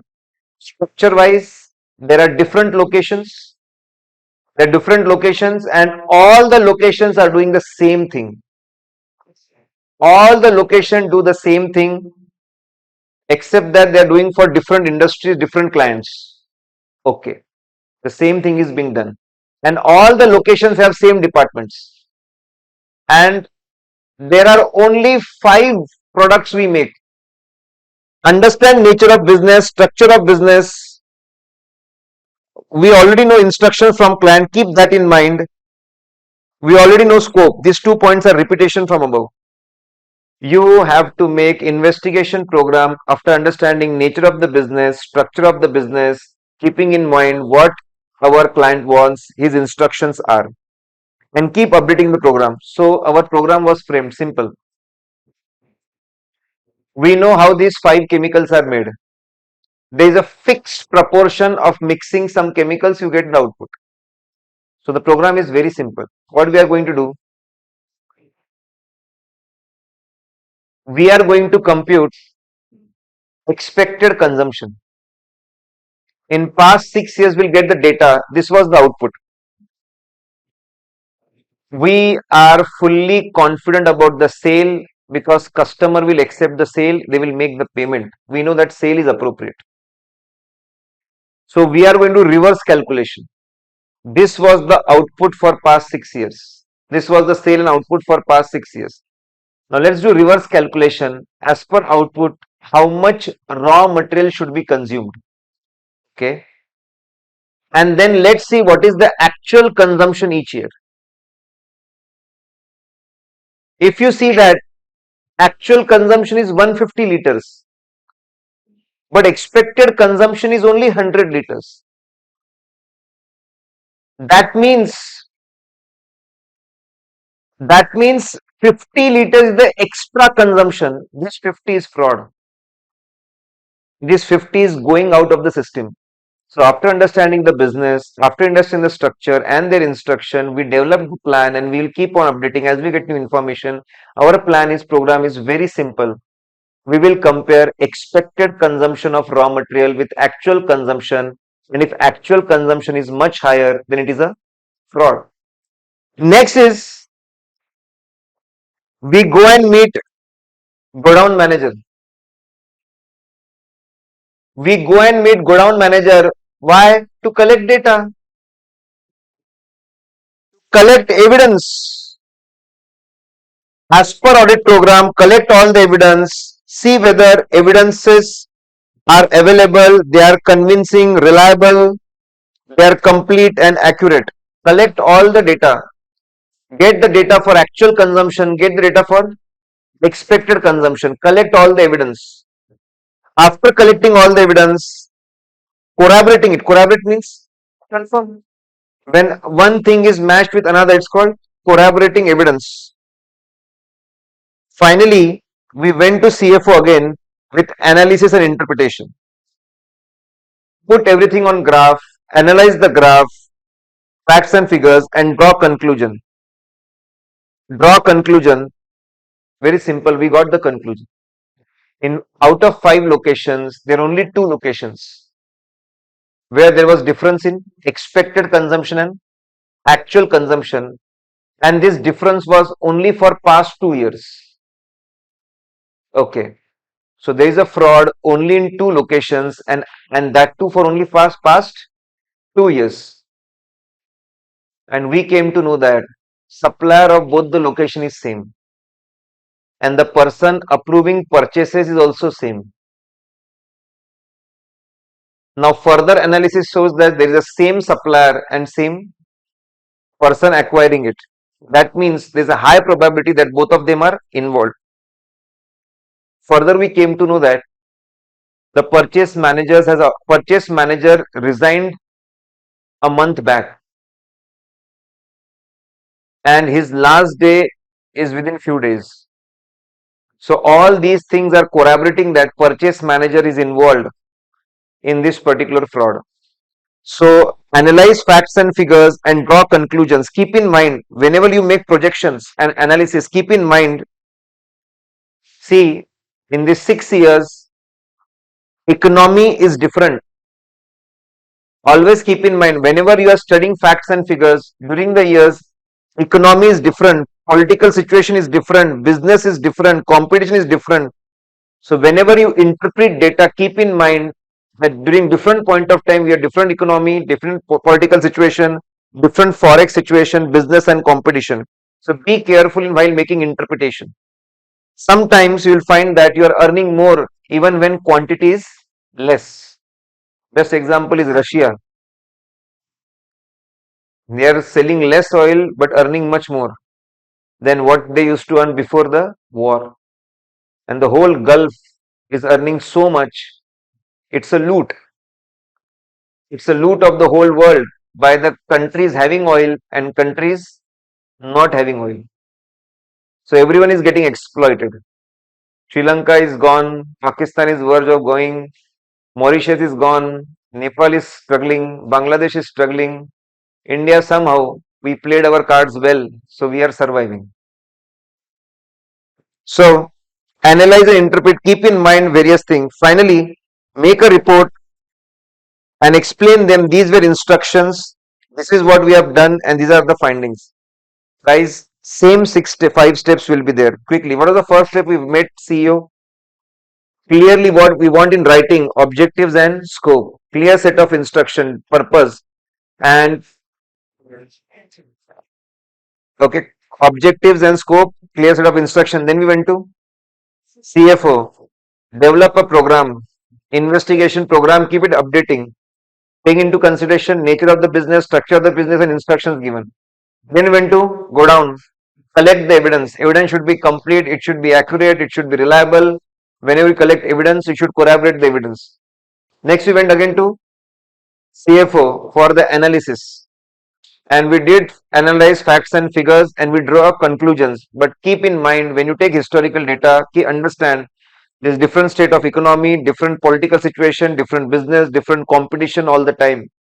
You cannot compare runs scored by Sachin and runs scored by Virat. All were with different rules and different cricketing rules, different scenario. Both are not comparable. So be careful. Finally, you draw conclusions, make report and then findings. Same 5 steps go in forensic audit also. Same, there's only one extra step. What is forensic? What is forensic? Forensic audit accounting is a type of investigation. Due diligence is a type of investigation. Investigation is a much broader thing, and in that we have forensic also, and we have due diligence also. Okay. So what is the most important thing of forensic? Most important thing about forensic is we are doing examination with a point of view of getting evidence which is acceptable by law. Getting evidence which is acceptable by law, acceptable by court, acceptable by authority. The biggest thing about forensic is we want some evidence, we want some reports with law will accept. That is forensic.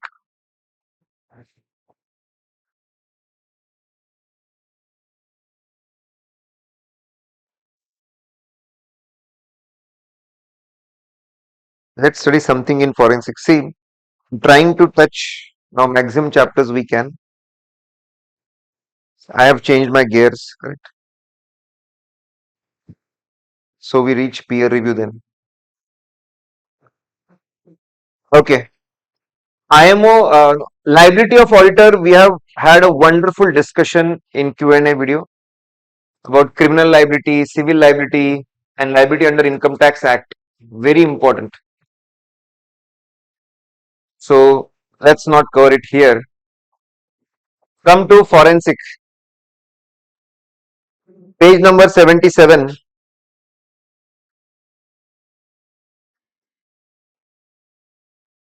Techniques. The shortcut.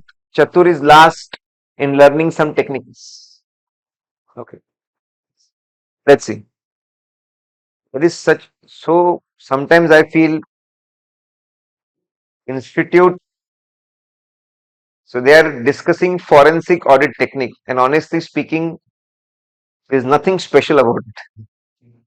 They are ultimately similar techniques which we apply in audit also. There is nothing new, there is nothing special about it. Okay. And one of the most demanded audit in future is going to be forensic audit. Most demanded. One thing which will survive in AI is forensic audit. All other audits may have some impact. We'll always need auditors. Only thing is that auditors may become efficient and effective by use of technology. But you will always need forensic auditors. Okay. So, what are these forensic audit techniques? Chatur is last in learning GDC technique.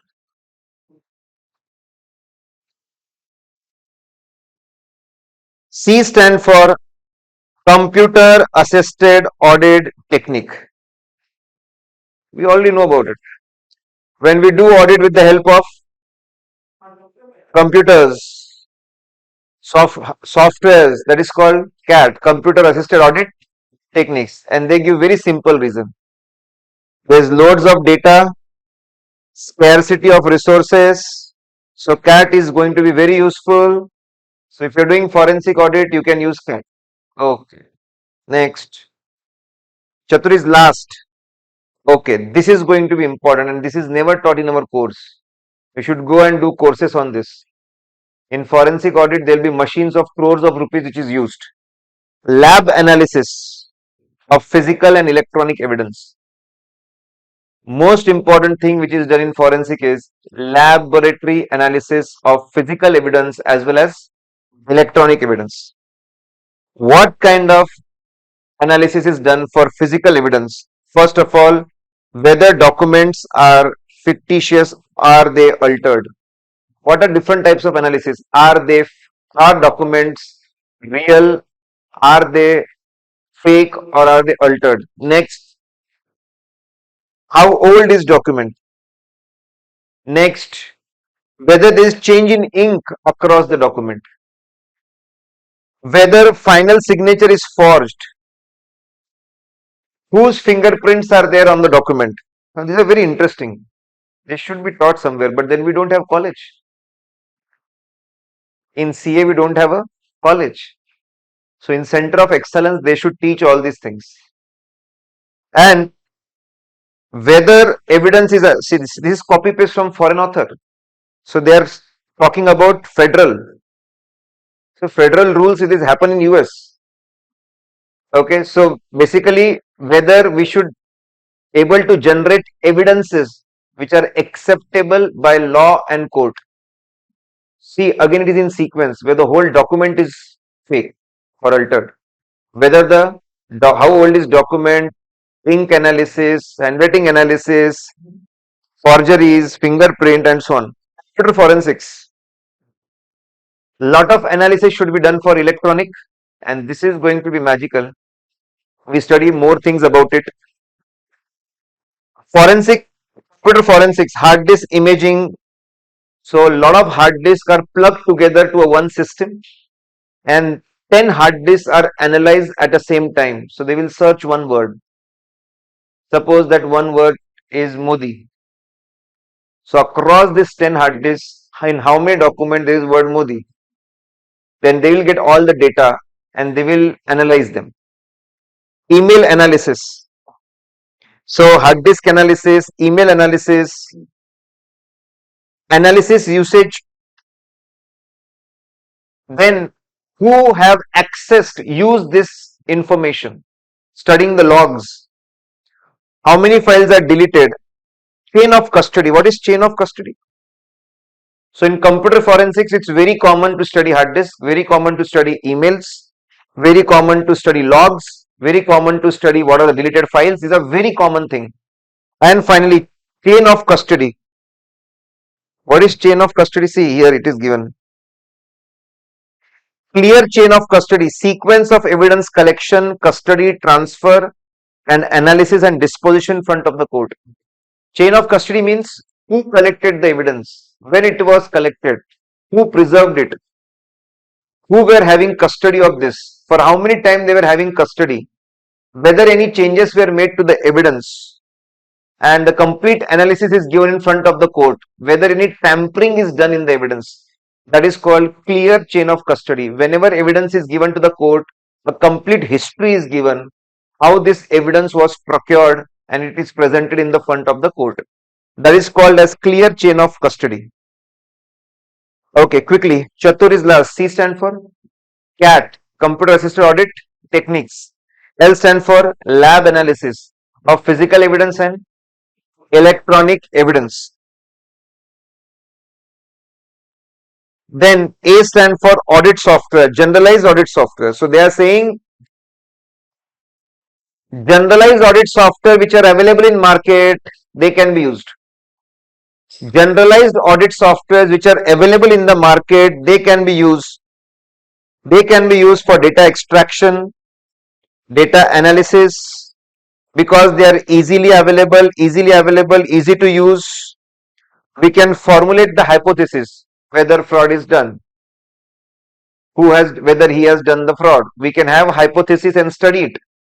Like if there's a difference, there is a fraud. Let's study it. In how many locations fraud has happened?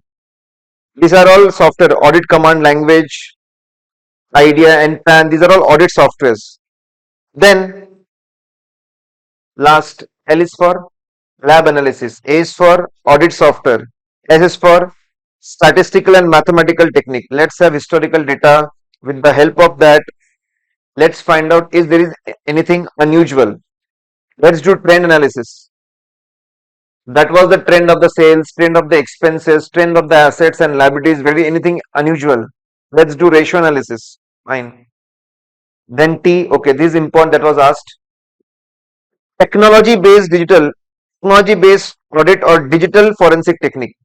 They are saying whatever transaction happens today, there is always a footprint. There will be some electronic record, some electronic thing with that. So there are these forensic tools. This is asked in exams. Now this is Chatur digitally sales meals. C is for cross drive analysis. Again, we were talking about hard disk. In a system, attached 8, 10 hard disks together and analyze them at the same time. That is called cross drive analysis. D is for deleted files. There are many softwares which immediately will give you files deleted, what were their files, what was the size, what was the content. So deleted files. So what are these? These are digital forensic techniques. Technology based forensic audit, digital forensic techniques. S stand for stochastic forensics. Listen. So it says that if anything unusual, if any fraud has happened, anyone has exploited the system, there will be change in some pattern. For example, someone has stolen company's data. Somewhere in the whole organization, there will be one PC where a lot of data uploading and downloading has taken place. Let's analyze that. Somewhere in the whole company, there will be a lot of usage of power. Let's analyze that. Stochastic analysis says that if any fraud, any unusual thing has happened, somewhere pattern will change.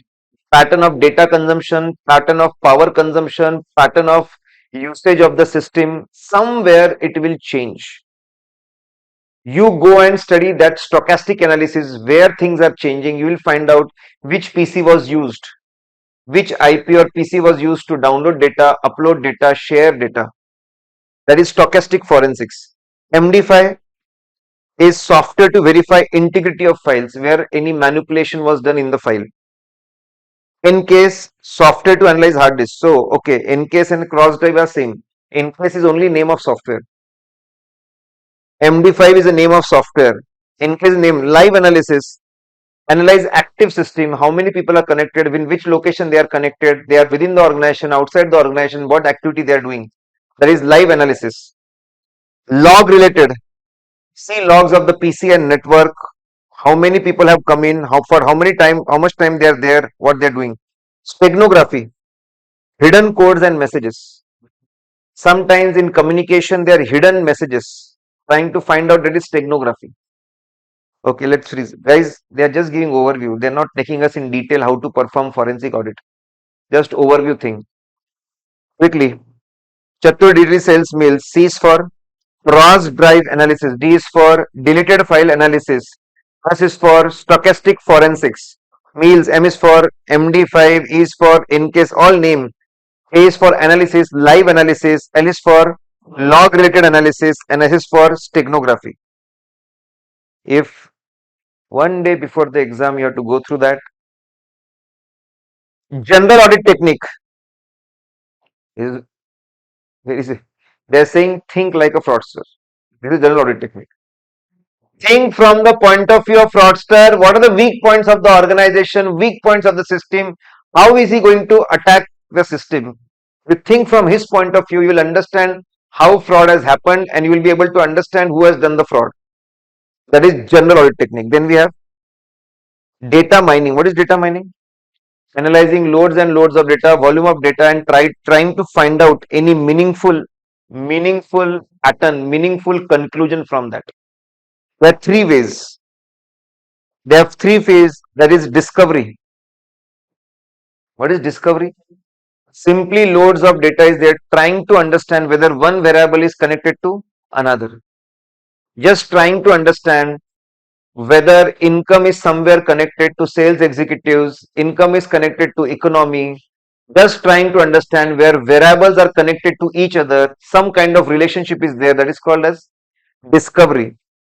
Predictive modeling or deviation, using data to predict what will happen in future. So we know sales of past many years, using it to predict next quarter, that is predictive analysis. Link, we simply frame a hypothesis whether these two things are linked and we check that hypothesis, that is link analysis. No need to go in detail, no case study, nothing. Then common software tools, means some tools are designed not just for audit, for common analysis. Excel, RDBMS, use it. Excel, RDBMS, MS Access, report writers can be used. So guys, that was different techniques. See, two questions are important. How to perform forensic audit and what are the techniques to perform forensic audit. Okay. Well guys, we have studied a lot of things. Finally, and as I said, few things which are not discussed, they are here in Q&A video, like PSU is in there. It is there in Q&A, and in detail we have liability of auditor also discussed in that. And that is very important. How many sections are there in Companies Act which create civil liability and criminal liability? So the very interesting analysis of section 35, section 34, section 448. How many sections are there which create liability in income tax? Rule 12A, 271J, 277, 278, 288. I understand. Usually this is alien language. What is he saying? Guys, it's very simple. Why I'm saying this? Watch that lecture. And I think today it must be. Let me check how come team has not uploaded yet. I think they have uploaded on different channel. That's why I'm not able to see.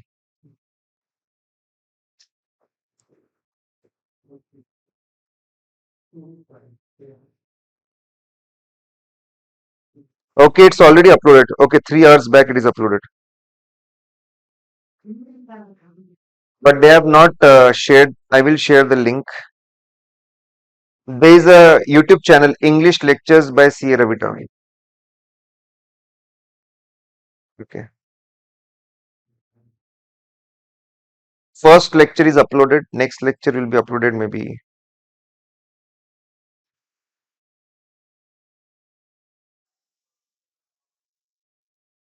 Okay. I've shared this in the Telegram channel. Okay. Yeah, I know it's my voice. You know, I think. Arre, enough. So many, so many people.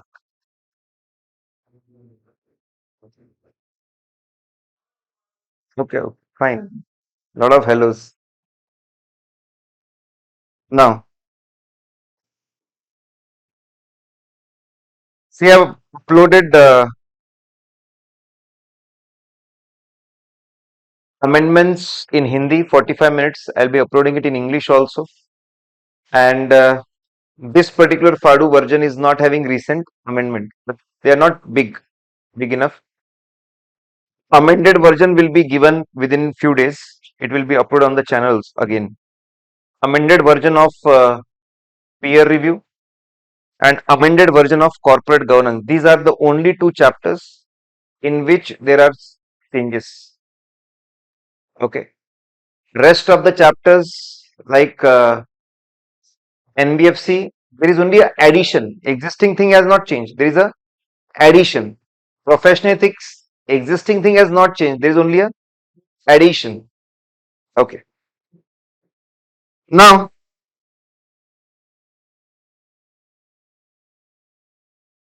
quickly,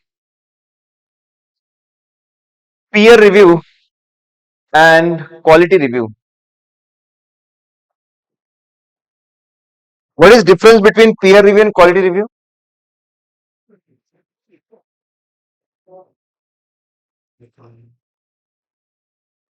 What is the difference?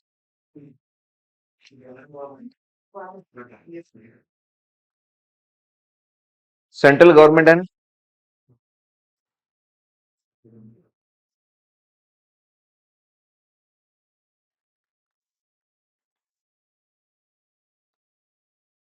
you guys take vitamins?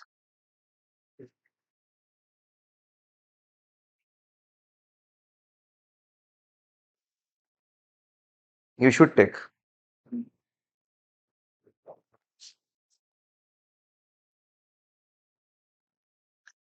Sometimes students are struggling because there's a vitamin deficiency. Yeah. If you have B12 deficiency, your speed of thinking gets affected. Your expression power gets affected. So you should, it's good time before exam you check what is what kind of deficiencies are there, and then yeah, sometime a person may feel very lethargic, and real problem could be there are a lot of problems. One of them can be vitamin deficiency. So suddenly few, oh yes, I always feel lethargic. It's not my fault. There's a vitamin deficiency. Yeah, it has happened that students have checked it and then they follow proper vitamins and they are feeling better, they're performing better. Now, see, even I am having deficiencies. Now, peer review, very simple, as correctly said. For peer review, we have peer review board. For quality review, we have quality review board. But then, peer review is ultimately controlled by ICI Council, and quality review board is controlled by central government. Then they are governed by different set of documents. Peer review till now was governed by statement on peer review. After recent amendment, now it is governed by guidelines on peer review. So simply name has changed. And if there is a non-compliance of guidelines, it will be covered in professional ethics. So earlier that was statement on peer review. Now we have guidelines on peer review. For quality review board makes its own rules and regulations, and that is given on the QRB website, quality review board website. Intention of peer review is to find out whether CA firms have good quality control system. That means, are they having good system for doing audit and how to improve it. Quality review, they want to find out deficiencies in the CA firm, and their action may lead to penalizing the CA firm. So objective is different. One objective is to improve, others objective is to find out deficiency and punish people if they are deficient. So the difference in approach, difference in way they perform peer review and they perform quality review. Now, very famous question. Peer reviewer comes to CA firm and selects current year assignment which are going on. Can he do that? He comes and select current year assignment which are being performed. Can he do that? No. He is supposed to check only completed assignments, and that too completed assignments past 3 years. He is supposed to go and select only completed assignment. How can he go and check assignment which is not yet complete? He is supposed to check only complete assignment, and that too past 3 years. Then can he go and select certification work? Can he go and select certification work? Can he go and select compilation work? Okay, the answer is he can go and select only assurance assignments. And what do you mean by assurance assignment? It means 3 things: audit assignments, review assignments, and certification work. So even certification work can be selected, and they will play with this. Can he select review assignment? Yes. Audit assignment? Yes. Certification? Yes. But if you answer only this much, you will not get marks. We'll have to further explain what it doesn't include. So, listen, very simple thing, only assurance assignment, 3 preceding years, 3 things, audit, review and certification. It excludes CTO.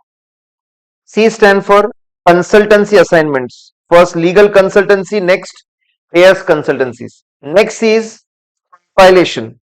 If you're compiling financial statement, it is excluded.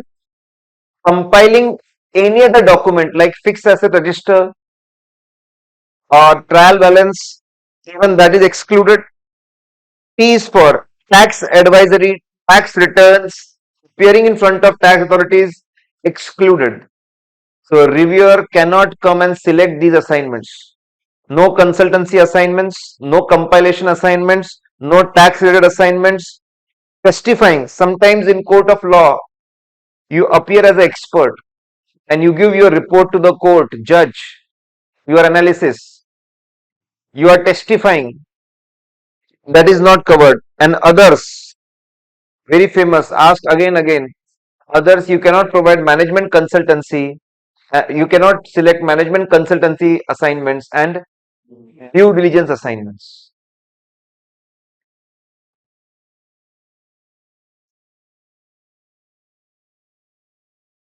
Now, let's see the very famous thing, and that is peer review process.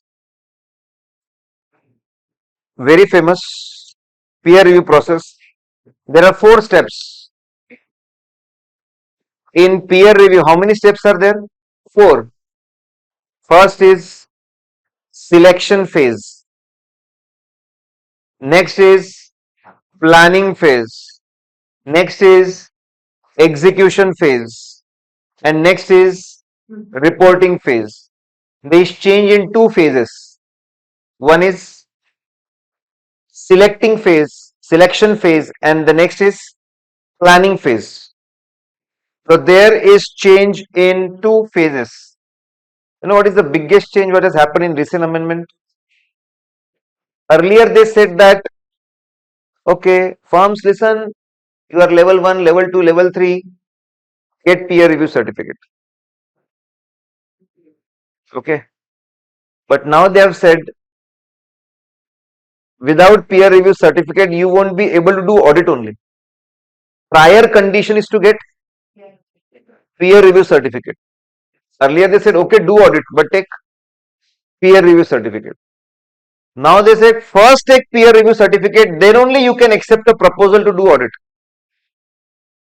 It has become a prior condition, but there is a phased implementation. For some firms from April 22, then April 23, April 24, April 25. So applicability of this mandatory requirement is in 4 phases, in 4 years, 22, 23, 24, 25. And because of that, the process has changed little bit. Not drastic change, little bit process has changed. So, as I have said, you can also mark maybe, or the first phase is amended, the second phase is amended. So this is that phase.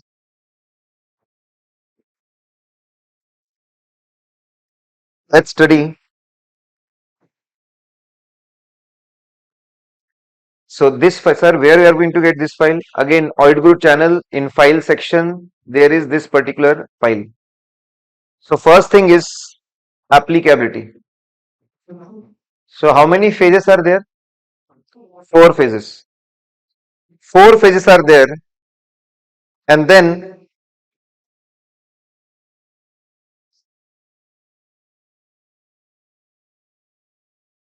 April 22, 23, 24, 25.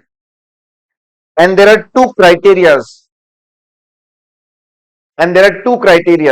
First is partner based criteria, and next is other criteria. So let's first understand partner based criteria. Very simple, straightforward. First phase is 1st April 2022. There is no partner based criteria. Fine. Next phase is 1st April 2023. All the firms having 5 or more partners, it is easy to remember 5. 5 or more partners will mandatorily need peer review certificate from 1st April 2023. Next, from 1st April 2024, all the firms having 4 or more partners. Very simple. Once you know 5, you know next is 4. And from 1st April 2024 to 25, firms having 3 or more partners, they are going to mandatorily need peer review certificate. Very simple. 22, this is not applicable. 23, 5 or 4. 24, 4 or more. 25, 3 or more. Next, there are other criteria. From 1st April 2022. All the CA firms who want to do audit of listed entities, even debt or equity can be listed in India or outside India. In fact, this was requirement even earlier. If you want to do audit of a listed entity, you need peer review certificate. Without peer review certificate, you cannot do audit. This was required earlier also as per SEBI regulations. Peer review certificate was as such mandatory for audit of listed entities. So nothing new has happened from 1st April 2022. New is happening from 1st April 2023. If you want to do audit of unlisted public companies, very big public companies, paid up capital 500 crores or more, very big. In Companies Act section 177, what is the limit? paid up capital 10 crores or more, borrowing 50 crores, turnover 100 crores, 5, very 10, 50, 100. And they are directly talking about 500 crores or more. If you want to do audit of an unlisted public company having paid up capital of 500 crores or more, then you need peer review certificate, and that too from 1st April 2023. Or their loan debenture deposits is again 500 crore or more, or their turnover is 1000 crore or more. 1000 crore or more. Again, requirement is same, paid up capital, borrowings, and then turnover. But amounts are huge. You should compare, then only you remember. Moment you compare, you remember, okay, these are 500, debenture loans, debenture deposits 500, and then turnover 1000. It's common sense that you have to apply such common sense, because in exam you get confused. It's common sense that turnover is always going to be more than paid up capital and borrowings. Okay. Now, then from 1st April 2024, raised funds from public banks, financial institution exceeding 500 crore during period under review. That means if you want to do audit of an entity, now public company is done. You want to do audit of any entity, it can be a private entity, it can be a partnership firm, it can be a proprietor. If you want to do their audit, who have raised money more than 500 crores, then peer review certificate is mandatory from 1st April 2024. Okay, such assignments will get affected from 24. Or corporate trust considered public interest entity. Listen, government can keep on announcing who are public interest entity. If any entity is announced as public interest entity, if you want to do their audits, again you need peer review certificate from 1st April 2024. Okay. So those who have raised a lot of money, 1st April 24. Public interest entity, 1st April 24. Finally, if you want to do audit of branches of PSU banks, audit of branches of PSU bank, again you need peer review certificate. Let's freeze, guys. 1st April 22, audit of listed entities. 1st April 23, paid up capital 500 crores or more, loans debenture deposit 500 crores or more, turnover 1000 crores or more. 1st April 24, raised more than 500 crore or declared public interest entity. Then 1st April 2025, doing audit of PSU banks. Now what is the trick here? Study all partner related things at one go and other criteria at one go. Always study all similar things together. If you try to remember otherwise, it becomes very complicated. If you try to remember 1st April 22, these two conditions, 23, these two conditions, then it will become very difficult. So again, a memory trick is try to remember similar things by comparing separately. Now, let's see. And what is a very simple thing? Let's see. Selection phase, number 1. Now, it is headache of CA firms to run and get the peer review certificate. So that's why in planning selection phase, listen guys, this is selection process.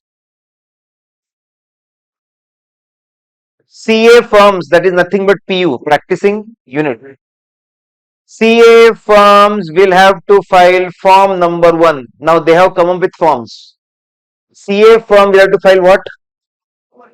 Form number 1. Form number 1 is application for peer review, come questionnaire. You fill up a application. Along with application, you give details of the firm, how many locations, how many partners, how much you earn, list of the clients, what are your internal quality control policies, number of employees, number of article, give it to them. So CA firm will apply for peer review in form number 1. They're saying one more thing. Sometimes peer review board may select a firm that your peer review should be done. In that case, secretary will intimate practice unit. Dear PU, you are selected for review. So fill up which form? Form number 1. So majority of times directly CM firm will send form number 1, and sometimes they will be intimated that you are selected, and then they will send form number 1. Okay. So starting will happen from form number 1, which is an application cum questionnaire. Once board gets form number 1,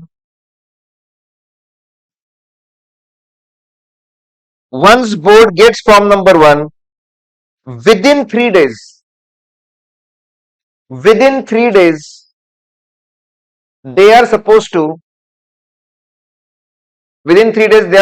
send a list of 3 reviewers from whom you can select who should be the reviewer.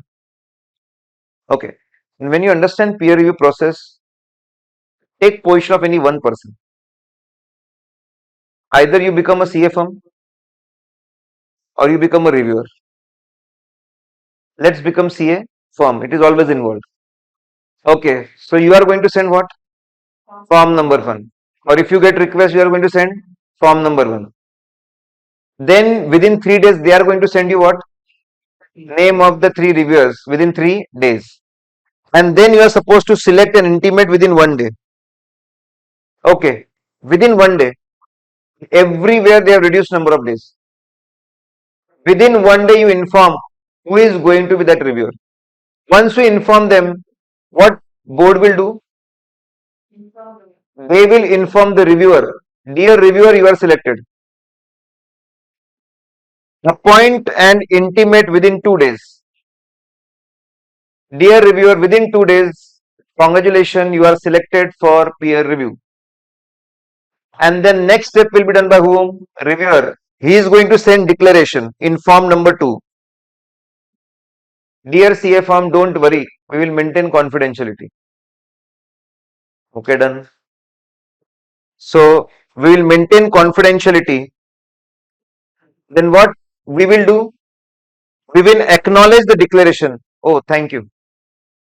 We received your declaration. We are happy that you are giving this declaration. And after receiving declaration, we want to give you one thing. We want to give you copy of form number 1, which we have sent to peer review board. See, to propose reviewers, they will need some information. So form number 1 is given to board, and the copy of same form is sent to reviewer within 2 days of appointment. So quickly, first we'll send form number 1, then they will send the list, then within a day we'll send the reviewer, they will inform reviewer will give us declaration, and we will give them copy. We will acknowledge and give the copy. First stage is over. What is the objective of selection phase? Who will be the CA firm, which CA firm, and which reviewer? When these 2 things are finalized, selection phase is over. Which CA firm and which reviewer? Next is planning process. Again, very simple. Now listen, ball is in the court of reviewer now. He has form number 1 too. He has form number 1. He will study form number 1 and intimate about the visit in form number 5. Sir, where are remaining form? Not required. Don't worry much about it. So we have studied only 2 form. Form number 1 is application. Form number 2 is declaration. Now finally, that guy, reviewer, is going to study everything. And he is going to say that I am selecting 10 of your assignments for review. He is going to send list of 10 assignments, and he is going to propose that I want to come and visit your office. His selection his proposed date, everything will be given in form number 5. He will send it within 2 working days. And he has to give us at least how many days? 2 days to make arrangements. Okay, so he will reply within 2 days and he has to give us at least 2 days to make arrangements. Fine. If he wants more information, he will send form number 6 to us for additional information. That apart from questionnaire, I want to know few more things. And we are supposed to reply within 1 day. Okay, form number 5 is about proposed visit. That is called on-site review. That is called on-site review. And then if we want additional information, form number 6, within 1 day, we are supposed to give reply. Fine. Same thing, they are repeating that reviewer is supposed to give 2 days. Now, on-site review should be maximum how many days? 6 days. Earlier it was 7. So, on-site review should be of maximum 6 days. Okay. And they have introduced one simple concept, new unit. New unit. Sir, what is new unit? If any CA firm is established, after established, not more than 12 months, not exceeding, if they are established for period not exceeding 12 months, it is a new unit. Or they are existing CA firm, but till date they have never performed assurance assignment. They must be existing for 1 year, 2 year, 3 year, but they were into tax advisory, they were into consultancy, investment advisory, they have never performed assurance engagement. Even they will be called as new unit, new firm, new unit in fact. In case of new unit, it's only 1 day. We will discuss. In case of new unit, listen guys, what is difference in new unit? They have not done, they have done either they have not completed any assurance assignment till now. There is no previous year. Either there is no previous year or there is no assurance assignment. There is nothing to check. In new unit, there is nothing to check. If there is nothing to check in new unit, what will they come and check? They will simply see background of the partners and what overall checklist they have made for audit. That's it. On-site review will get over within. Normal CA from on-site visit, how many days maximum? 6. In case of new unit, 1 day. Within 1 day it will be done and the whole review will get over within 20 days. Whole peer review will get over within 20 days.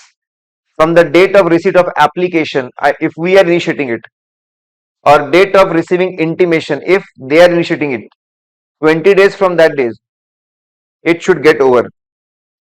In case if it's new days, it is not even 20 days, it is within 7 days review should get over. And on-site review only 1 day will be there. They have to see background of the partners, what they have done in past, and only policies of doing audit as per form 1, because there are no assignments to be selected. So basically, and this was the planning phase. Planning phase simply when we will come to perform the on-site review, that decision is taken, that is called planning phase. Okay.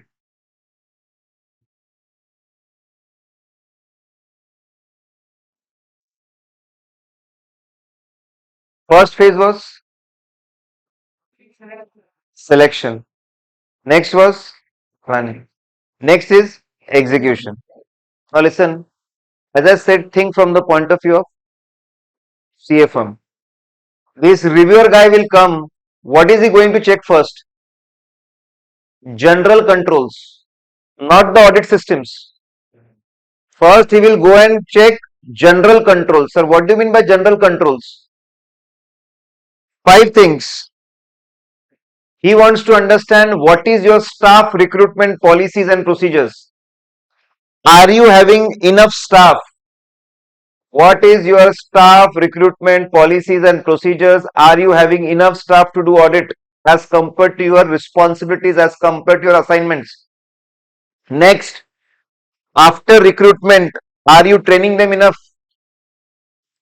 Are you maintaining their professional skills and knowledge? Next, before sending to assignments, are you checking, are these guys independent?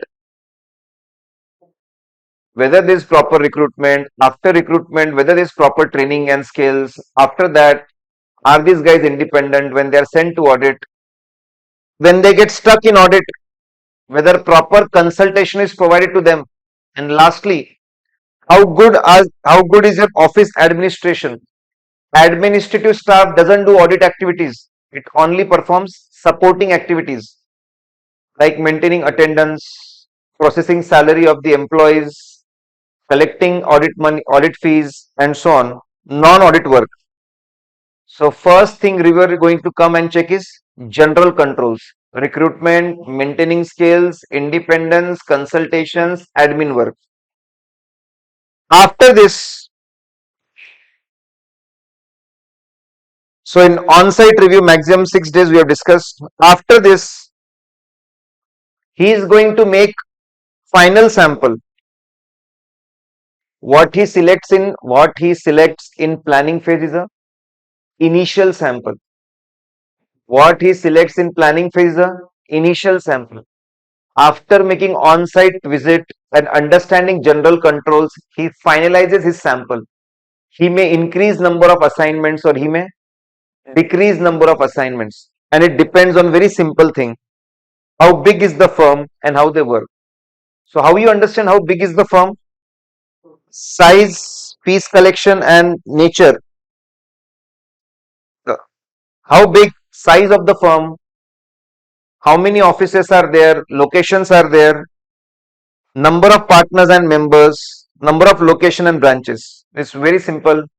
Whether to increase the size or decrease the size depend on size and nature, number of people, number of locations. How they work, it depends on how good are quality control systems. If quality control systems are good, you may reduce or you may increase. Methodology, some branches work on manual, some branches work on automated, so we'll ensure that both should be covered, manual ones also and automated ones also. And fees, cover high fees client also and low fees client also and medium level also, all of them should be covered. So in execution phase, first we'll check general controls, then you will finalize the final sample. First controls, then final sample. Once final sample is decided, next is you go for review of records. After checking general controls, you go for review of records. Now, there are two approaches in this, which you can adopt in different reviews. What is first? Now, the first one is first approach is compliance approach. First approach is compliance approach. First approach is compliance approach. Next approach is substantive approach. Listen. If reviewer is very confident about our quality control system, that means our methodology to do audit, he will say that I will spend more time in testing their controls of doing audit. He will come and test whether there is a good system for test of controls, whether there is a good system for substantive test. After that, there is a good system for presentation of financial statement, good system for making audit report, good system for maintaining records. See, again it's in a flow. Where there is a good system of first we perform TOC, then we perform substantive, then we check financial statement, then we make reports, and then we document, we maintain document. Are there good system for different phases of audit? If now that is more on, if system is good, great. Otherwise, if there is no very good system, directly focus on records. Means what, sir? Directly focus. Are they having records to prove they have done TOC? Are they having records to prove whether they have done substantive? Are they having records to prove whether financial statements are properly checked? Are they having records to prove audit report conclusion is appropriate? Directly go and focus on records, whether records depict proper audit. And then we have next is reporting. What was this phase? Execution. First general controls, then final sample, then review of records. Either there can be compliance approach or there can be substantive approach. Now, when we make report, these are the headings and they are repeated again. The headings of general controls. How good is recruitment? How good is maintaining skills and knowledge? How good is independence? How good is consultation and admin? If everything is fine, they will issue directly final report, and that is called as unmodified report. If things are not appropriate, they will make a preliminary report highlighting deficiencies. They will give us 2 days time. We have to reply within 2 days. So they have said, you guys don't make proper plans. You guys don't take WR. Oh, there's a misunderstanding. You have not seen this file. We make proper plans. There's a misunderstanding. We take proper WR. These are the files. See, we will be given 2 days to reply. Now, they can do two things. They may conclude, you are absolutely fine. We are happy with your reply. We are happy with your reply. We are satisfied. We will issue unmodified opinion. So we will give final unmodified opinion, our preliminary report, your reply. Three things. To peer review board, we will say that we are happy. We are happy with your report and we will get peer review certificate in return. Next is, they say, no, we are not happy with your reply. We will give you modified report. If you get modified peer review report, that means you are not going to get peer review certificate. We are not going to get peer review certificate. Follow-on review will be announced after 1 year. We will again get opportunity of peer review after 1 year. We will have 1 year to improve ourselves.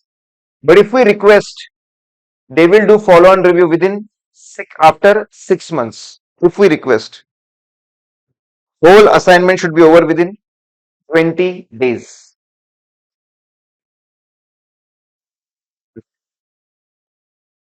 Quickly, can reviewer bring assistants with him? Yes. Only one.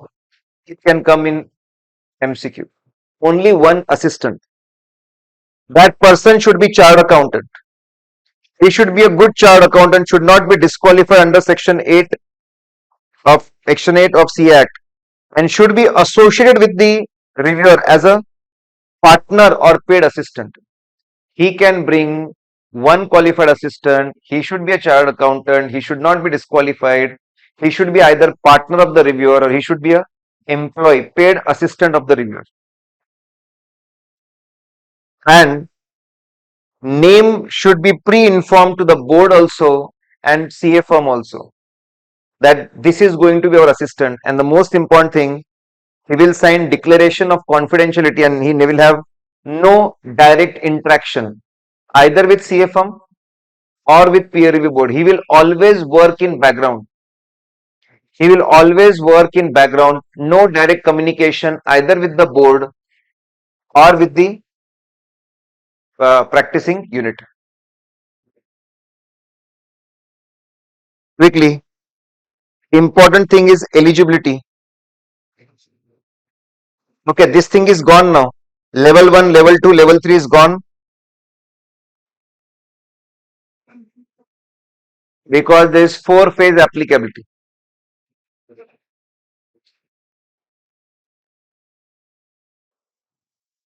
Peer review certificate will be valid for 3 years. peer review certificate of any firm will be valid for maximum 3 years. Eligibility. Now, eligibility. Who can become reviewer?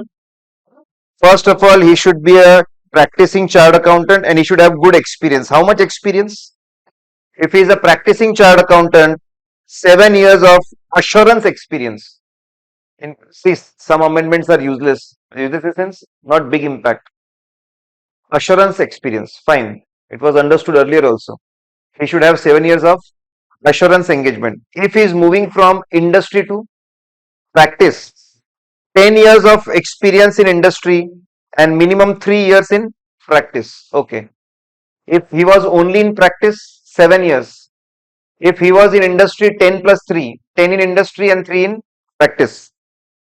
So first, reviewer should be a practicing chartered accountant. He should be experienced. Next, he should have taken training from the board. After taking training, he should give us declaration, 2 declaration. Number 1 declaration, he will work as per training given to him. Second declaration, he will maintain confidentiality. And then some disqualifications. He should not be convicted by court. In India or outside India, for moral turpitude, transportation, imprisonment, same as professional ethics. He should not be convicted by court in India or outside India for moral crimes like crime, terrorism, selling drugs, etc. Then below court, he should not be found guilty by any council or disciplinary board. Next is, he should not have pending cases against him. No case should be pending against him. So he should be person of very good. So first is court. No court orders. Then no orders by the council or the boards. No pending cases. These 3 things. Then next is no conflict of interest. He should not be associated with CA firm in any manner. And he should not be ex-article of the firm. He should not be associated. He should not be the ex-trainee of the firm. Now these are 2 most important. That below that, he should not have accepted any assignment from CA firm in past 2 years. And he should not accept in future 2 years also. In past 2 years, you have not accepted any assignment from us. In next 2 years, you should never accept. So past 2 years also covered and next 2 years also covered. Otherwise, there is a conflict of interest.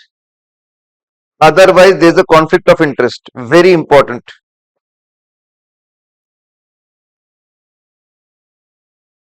Okay. Difference we have seen. Now, we have seen applicability, we have seen scope, we have seen the process, we have seen eligibility. Now, sometimes students find it very confusing about the quality review. They don't understand why it is there, what have they written. Okay. Now, I will give you an overview, you will understand things, how it is different. Listen please.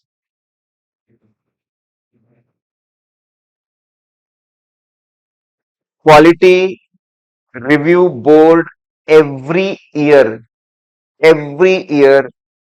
they issue one combined quality review report combined about overall audit conducted in India. Okay. So what they do, first they select companies from different sectors. Some companies from automobiles, some companies from telecom, some companies from manufacturing. They will select companies first. So they will select which audits we want to review. And then automatically auditors of these assignments will get selected for quality review. Okay, so it is majority of times there is a reverse selection. First they select audits and then they select CA firms. Sometimes can go otherwise also. See, they are loosely drafted guidelines for doing quality review. We have both the options, but generally this route is taken. And then next, they don't review full audit. No, no, no, no, no. Every year they have an agenda that in SQC1 we will check these two things. In SA 220 we'll check this one thing. In SA 230 this one. In this AS this one. In Schedule 3 this thing. They have fixed agenda on which things of the SA and which things of the AS and which things of Schedule 3 they want to check. They will go and check only those documents, only those things. So in quality review, complete audit is not reviewed. Only some parts are reviewed of the assignment or of the system. Only some parts. And they will give their report. This is what is our analysis about this particular audit. They will make a report on audit also, and they will make report on audit firm also. That in this audit, whether these points were properly done, and what about the audit firm, whether they are doing these things properly. They will make two reports, one on the assignment and one on the firm. It's a broad idea how quality review is done, and the way it is different is they don't check complete thing. They check things in bits and pieces. Are you getting this point? Is this point clear? And again, guys, these are loosely drafted guidelines which QRB has made for themselves. Okay. Some things are ambiguous. Some things are contradictory also. Don't worry much. You should understand the perspective like this thing. What is this? In financial year 18-19, they performed quality review. And one of the agenda was to check things of SQC1. What things of SQC1 was on their agenda? That is given in our module. So when students study this, oh, in quality review there is SQC1 also. In financial year 18-19, one of their agenda was to check compliance of SQC, and that too following things only. And in module they have printed that without any background what it is. Okay, and student immediately connect. Okay, quality. That is quality review. They sign on quality control. So they make an assumption. In all quality reviews, we have to check compliance of SQC1. That's a wrong interpretation. Okay, anyways, let's focus on important things. Come to this particular chart. What is coverage of quality? Just like we have coverage of peer review, we have coverage of quality review.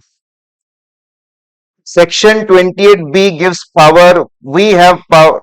Quality Review Board has power to review quality of all services provided by CA. Quality Review Board is very powerful. They can review quality of all the services given by us. All. Not just assurance. Everything done by us. But as on today, they have issued procedures only for review of audits. So they have power to review all the services, but they have issued procedures only for review of audit. And that to which audits? They can come and see quality of statutory audit and reporting process. So they can come and see statutory audits, and they can come and see quality control framework for statutory audit. Okay. So as on today, they have procedures only for checking statutory audits. That majorly means company audits. They cannot come and see GST audit, internal audit, tax audit. GST audit is no longer there. GST audit, internal audit, tax audit. In future, they can also see services provided by members in employment, but that may happen at later stages. Okay, so ultimately, sir, what is the conclusion? They will come and see only statutory audits. But you should know the background. They can do check everything. In audits, they are focusing right now on statutory audits and quality control system for statutory audits. Fine.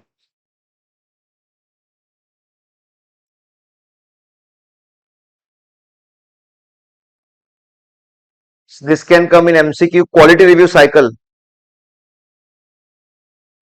So peer review is once in 3 years. And see, there's so big difference in number of partners. They are seeing if 20 or more partners, then once in 3 years. So our peer review starts with 5, 4, 3. They are starting with 20. Drafted by different people or different set of people. 20 or more once in 3 years. 10 or more, but less than 20 once in 4 years. Less than 10 once in 5 years. Peer review is only once in, now with the change thing, validity is 3 years. So everything should be once in 3 years. But here for big firms, once in 3 years, smaller than that, once in 4 years, smaller than that, once in 5 years. Number of assignments, very limited. If any CA firm is getting selected directly or indirectly, first time up to 3 assignments, depending on how big is the firm, geographical spread, regulatory concern, and so on. Maximum 3. Subsequent, if there were no adverse finding in the previous quality review, not more than 1. If there were adverse finding in the past review, they can go beyond 3 also. And selection can be more frequent level than specified in quality review cycle. If adverse comments are there, adverse finding in the previous review, more than 3, they can go beyond 3, and this firm can be selected more often. Fine.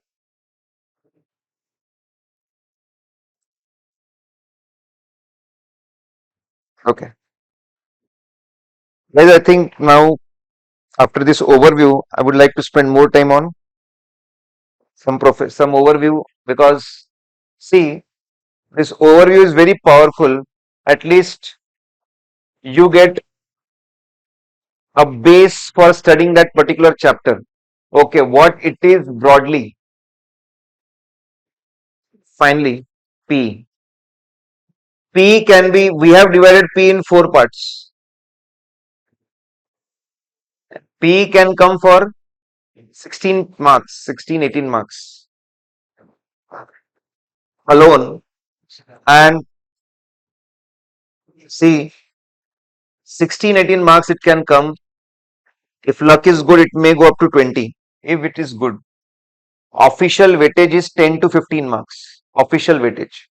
As per the weightage given by ICAI. So let's assume 16 is the marks you are going to get from here. It can be broadly divided into 4 parts. First, introduction. Next is Schedule 1, Schedule 2, and guidelines. 4 parts are there, and most importantly, 99.99% it will be a repeated case.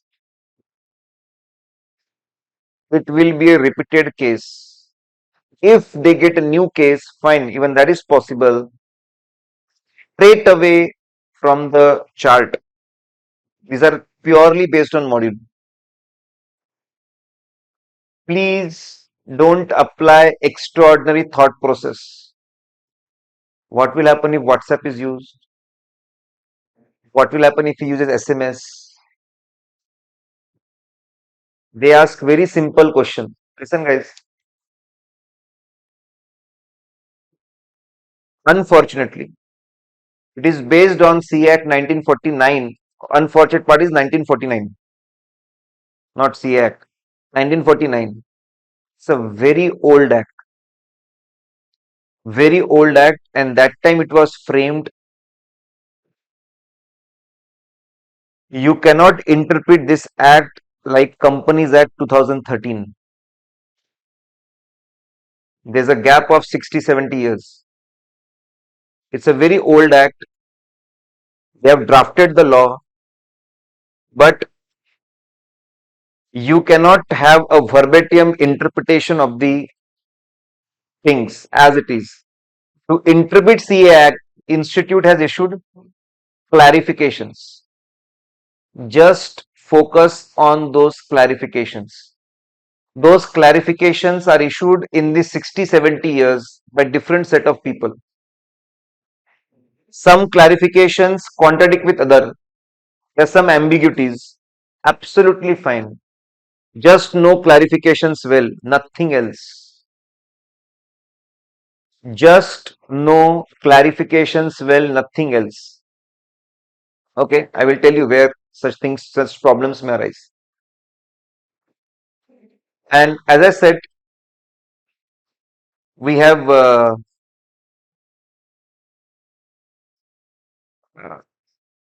one and a half hour video. All the charts from start till end are revised in that of professional ethics. You will find that in the English channel maybe. If you don't find, simply send a query to me. I will put it on the channel again. Now let's see some important things from the first part, that is introductory part. Everything in the chart is straight away from the module, not a single word different than module. Now the first part, they first talk about a book called Code of Ethics. In Code of Ethics, there are 3 volumes. Volume 1, Volume 2, Volume 3. Volume 1 is on 5 fundamental principles. We all know that 5 fundamental principles: CBI office, confidentiality, competence and due care, professional behavior, integrity, objectivity. So the whole discussion is about these 5 principles and how to implement these 5 principles in practical life. Listen, guys. So is volume 1 and discussion is on this 5 principle. Volume 2 talks about 2 schedules, first schedule and second schedules and its related clarifications. And volume 3 talks about past decided cases, judgments. You don't need to study them. Not required. Okay. Now, what to study from this particular thing? First, we have made charts for everything.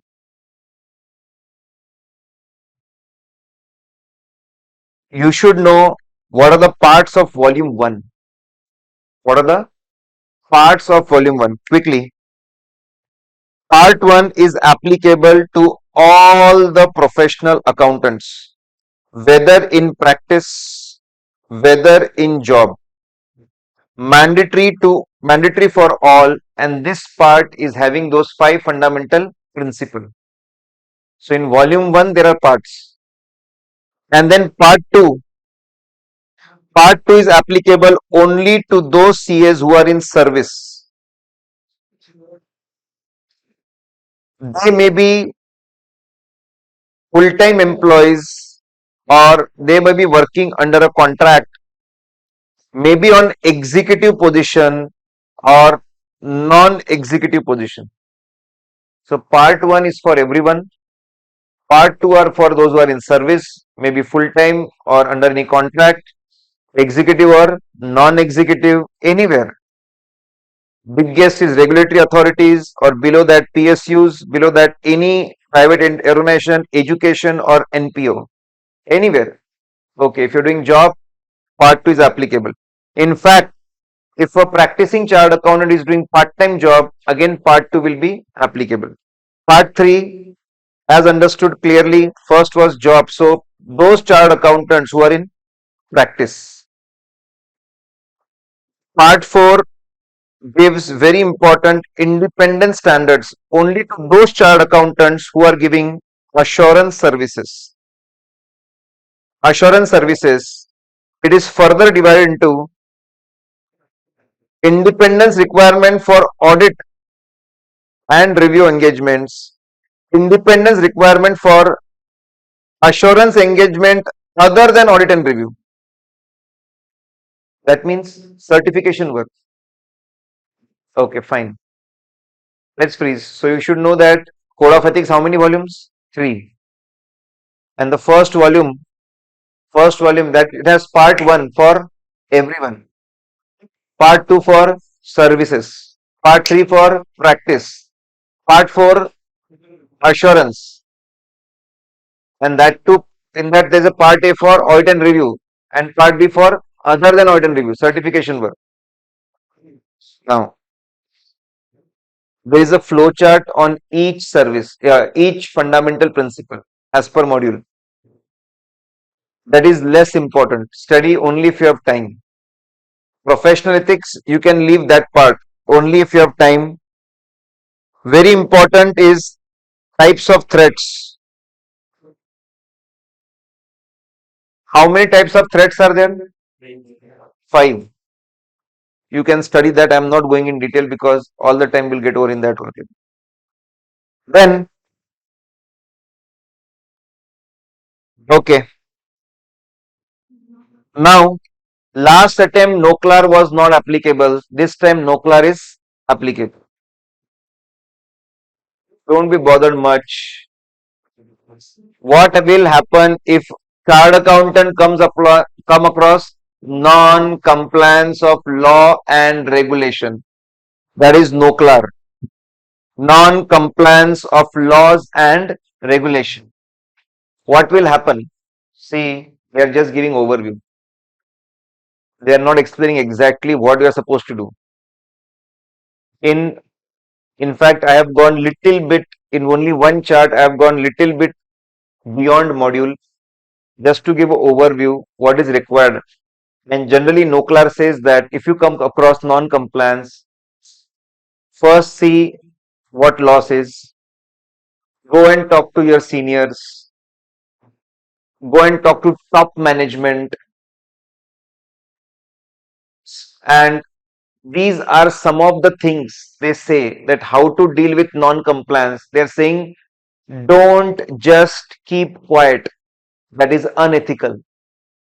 You are seeing a non-compliance and you are not saying it to anyone. You are not taking any action. That is not an ethical act. Do something about it. We are not saying go blow up confidentiality, but do something. That is the whole message of NOCLAR. Do something. And there is a separate NOCLAR for those in practice, and there is a separate NOCLAR for those in service.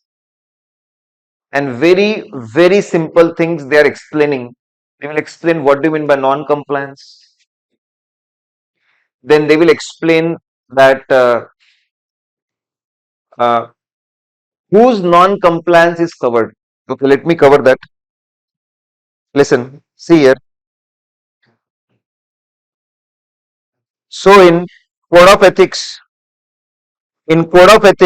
there is a specific guidance is given regarding what to do if CAs come across non-compliance of law and regulation. Section 260. So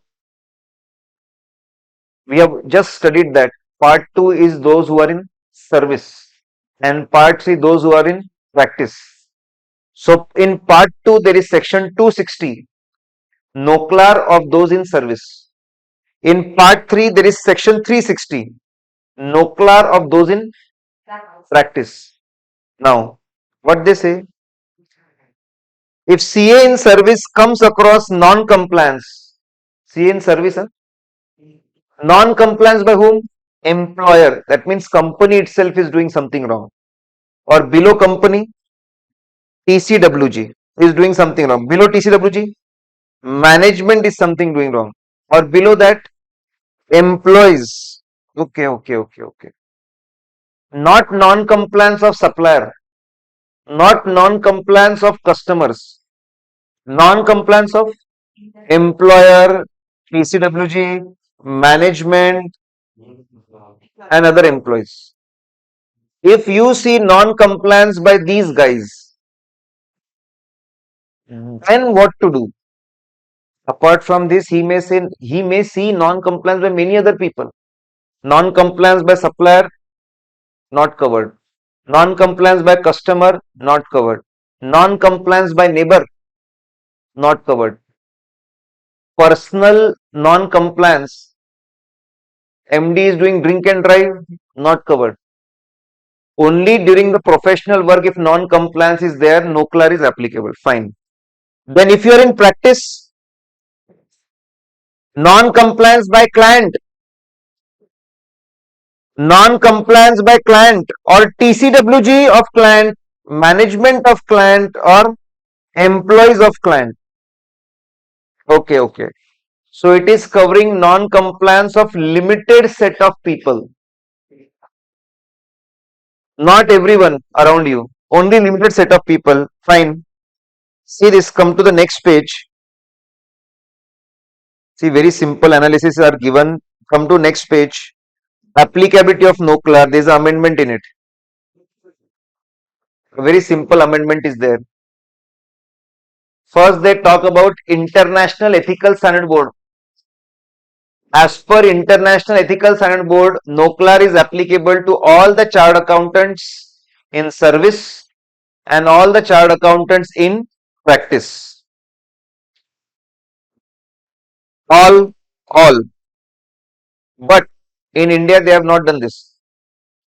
They have restricted it and they have amended it. NOCLAR is applicable only to those CAs who are doing employment under listed entities, and that too who are SPAs, senior professional accountants. That's it.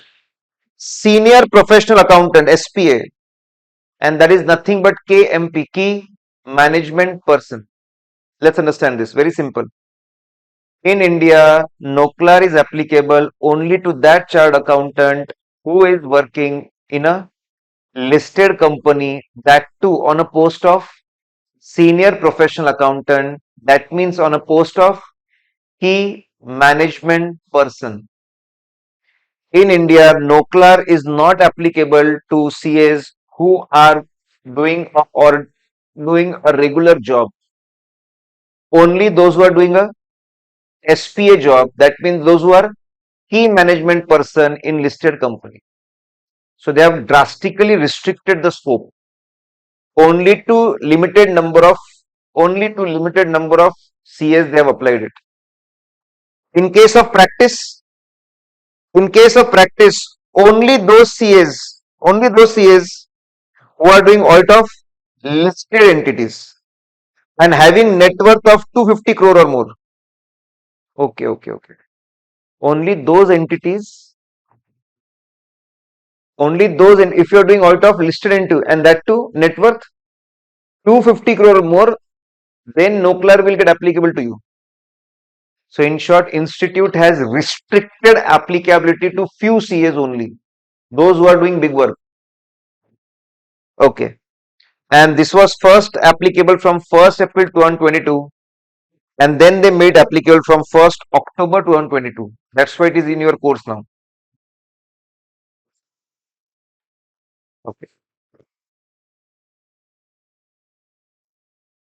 Now,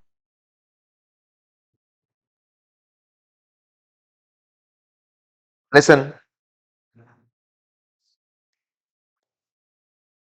So, in introduction part, important thing is that volume 1 to 3 and what is the applicability of volume 1. No clerk.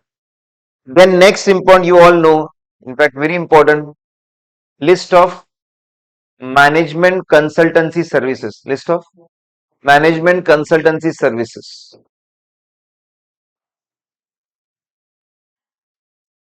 Now listen, what we have done, I'm just giving you an overview.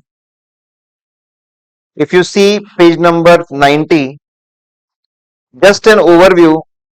See, many times what students do is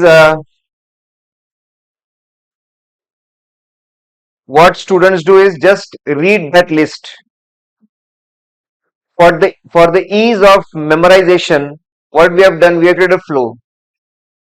There are services which are required prior to incorporation. There are services required after incorporation in fundraising. So what is covered in MCS? Some services prior to incorporation, some services after incorporation in fundraising, after raising fund, planning related services, after planning, staffing related services, after staffing, admin services. After that, production doesn't come in CA work, but working capital management services. Then what should be the pricing of the product? Those services. Once things are sold, recovery services, but only in banking sector. It's a flow. Then making statements, profitability statements and cash flow statements. MCS doesn't cover accounting. Accounting doesn't come in. Management consultancy services, it's a core part of audit practice. It is not covered in MCS. But making statements, cash flow statement, fund flow statement, that is covered in MCS. So after earning these statements, and then after earning money, where to invest, special audits, how to evaluate systems, and finally liquidation. This is a big list, guys. So this is the list. It's a sequence is created that this is the list of MCS, management consultancy services, and some of the services are very famous. You all know.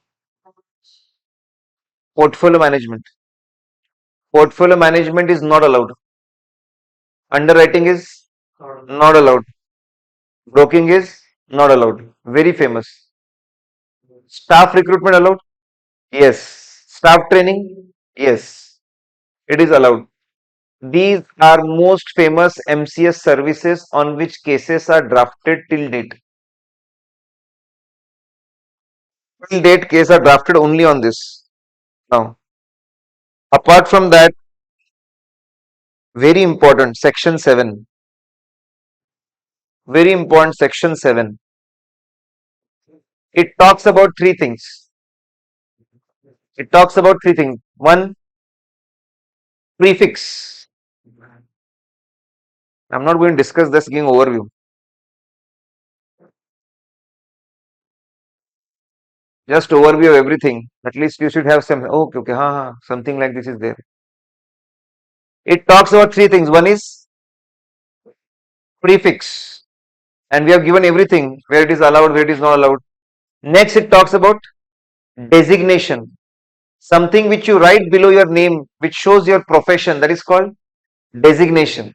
And third, it talks about qualifications. It talks about qualifications. And it's very interesting. They have divided qualification in two parts. Qualifications and membership of accounting bodies, and qualification and membership of non-accounting, other accounting body, other entities. Listen, okay, quickly overview. In prefix, there is very simple thing. Once you become a chartered accountant, irrespective of whether you are in practice or not, you can use prefix CA. It's up to you want to use it or don't you want to use it. It's up to you. You deserve it. And you can use multiple prefix. CA, doctor, doctor. They have clarified for doctor. You can use doctor also. You have done PhD. You can use CA doctor or doctor CA in any sequence. So no problem with the prefix. Designation, if you are in practice, only chartered accountant, no addition, no deletion, no modification. You cannot use any other designation. If you are not in practice, you have an option. Either you use chartered accountant, nothing else, or you use any damn thing you want to use. You want to call yourself a professor, do that if you are not in practice. You want to call yourself entrepreneur, digital creator, whatever you want to call, you can call if you're not in practice. Then, when it comes to qualifications and membership of other entities, they have written two parts: qualifications and membership of accounting bodies and bodies other than accounting, and the only one difference is there. You can write qualification and membership from accounting bodies only after approval of ICAI. So ICAI has problem with other accounting bodies. Big problem they have. Because they say that they misuse. How they misuse? A simple thing. What so let's take an example of ACCA. It is not allowed to write ACCA.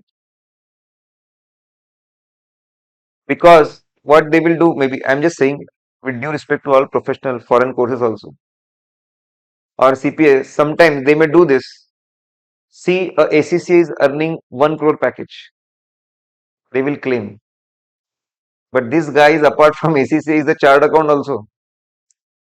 And now he is maybe, he is what? He is getting money because of CA. And they are depicting like he is getting money because of ACCA. So that's why ICA is restricted.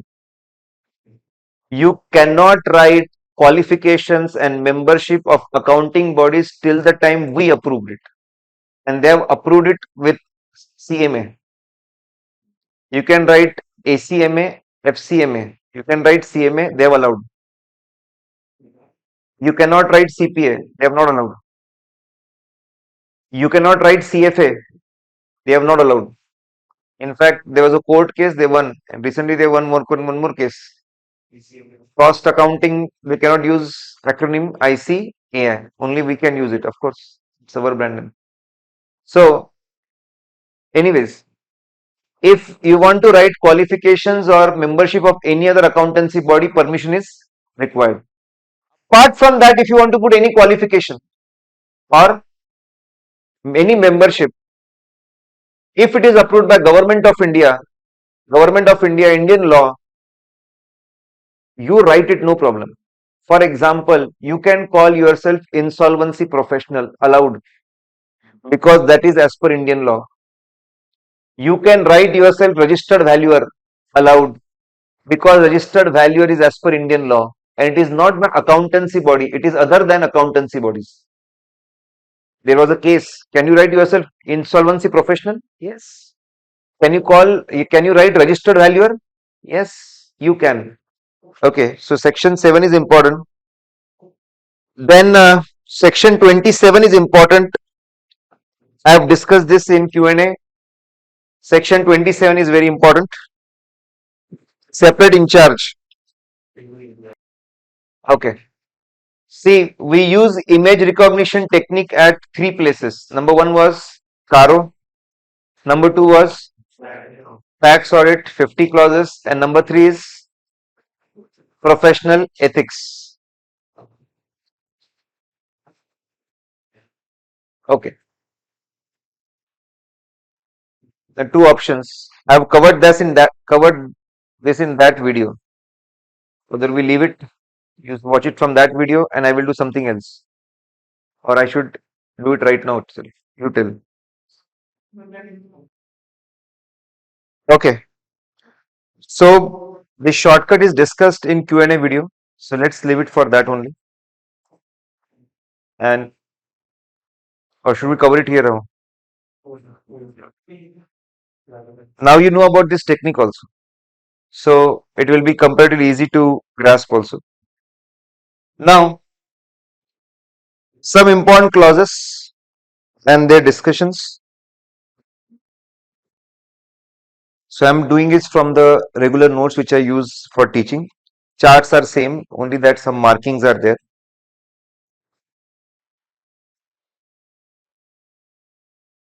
Now, clause number 2.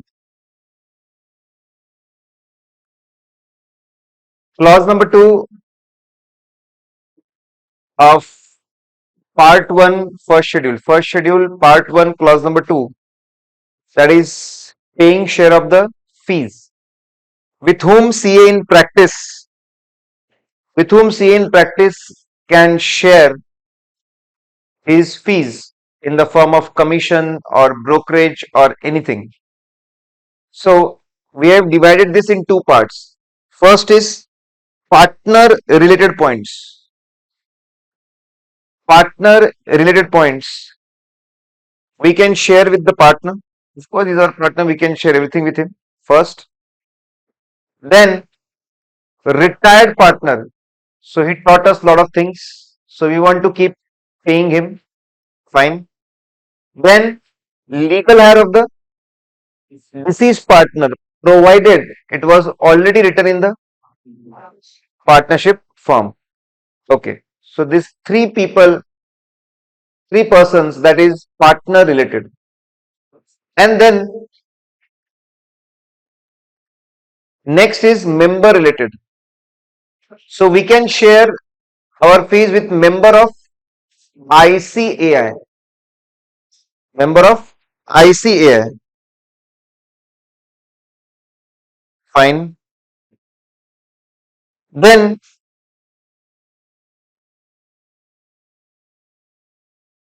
next is we can share with members of prescribed bodies. Members of prescribed bodies. Okay. And members having prescribed qualification. So there are three member points: members of ICAI, then members of prescribed bodies, and members having prescribed qualification. Now listen guys, these 2 points, members of prescribed bodies and members of prescribed qualification, is covered by regulation 53A.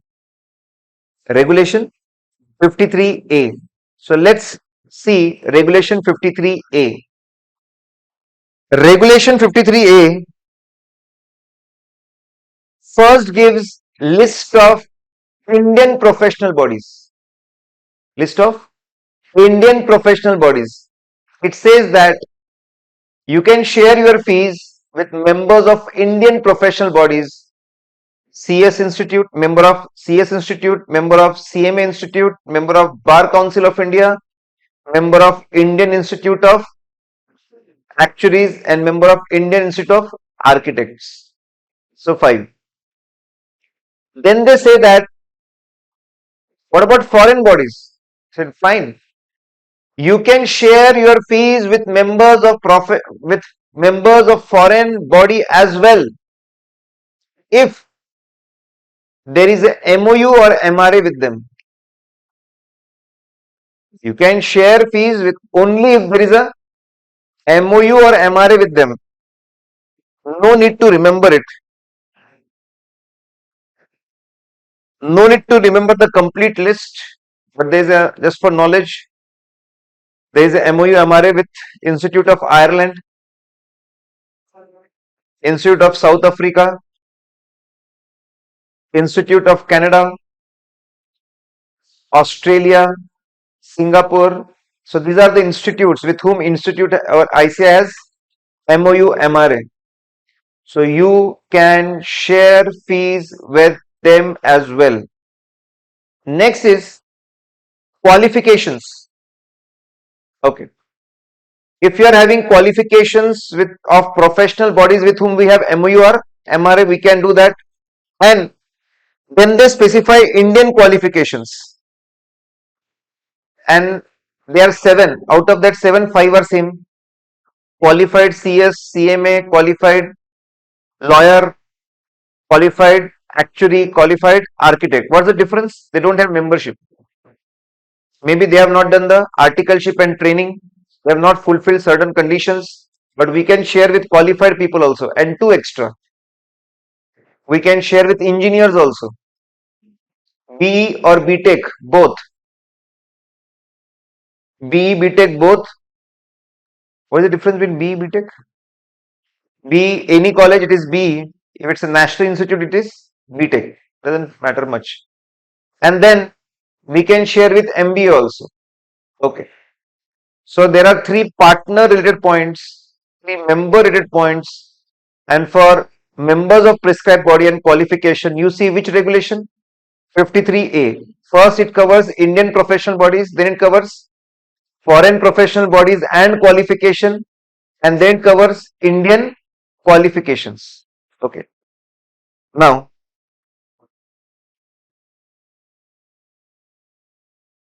so sometimes students have confusion with respect to foreign professionals. So you should know that it is allowed, provided there is a MOU or MRA. No question has been asked till now with respect to MOU MRA. I expect that maybe the question will be asked with respect to MOU and MRA. Now, next. Okay, so though most important, there are two clauses, clause 6 and clause 7, and there is a big controversy also over this. Most confusing people will find clause 6 and 7, and they have a question, sir.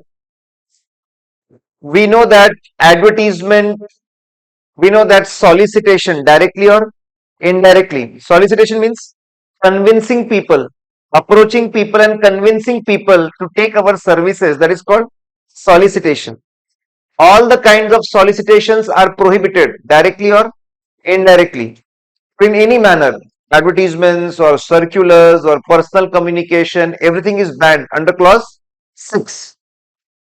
Then clause 7 says that, clause 7 says two things. Number one, you cannot use any designation other than chartered accountant, and that is copy paste same as section 7.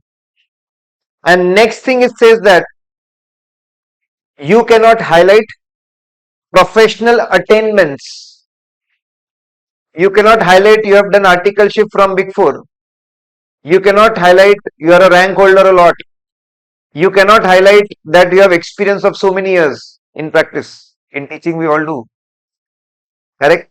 You cannot highlight professional attainments. But then now, so there is always a confusion, and clause 7 uses the words you cannot advertise professional attainments. Now the question is when to apply clause 6 and clause 7. Guys, this is very simple answer and to the point, exact. Don't run behind interpretation. There are fixed number of clarifications in clause 6. There are fixed number of clarification in clause 7. If it is covered in clarification of clause 6, apply clause 6. If it is covered in clarification of clause 7, apply clause 7. Listen, for example, I will give you an example. There is a clarification on books and articles. Can a CA in practice write books and articles? It's not a problem. He can. Can he write firm name? Can he write firm name? So there is a it is covered in clarification number 6. In last to last attempt, it got amended. We can write firm name. Huh? We can write firm name on books also, and we can write firm name on article also. But we cannot highlight professional attainments. I cannot write so much is the experience. We have so many clients, we have so many offices, and this, that. We cannot do that. Now listen. We can write the firm name that is given in clarification of clause 6. And the same clarification they write, we cannot highlight professional attainments. Now, highlighting professional attainment is a point of clause 7. That's why students get confused. That's why I'm saying don't apply interpretation. Clarification of clause 6 will apply. And if you say, sir, I will apply interpretation, I will refer clause 7 also. Okay, marks will be deducted. It was issued under clarification of clause 6. Apply only clause 6, write the clarification, discuss the case, give conclusion. That's it. Sir, it is illogical. Yes, it is illogical. That is how it is drafted. We cannot do anything about it. You have to live with that. So understand very simple thing. Clarification of clause 6, apply clause 6. Clarification of clause 7, apply clause 7. Don't apply extraordinary brain. Or you will get confused like hell. And you won't reach anywhere and you will lose marks. Some people act super smart. Sir, I will apply both the clause everywhere. Again, you won't be marks will be deducted. So what we have done, we have made one standard jumbo mnemonic. Registrar bans violent movies and promotes public counseling. These are clarifications of clause 6. Registrar bans violent movies and promotes public counseling. These are collective, all the clarifications of clause 6. Nothing is beyond these clarifications in clause 6. So you should know these are clarification of clause 6, apply clause 6, apply clarification, get the answer, done. And that's the only way to deal with clause 6 and 7. There is no other way. Now, from this, I will pick up few important ones. So, registrar R is for can we respond to tenders? 2 is for can we get ourselves impaneled? 3 is for greeting cards. Okay, let's see greeting cards. 3 is greeting cards. Let's see greeting cards. Can a CA in practice send greeting cards and invitations? First they say no. Then they say okay, allowed. Only to relatives, closest relatives, then friends, then clients. You can send greetings. You can send invitation, but you have to send only to these 3 type of people. Okay. Any kind of greeting card. Festivals greeting card, allowed. New Year greeting card, allowed. Happy birthday, allowed. Any kind of greeting card is allowed, but it should be sent only to these 3. And can you write designation chartered accountant? Yes, no problem at all. Do that. But invitation, there is a list. Invitation, there is a list. So again, it's in a sequence. Day you will become chartered accountant, you will thank God for it. Correct, thank you very much. Now I am a chartered accountant. If you have religious ceremony, in religious ceremony, you can write designation chartered accountant, absolutely allowed. You can write firm name, absolutely allowed. No issue at all. Then you will open your office. In that you will definitely write. That's common sense. You will write, otherwise for what you will invite. Then you will get married. Marriage can happen before also. If it's own marriage, you can write designation firm name. Not marriage of brother, sister, children, no, not allowed. Only your own marriage. Only your own marriage. Then you will have one more new office. For that also you can write. Very common sense based. 4 things. First religious ceremony, then office, then marriage, then new office. Correct? So they will write this. Birthday party of the son. Not covered. You cannot send invitation for it. This is not a religious ceremony. Invitation for only 4 type of events. Only 4. Okay. Now there's a very wonderful case. Sonu and Monu.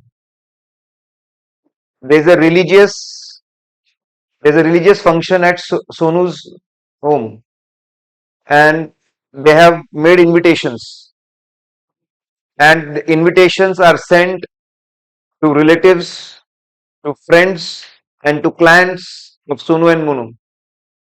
Is it allowed? Is it allowed?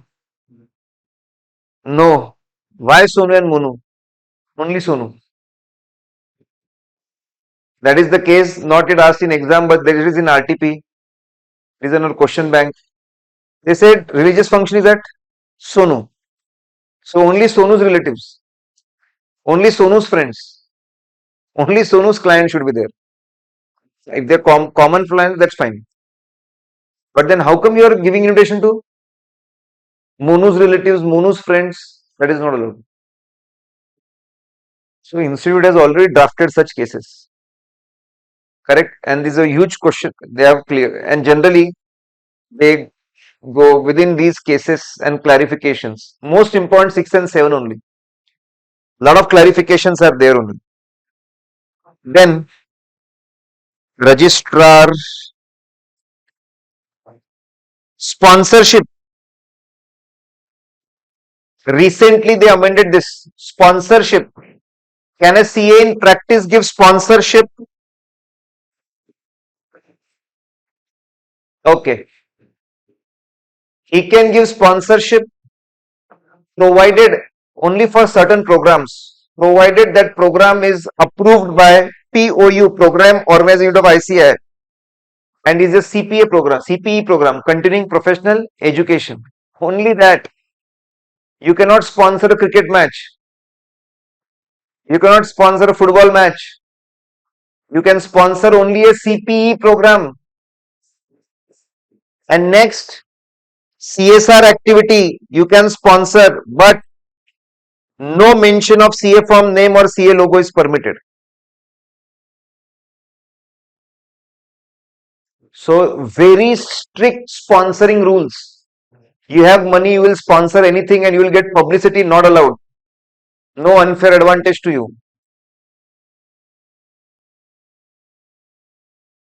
Okay. Then sometimes CA firms have silver jubilee celebration, silver, golden, platinum, and they issue advertisement in newspaper. Is it allowed? Yes. And again, it's difficult to digest, but it is allowed. So never miss the opportunity.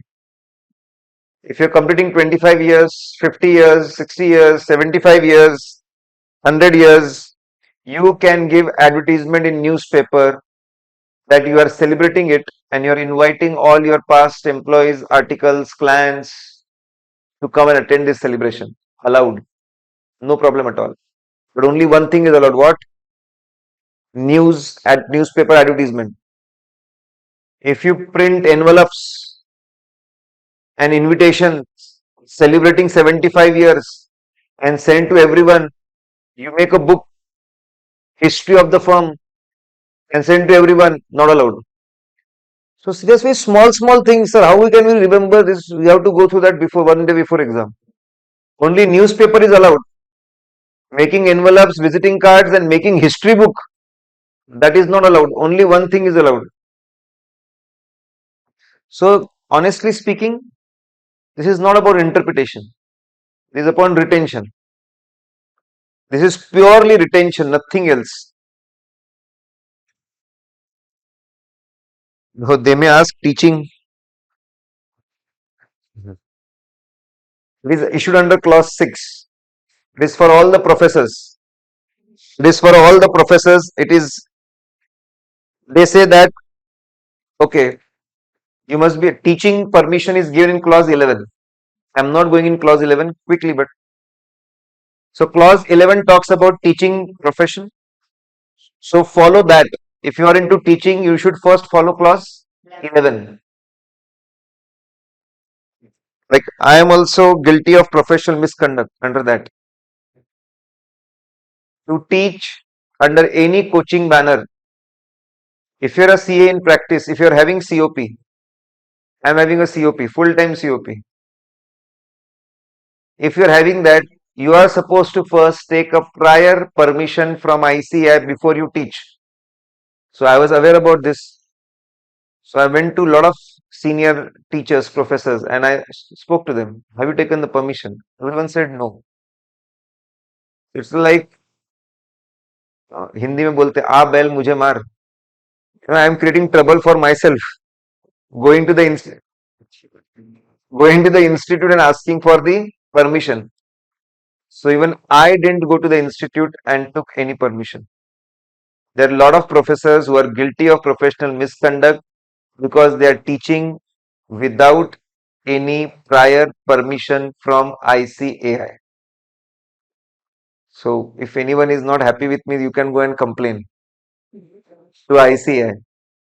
And then in all the books, there will be a famous case. But then ICAI sees that this is not doing any harm to the society. So they have not taken any action. But academically, it is a professional misconduct. Next, they are saying, fine, if you have followed clause number 11, you should not put advertisement of coaching teaching activity. You should never advertise. You should, member in practice should not put any advertisement of coaching teaching activity. It will lead to indirect solicitation by any other means. So we are not supposed to put any advertisement of our classes. Abstain from advertising their association with coaching teaching activity through hoardings, banners, poster, any other means. So basically they are saying our name should not be on any brochure, any hoarding, any SMS, any WhatsApp, newspaper. Our name should not be there. Okay. This is not followed by anyone. This is very old clarification. It's almost 3 to 4 years now. And so what is allowed? You can only put a signboard, name of the coaching institute only. So wherever your premises are there, you can put a board. Okay. But then I see to big extent Tharun sir has done that. He has not put his name. I saw the board. He has not put his name anywhere. Maybe he's following the complete professional ethics. Okay. Name is not there, correct? He's okay. Fine. So, but still, even they must be having uh, professional ethics. I don't know about that. I'm not expert in that. Now, so wherever your premises are, you can first, wherever your premises outside that, you can have it. Size of the board should be just like size of the firm. Small board should be there. Name of the institute allowed. Subjects taught allowed. Contact details allowed. No CNN. So you should simply put a board, name of the institute, subjects we teach, and contact details. Is it very harsh? This is impractical. This is harsh. This is impractical. But then academically, a question can be targeted, and then you have to write, yes, all our professors are guilty of professional misconduct. And there is a high probability institute targets this. High probability.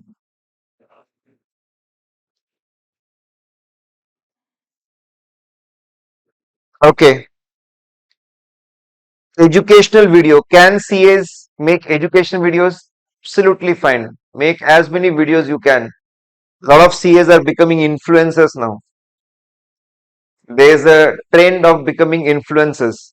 Just go on making a lot of videos. Correct?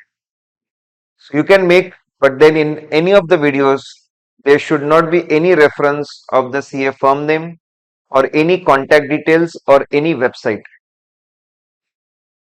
No reference to your practice basically. No reference to your practice directly or indirectly. Then can name of the firm come in movie credits and TV credits? Allowed. You can be a you can be doing accounting for a movie or a web series or a TV. You can be their cost controller. You can be their cost controller. You can be their accountant. It is absolutely fine allowed, but it should be in the same font and same size like others. It should not be highlighted extraordinarily. So that is allowed. Now see, movie credits is covered in clause 6. But if you are appearing in a film or appearing in a TV program, it is covered in clause 7. What nonsense. What is the logic? There is no logic. These clarifications are issued in past 60, 70 years by different set of people with different mindset. So you have to remember, okay, credit thing is covered in clause 6, but appearing in movie is covered in clause 7. Are you getting this point? We cannot do anything. If you understand this simple thing, your life will be simple. Now, okay, if anywhere you get the word interview, apply clause 6. If you get the word interview, no other chance, apply clause 6 only. Name of the firm is allowed? Yes. Name of the firm is allowed, but not highlighting professional attainments. Now again, professional attainment is clause 7, but they have issued clarification under clause 6. You have to apply clause 6 only. You cannot apply clause 7. If you apply clause 7, wrong answer. I am saying there is nothing else, there is no other logic.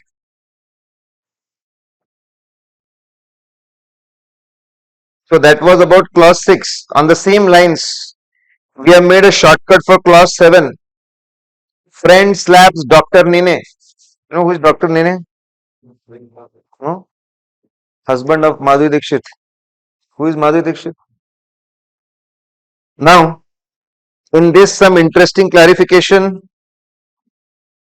Okay, appearing. If you want to appear in any, see, again this sequence, the big is internet. Below that films, below that reach television, radio, lectures at forum. Absolutely fine. Appear anywhere. No problem. Is firm name allowed? Yes. Firm name is allowed. Remember, in interview also it is allowed. If you are appearing in any TV show, if you have seen CNBC, they write firm name. They will write KPMG. They will write EY. They will write PwC. Allowed. It is absolutely fine. It is allowed. But just remember, don't, again, no exaggerated claim, no comparison, no promotion. That means, again, don't highlight professional attainments. See, sometimes students are, no. Firm name is not allowed anywhere. No, it's not like that. It is not allowed anywhere. It is allowed at some places. And the only way is just be cool, calm, read this list of 6 and 7 every day. This time there is 2 holidays. So every day you read list of 6 and 7. There is high probability that you get a case from 6 and 7. Very high probability. 30-40% of the cases are only on 2 clauses. 6 and 7 only. And it's very simple. Clarification of clause 6, apply clause 6, clarification 7, apply clause 7. Okay, so this visiting card. Can you have a visiting card? Of course. We can have a visiting card. So generally on left side you get name, chartered accountant, qualification, firm name. Right side there is a logo. And below and back side, see, there is general. So which page number visiting card? Page number 98. Which column? First column. So first column, on left side you give details, name of the CA, chartered account designation, firm name, right side logo, and behind the address. QR code is allowed. But it is allowed. Okay. See, maximum things are under, whenever you get visiting card, apply clause 7. All the clarifications are under clause 7 except few things are there in clause 6. Can you have QR code? Yes, you can have a QR code, simply scan and all the details can get, but only that information should come which is allowed on visiting card. Only that information should come. You cannot write click. Huh? Writing click, that means you are soliciting. Not allowed. If you write click this website, visit this website, not allowed. Only website name, don't use please visit, please click, please register, not allowed. There is a case on this. Not allowed. Year of establishment since 1990s is not allowed. Photograph, not allowed. Not a salesperson. No photograph allowed. No any other logo. Associates of some other firm. We are associate of Big Four. Not allowed. ISO certification, not allowed. Celebrating 75 years, not allowed. We want to write our vision, mission. You taught us is an SM, vision statement, mission statement. I want to write, not allowed.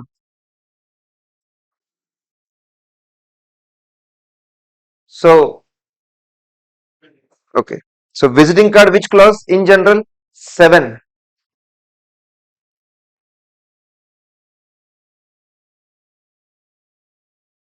Then there again some recent clarification. Okay.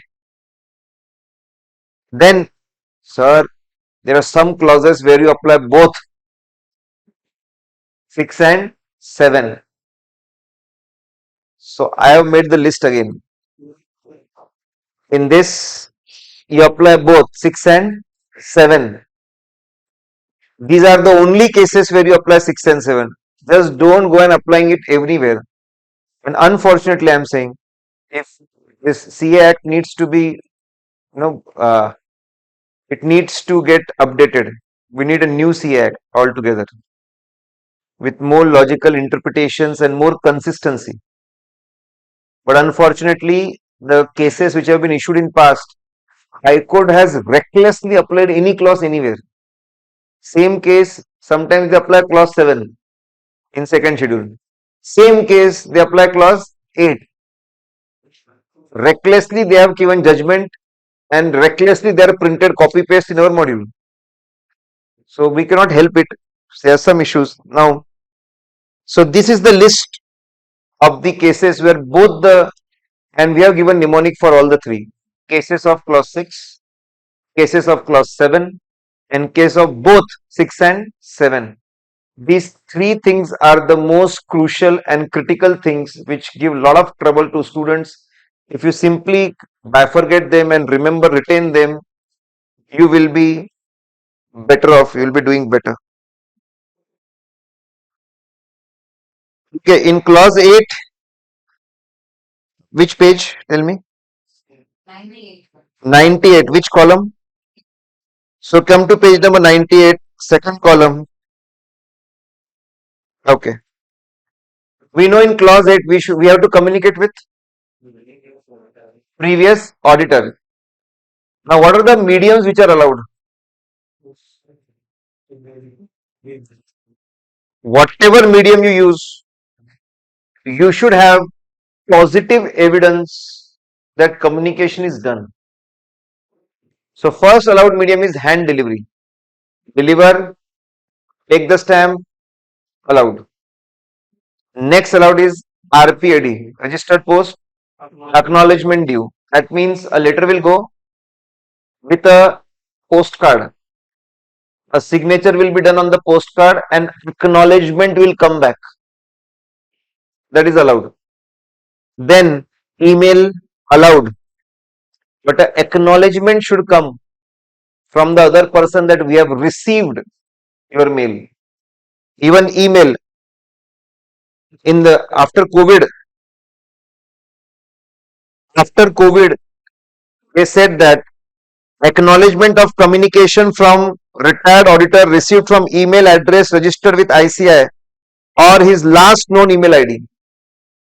Even email communication is allowed provided you get an acknowledgement that they have received the mail. And you can use Udin portal, but that facility is not yet started. In future, you can intimate with the help of Udin portal, but that facility is not yet activated. And now the 4 special cases that is very important. What if you have sent the communication and you get a reply from the post, registered post, premises are locked. It will be deemed it is delivered. Very important. If you get premises locked, it will be deemed that it is delivered. If you get a reply that no address found, if this address is as per ICI website, it will be deemed that it is delivered. Office closed, deemed delivered. Address not found, address is proper, deemed delivered. What if no tax audit was conducted in the previous year? What if there was no auditor in the previous year? Go to the auditor who was there before previous year. What if auditor was there 3-4 years back? Go to that auditor. Doesn't matter 3 years, 4 years, 5 years. Go to that auditor. Whoever was the auditor, go and talk to him. What if there is a death? It's okay, stop. Whom will you go? You should not go and write, go to legal hire.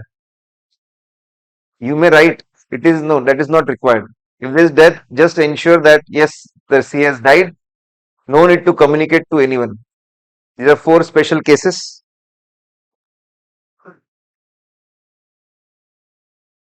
Okay. Come to clause number 10. Which page? 99. Which column?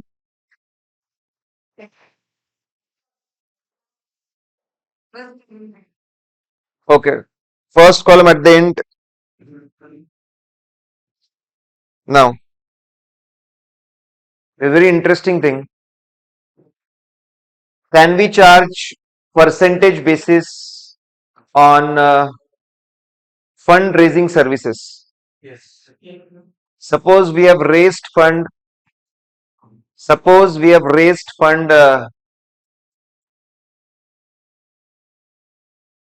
for our client loan from a bank. Can we say that give 1% to me? Yes, no.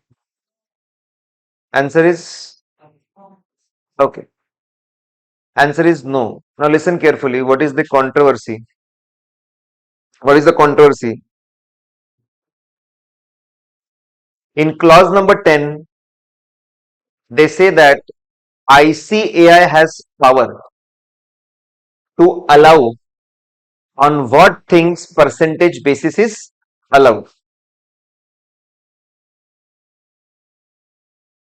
They have made regulation 192. Regulation 192 where they specify where percentage basis is allowed, and there they write certain fundraising services you can charge percentage basis, but they have not yet specified what certain services. Certain fundraising services, I spoke to Board of Studies.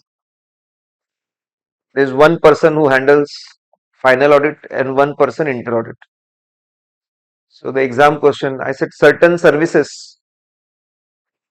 So till the time institute is not clarifying, we should take the general meaning of fundraising. So they said no. Till the time ICI doesn't mention exactly which services, we will assume no services. So as on today, clarification is you raise money from loan, you raise money from debenture, deposit or private equity or anything, percentage basis is not allowed. What happens in practical life is exactly opposite. They go for percentage base only. But anyways, that is practical life. Let it be. For exams, we should know academic life. So Not allowed on percentage basis.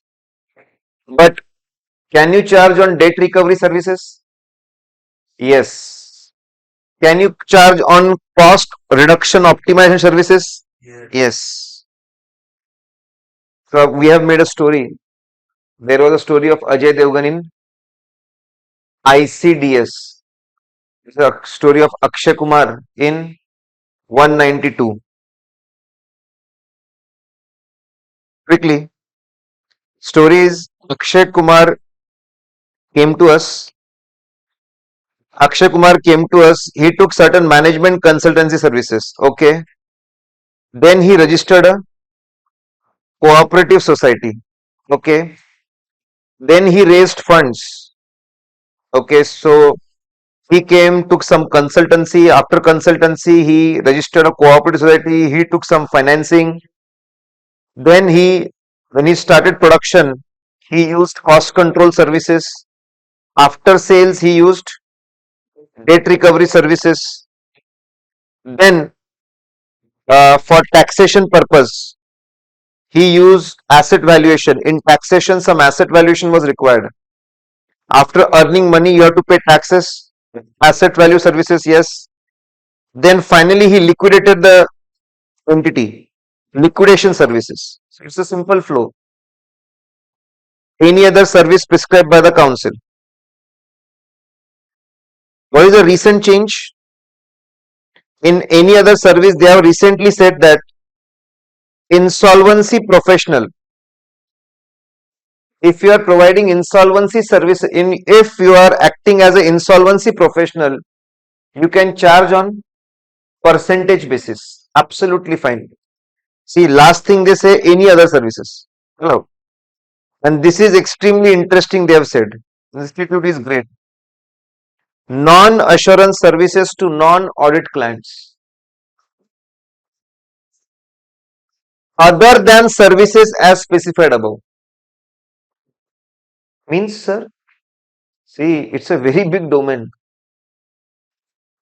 Non-assurance client means all the clients to whom you are not providing auditing services. All those clients are called non-assurance client. And if you are giving them what? Non-audit services. There is a big domain. There is a big domain of what do you mean by non-audit services. Suddenly you have opened the floodgates.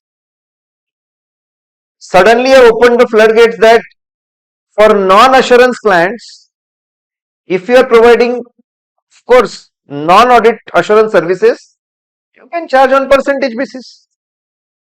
I have interpreted that. See, in law there is a rule, specific override general. So in above cases we have specific things. Apart from these cases, if there is anything else, non-assurance client, non-audit services, percentage basis is allowed. Very big change. Very big change. Loads of services now you can go on percentage basis. Everything will cover here. For example, you are helping client to get refund of taxes. 50? The exploitation of the client. 50%. 10% is reasonable. 5%, 10%. So suddenly now it has become allowed because of this change. Okay, that's interesting. Clause 11, I doesn't want to talk anything much. Okay. Can you do farming activities? Our own land. If your family owns a land and if you want to do farming, you can do without any permission. Without taking any permission, you can become a farmer. Absolutely fine, allowed.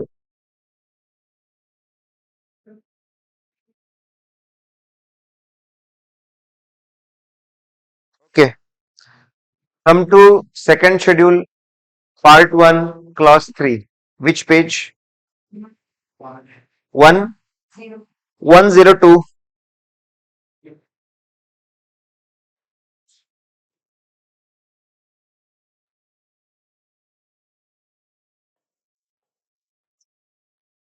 Can you give report on forecasts or projections? Yes, no. Can you give report on forecasts or projection? Answer is yes. I'm saying yes. Yes, you can give, provided that report should be as per SAE 3400. You can definitely give a report on projection and forecast. What is difference between forecast and projection? If futuristic financial statements, P&L, balance sheet, cash flow is based on realistic assumptions, reasonable assumptions, it is called forecast. If it is based on hypothetical assumption, what if we start a foreign branch? What if we make one more factory? That is called as projections. Okay, we can give report on both, but you should follow SAE 3400. And what SAE 3400 says? You should never vouch accuracy of the outcome. That means you should never give guarantee or surety these profits will happen, this net worth will be achieved, this cash flow will be achieved. No, no, no, no, no, no, no. Don't talk about the final output. You are not God and you are not astrologer also. Don't comment on final output. Then you comment on ingredients where assumptions were reasonable. That's it. Only comment on ingredients, whether assumptions are reasonable, nothing else. Okay, so ideally, suppose I say that guarantee you will get 60 plus in exams. Wrong. I should say, okay, we have a very good content, we had a very good discussion, that's it. It is good for scoring in exam, but I cannot comment on the output because output depends on a lot of things. On the same lines, chartered accountants cannot comment on the output, they should only comment on the ingredients, and that means only assumptions. So now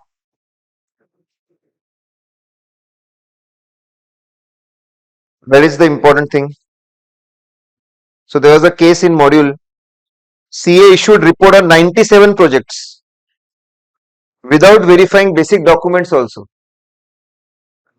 So they said it's a complete mockery.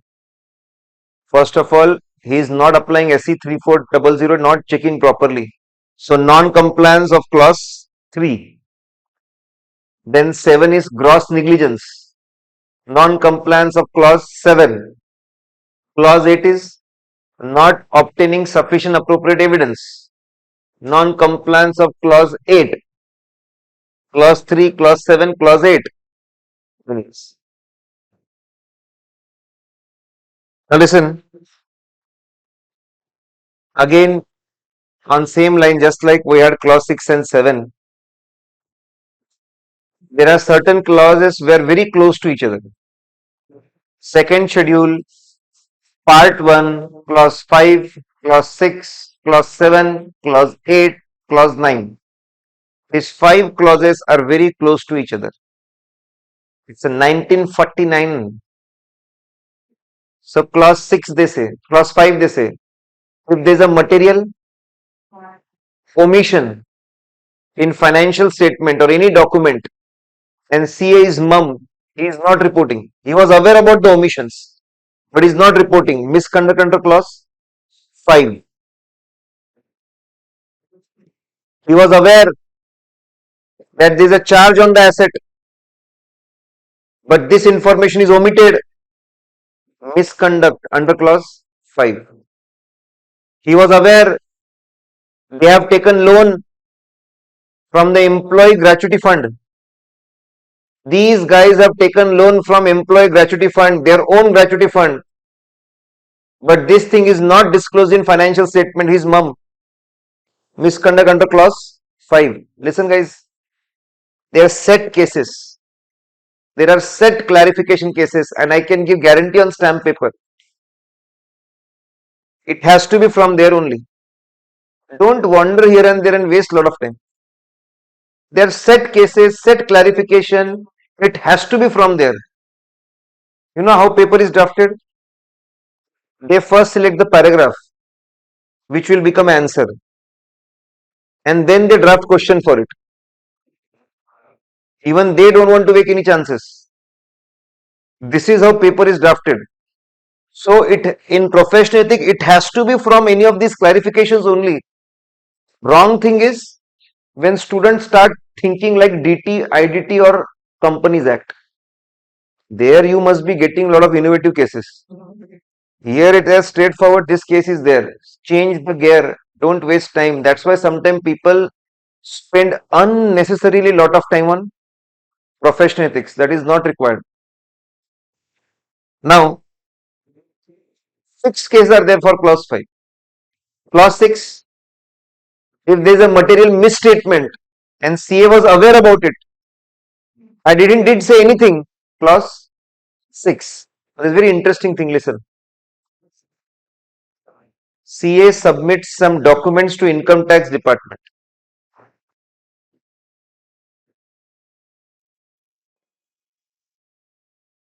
CA submits some documents to income tax department. Okay.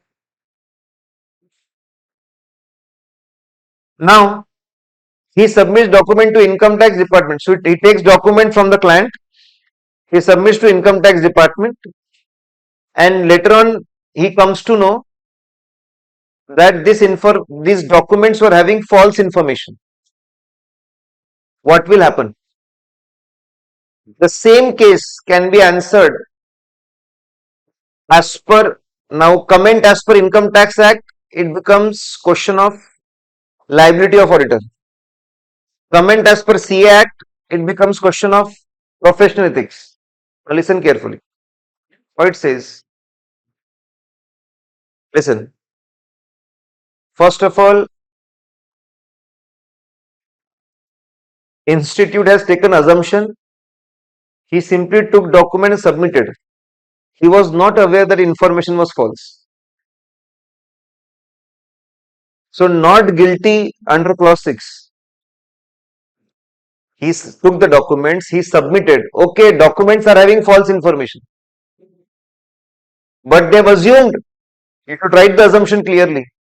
We are assuming CA was not aware that documents were false, having misleading false information. So he is not guilty under clause 6. You can write if required. Alternatively, if we assume that he was knowing all these things, then he will be guilty. On the same lines, now, if it is as per Income Tax Act, you will see the lecture. If he, as per Income Tax Act, CA is submitting some document and if he is aware it's a false information, then he will be punished under section 277 of Income Tax Act. So I am saying if the last line changes, in which chapter it will go, it will change. Okay. Now,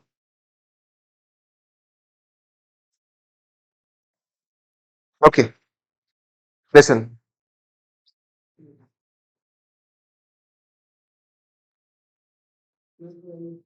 If people are asking you questions and you are not replying to them, you are guilty under Rasgulla. That means first schedule, part 3, clause 2. And if you are giving false information, second schedule, part 2, clause 3. Okay, what I'm saying, listen. What mistakes students make, I'm simply focusing on that. Listen guys, there are 8 entities. ICAI, below that council, below that quality review board, below that committee.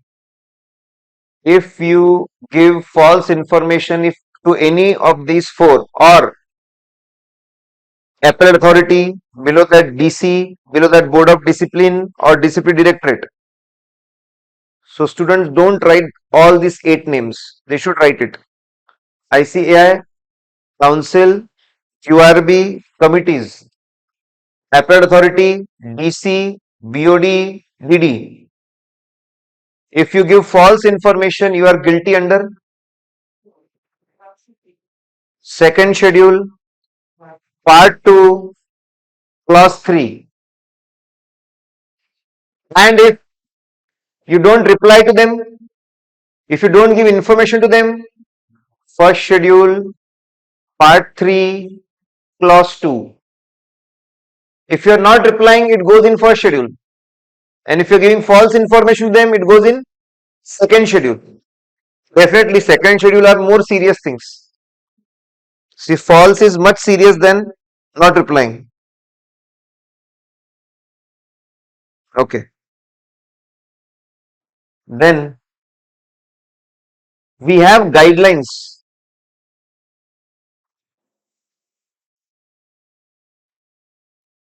So Council Guidelines 2008. Council Guidelines 2008. There's a shortcut, new tab of clients. As per Council 2008, you will get new tab of clients. So there are clarifications for that. And now listen. If any guideline is broken, give reference of guideline, and you can give reference of second schedule, part 2, clause 1.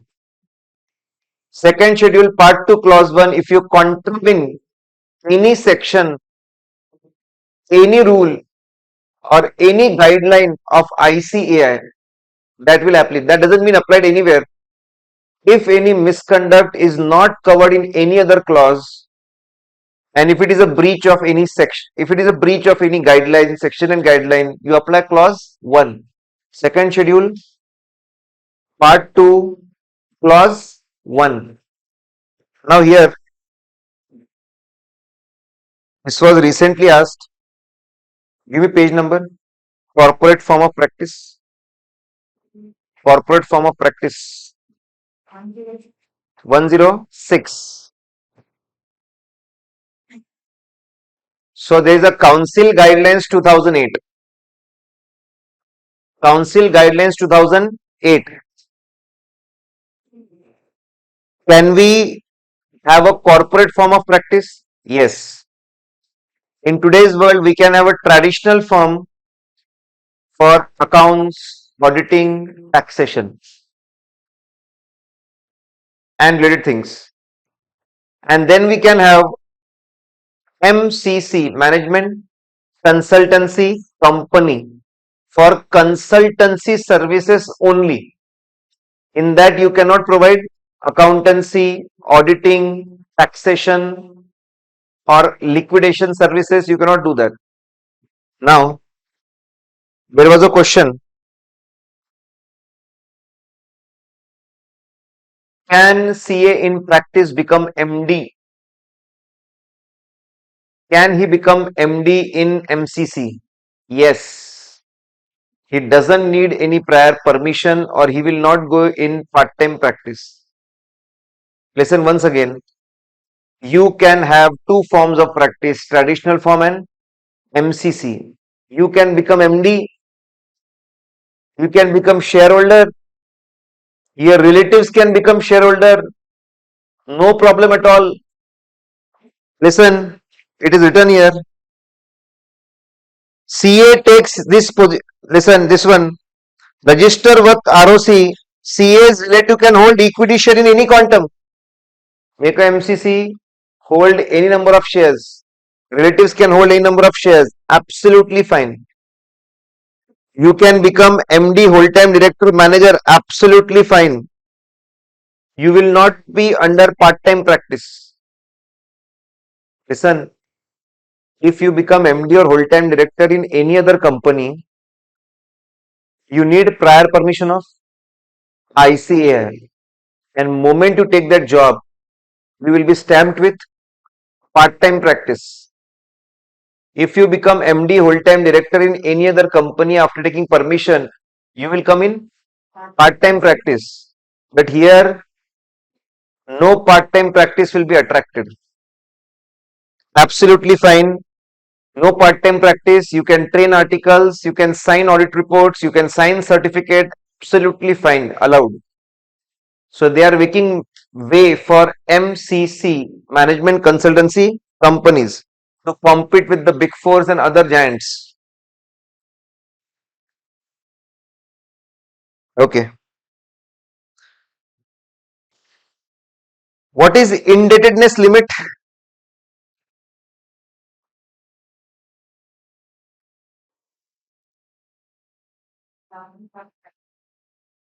Okay.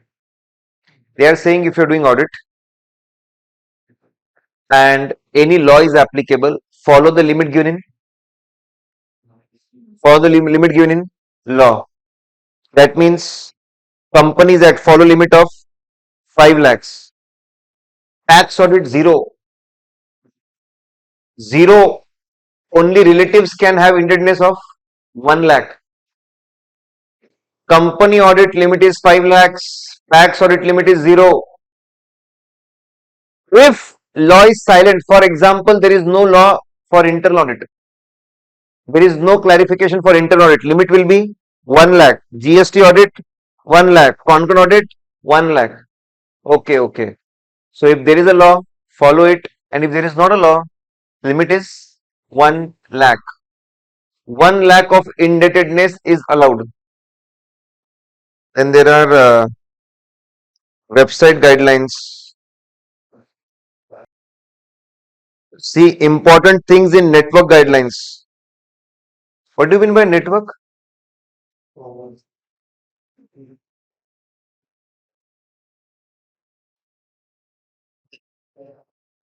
Yes, like Big Four. Okay, listen. So they explain that network means simply, they've explained deemed network, you can consider name. Network means a larger structure. Means, sir, what do you mean by larger structure? Two or more firms have come together, any kind of understanding, where they say that they will cooperate with each other, they may share profits and costs, they may share resources. So sharing may happen. Sharing, they have come together, let's come together, let's develop a software, we'll share the cost. But not just restricted to listen, if two or more firms they have come together, any kind of contract they have made amongst themselves, and they say that we'll always work together, and when we work together, if there are common costs, we'll share them. Not just one time cost, lot of common costs, we'll share them. Their profits, we'll share them. Or let's have a common ownership, common strategy, common quality control, common brand name. Okay, so broadly, if they have come together and they are ready to share costs and profits, or they are ready for common things, either common ownership, common strategy, common quality control system, common brand name. If they have come together for this, it will be deemed as network. Now listen. The most important thing in network, I think they can target this, they can simply ask, what do you mean by network? If any firm has come together to form a network, they need to get registered with ICAI. They need to register their network with ICAI. Listen, but they are saying that, see, they've explained one concept. Not any association can be called as network. So simple, there's an association. If there's a work of Maharashtra, you see it. If there's work of Tamil Nadu, I will see it. This understanding is not called network. There should be some cooperation, some combined working, some sharing, some common things. Only referring work to each other is not a network. One-time cost sharing is not a network. We'll buy antivirus software together. Some keys you keep, some keys I keep. That is not a network. There should be some kind of common sharing and common things. Then only it is deemed as network. And moment anything becomes a network, it should be immediately registered with ICA. And then they have explained one common principle. Okay, so they haven't explained any. They have explained very simple principle. If third party think you guys are working together, that is a perfect test. If outsiders are thinking that you are working together, that means you are having a network. That is a common principle you should apply. And if third parties cannot think that you are working together, that means there is no network in general. Anyways, we can ask this, and the most important thing is you can mark network can be of different forms.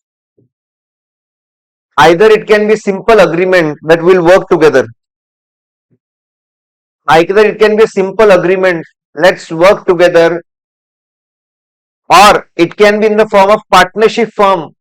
That means firms will come together and register a partnership firm, and this partnership firm will run the network.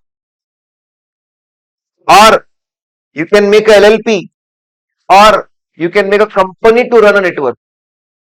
It can be a simple agreement, there can be firm, there can be LLP, or there can be company to run a network. Anything can be there. Everything is allowed. Now, the most important thing is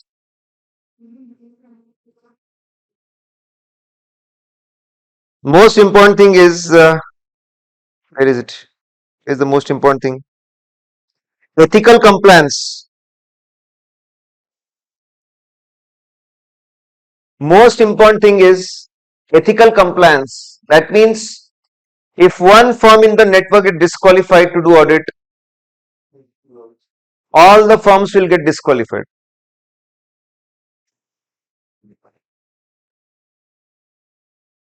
Is it like that? Yes, yes.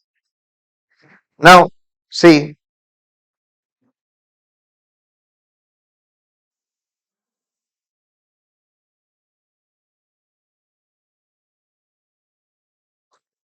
better framing. See, point number one.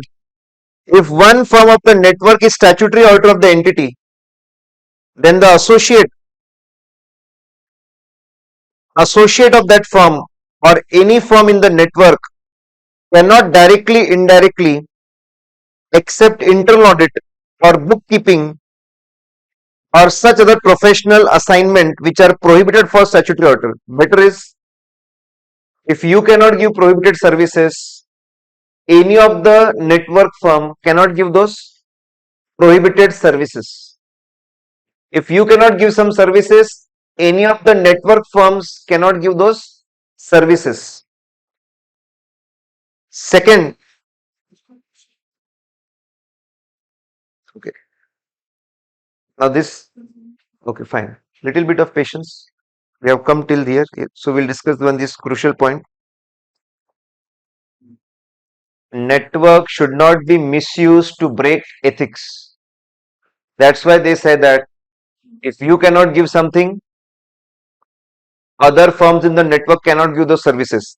Third point, if rotation is applicable to you, rotation is applicable to all the firms in the network. Fourth point,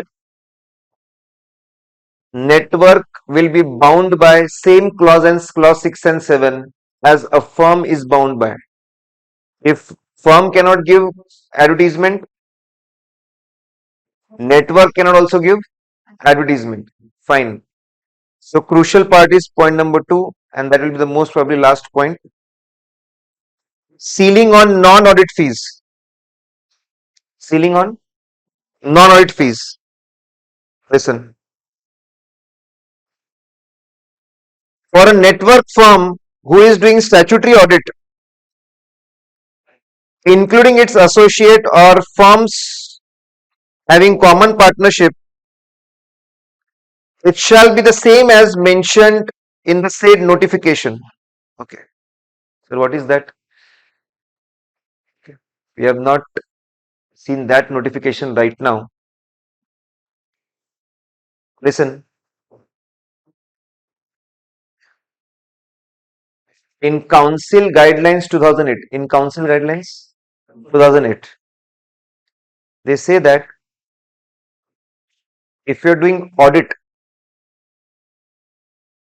of a company and at the same time you are giving other services to the company, one simple rule should be kept in mind, that non-audit fees cannot be more than audit fees.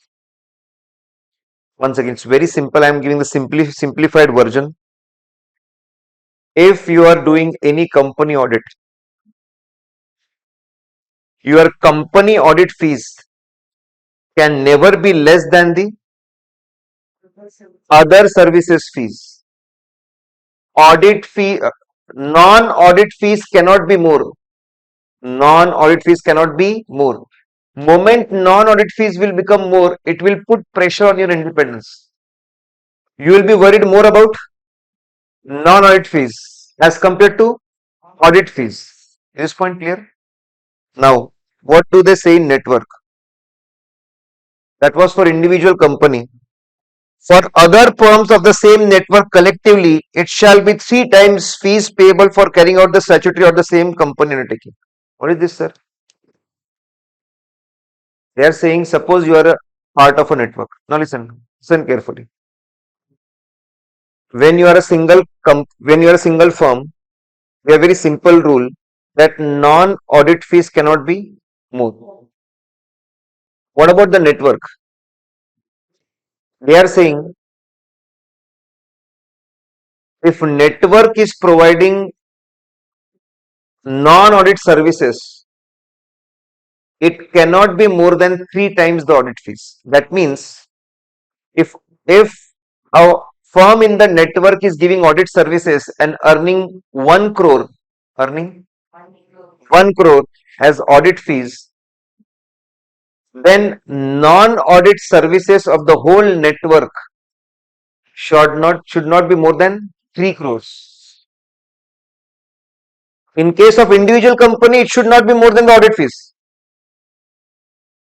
But for all that network taken together, it should not be more than 3 crores.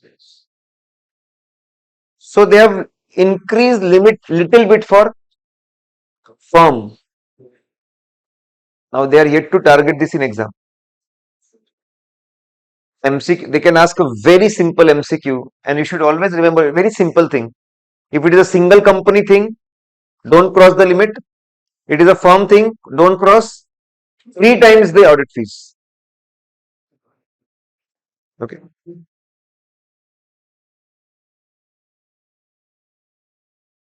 Fine. Okay, now I think we attended this session. We have covered a lot of things. I will say that, see, I've been saying this again and again. Instead of having overview of topics and not having good command over it of 100 things, do 60 things, but it should be profound. Good. Good means you should know broad points there. No need to rectify line by line. So focus on things we have done in this today session, and then focus on 250 important questions. That should be your base. Do that much first, and then without any exception, MTPs and RTPs. I will say that focus on that first. If time permits, keep adding more questions. If time permits. And stick to one thing. I am going to do only this much from so and so book. Okay, you can have multiple books, but then there should be absolute clarity. This top chapter, this book, this is this book, and your last day plan should be ready. Your last day plan should be ready that this is how you are going to go ahead. This is the video you are going to watch. This is the audio you are going to listen. This is the notes you are going to use for so and so chapter. It should be written on a blank piece of paper. Write it. And when you come back from SFM paper, that plan should be there and only follow that. Nothing else. Don't change your plan last moment. And most important, you should have such a strong marking. Last 1.5 day, 70% thing should be overview. I know this one word I know. Next. Hardly there should be 20-30% of the things which you should study line by line. I will tell you what happens on last day. It's very high level of concentration. And students start studying line by line. They get so much of clarity which they never got before. Sir, so much of clarity. But time and mental power which is getting consumed is very high. You have hardly covered 10% of the course, and that time you have devoted is 40%. How will you finish off your course? Last 1.5 day is simply overviews and few topics is 30%. This attempt you are getting one extra day, and the biggest mistake people will do is they will start studying line by line. You can change little bit of percentage out of 20-30%, you can say 30-40%, but still majority should be overview. And last day, maybe you can keep to again revise key things of P. Key things of P again. We will prepare on our channel, we will give all the targets and everything that after coming to SFM paper, what should be done with timestamp. This is the link to the video, this is link to this and that. We give that every attempt. Most important thing, you go for exams. See, I remember my first paper of CA final. So we all met almost 1 hour before the exams at one of the college. So everyone was, someone came in pajamas, slippers. So one of my friend, I thought you had a bath or not? Because you look it. And so everyone was, some of them are like zombie mode. So that time I said, okay, listen, I got secret to studies. So they, thoda gali diya. What nonsense. Why are you saying it right now? Can't you share this before? See, listen, what is the secret? I also came to know just now. Some time back I came to know. You have to set angle of your neck to 30 degrees. And then when you study anything, you will absorb everything and you will remember for a long time. So they're all looking at me. So from there, what nonsense. No, they all were running behind me. God, isko maar. So we were running in the whole ground and everyone is watching us. What is happening? Have they gone mad?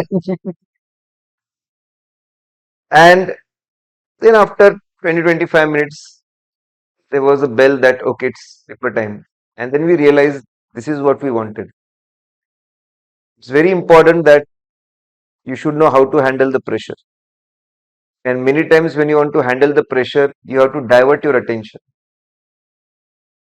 You have to divert attention from the paper. And the best thing is you can meet with your friends and talk any nonsense apart from studies. And that is required. Because if you are not divert yourself, you will get consumed before paper. And you will be drained out. Many times I see students are already drained before they reach paper. Already drained. Until last moment they are studying. Last moment. As if they're instructing you are a fool, you read. You don't know anything, you read. So they're keeping that uneasiness till last moment. And then students tell also, sir, I studied that last few things that came in exams. For past 6 months you were what? In time pass. That means you didn't remember what you studied in past 6 months. Useless. You only remember what you studied in last 1 2 hours. It's very important that you stop studying 2 hours, at least 2 hours before the paper, so that your brain again comes to its normal power. Because you need a lot of brain power in exam, you have to recollect things. If you're already exhausted, how will you perform? And only way you can do that, divert your attention, don't think about studies. And best is all friends should meet and do a lot of time pass. Go and disturb others also, like we used to do. Go and touch that wall, you'll get extra 5 marks. People used to go and touch the wall. The thought was, okay, they know that he's this nonsense. But you never know. You may get 5 extra marks. So we used to do all kind of time pass. We were the most bad boys on the center. These guys don't study and don't let others study. But we were aware that what we are doing.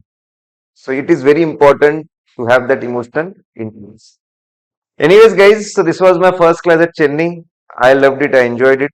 In fact, it was better than Hyderabad. Correct. All the best. Do well, and I pray that all of you become chartered accountant or clear respective groups in the month of June, July when we get the results. Okay.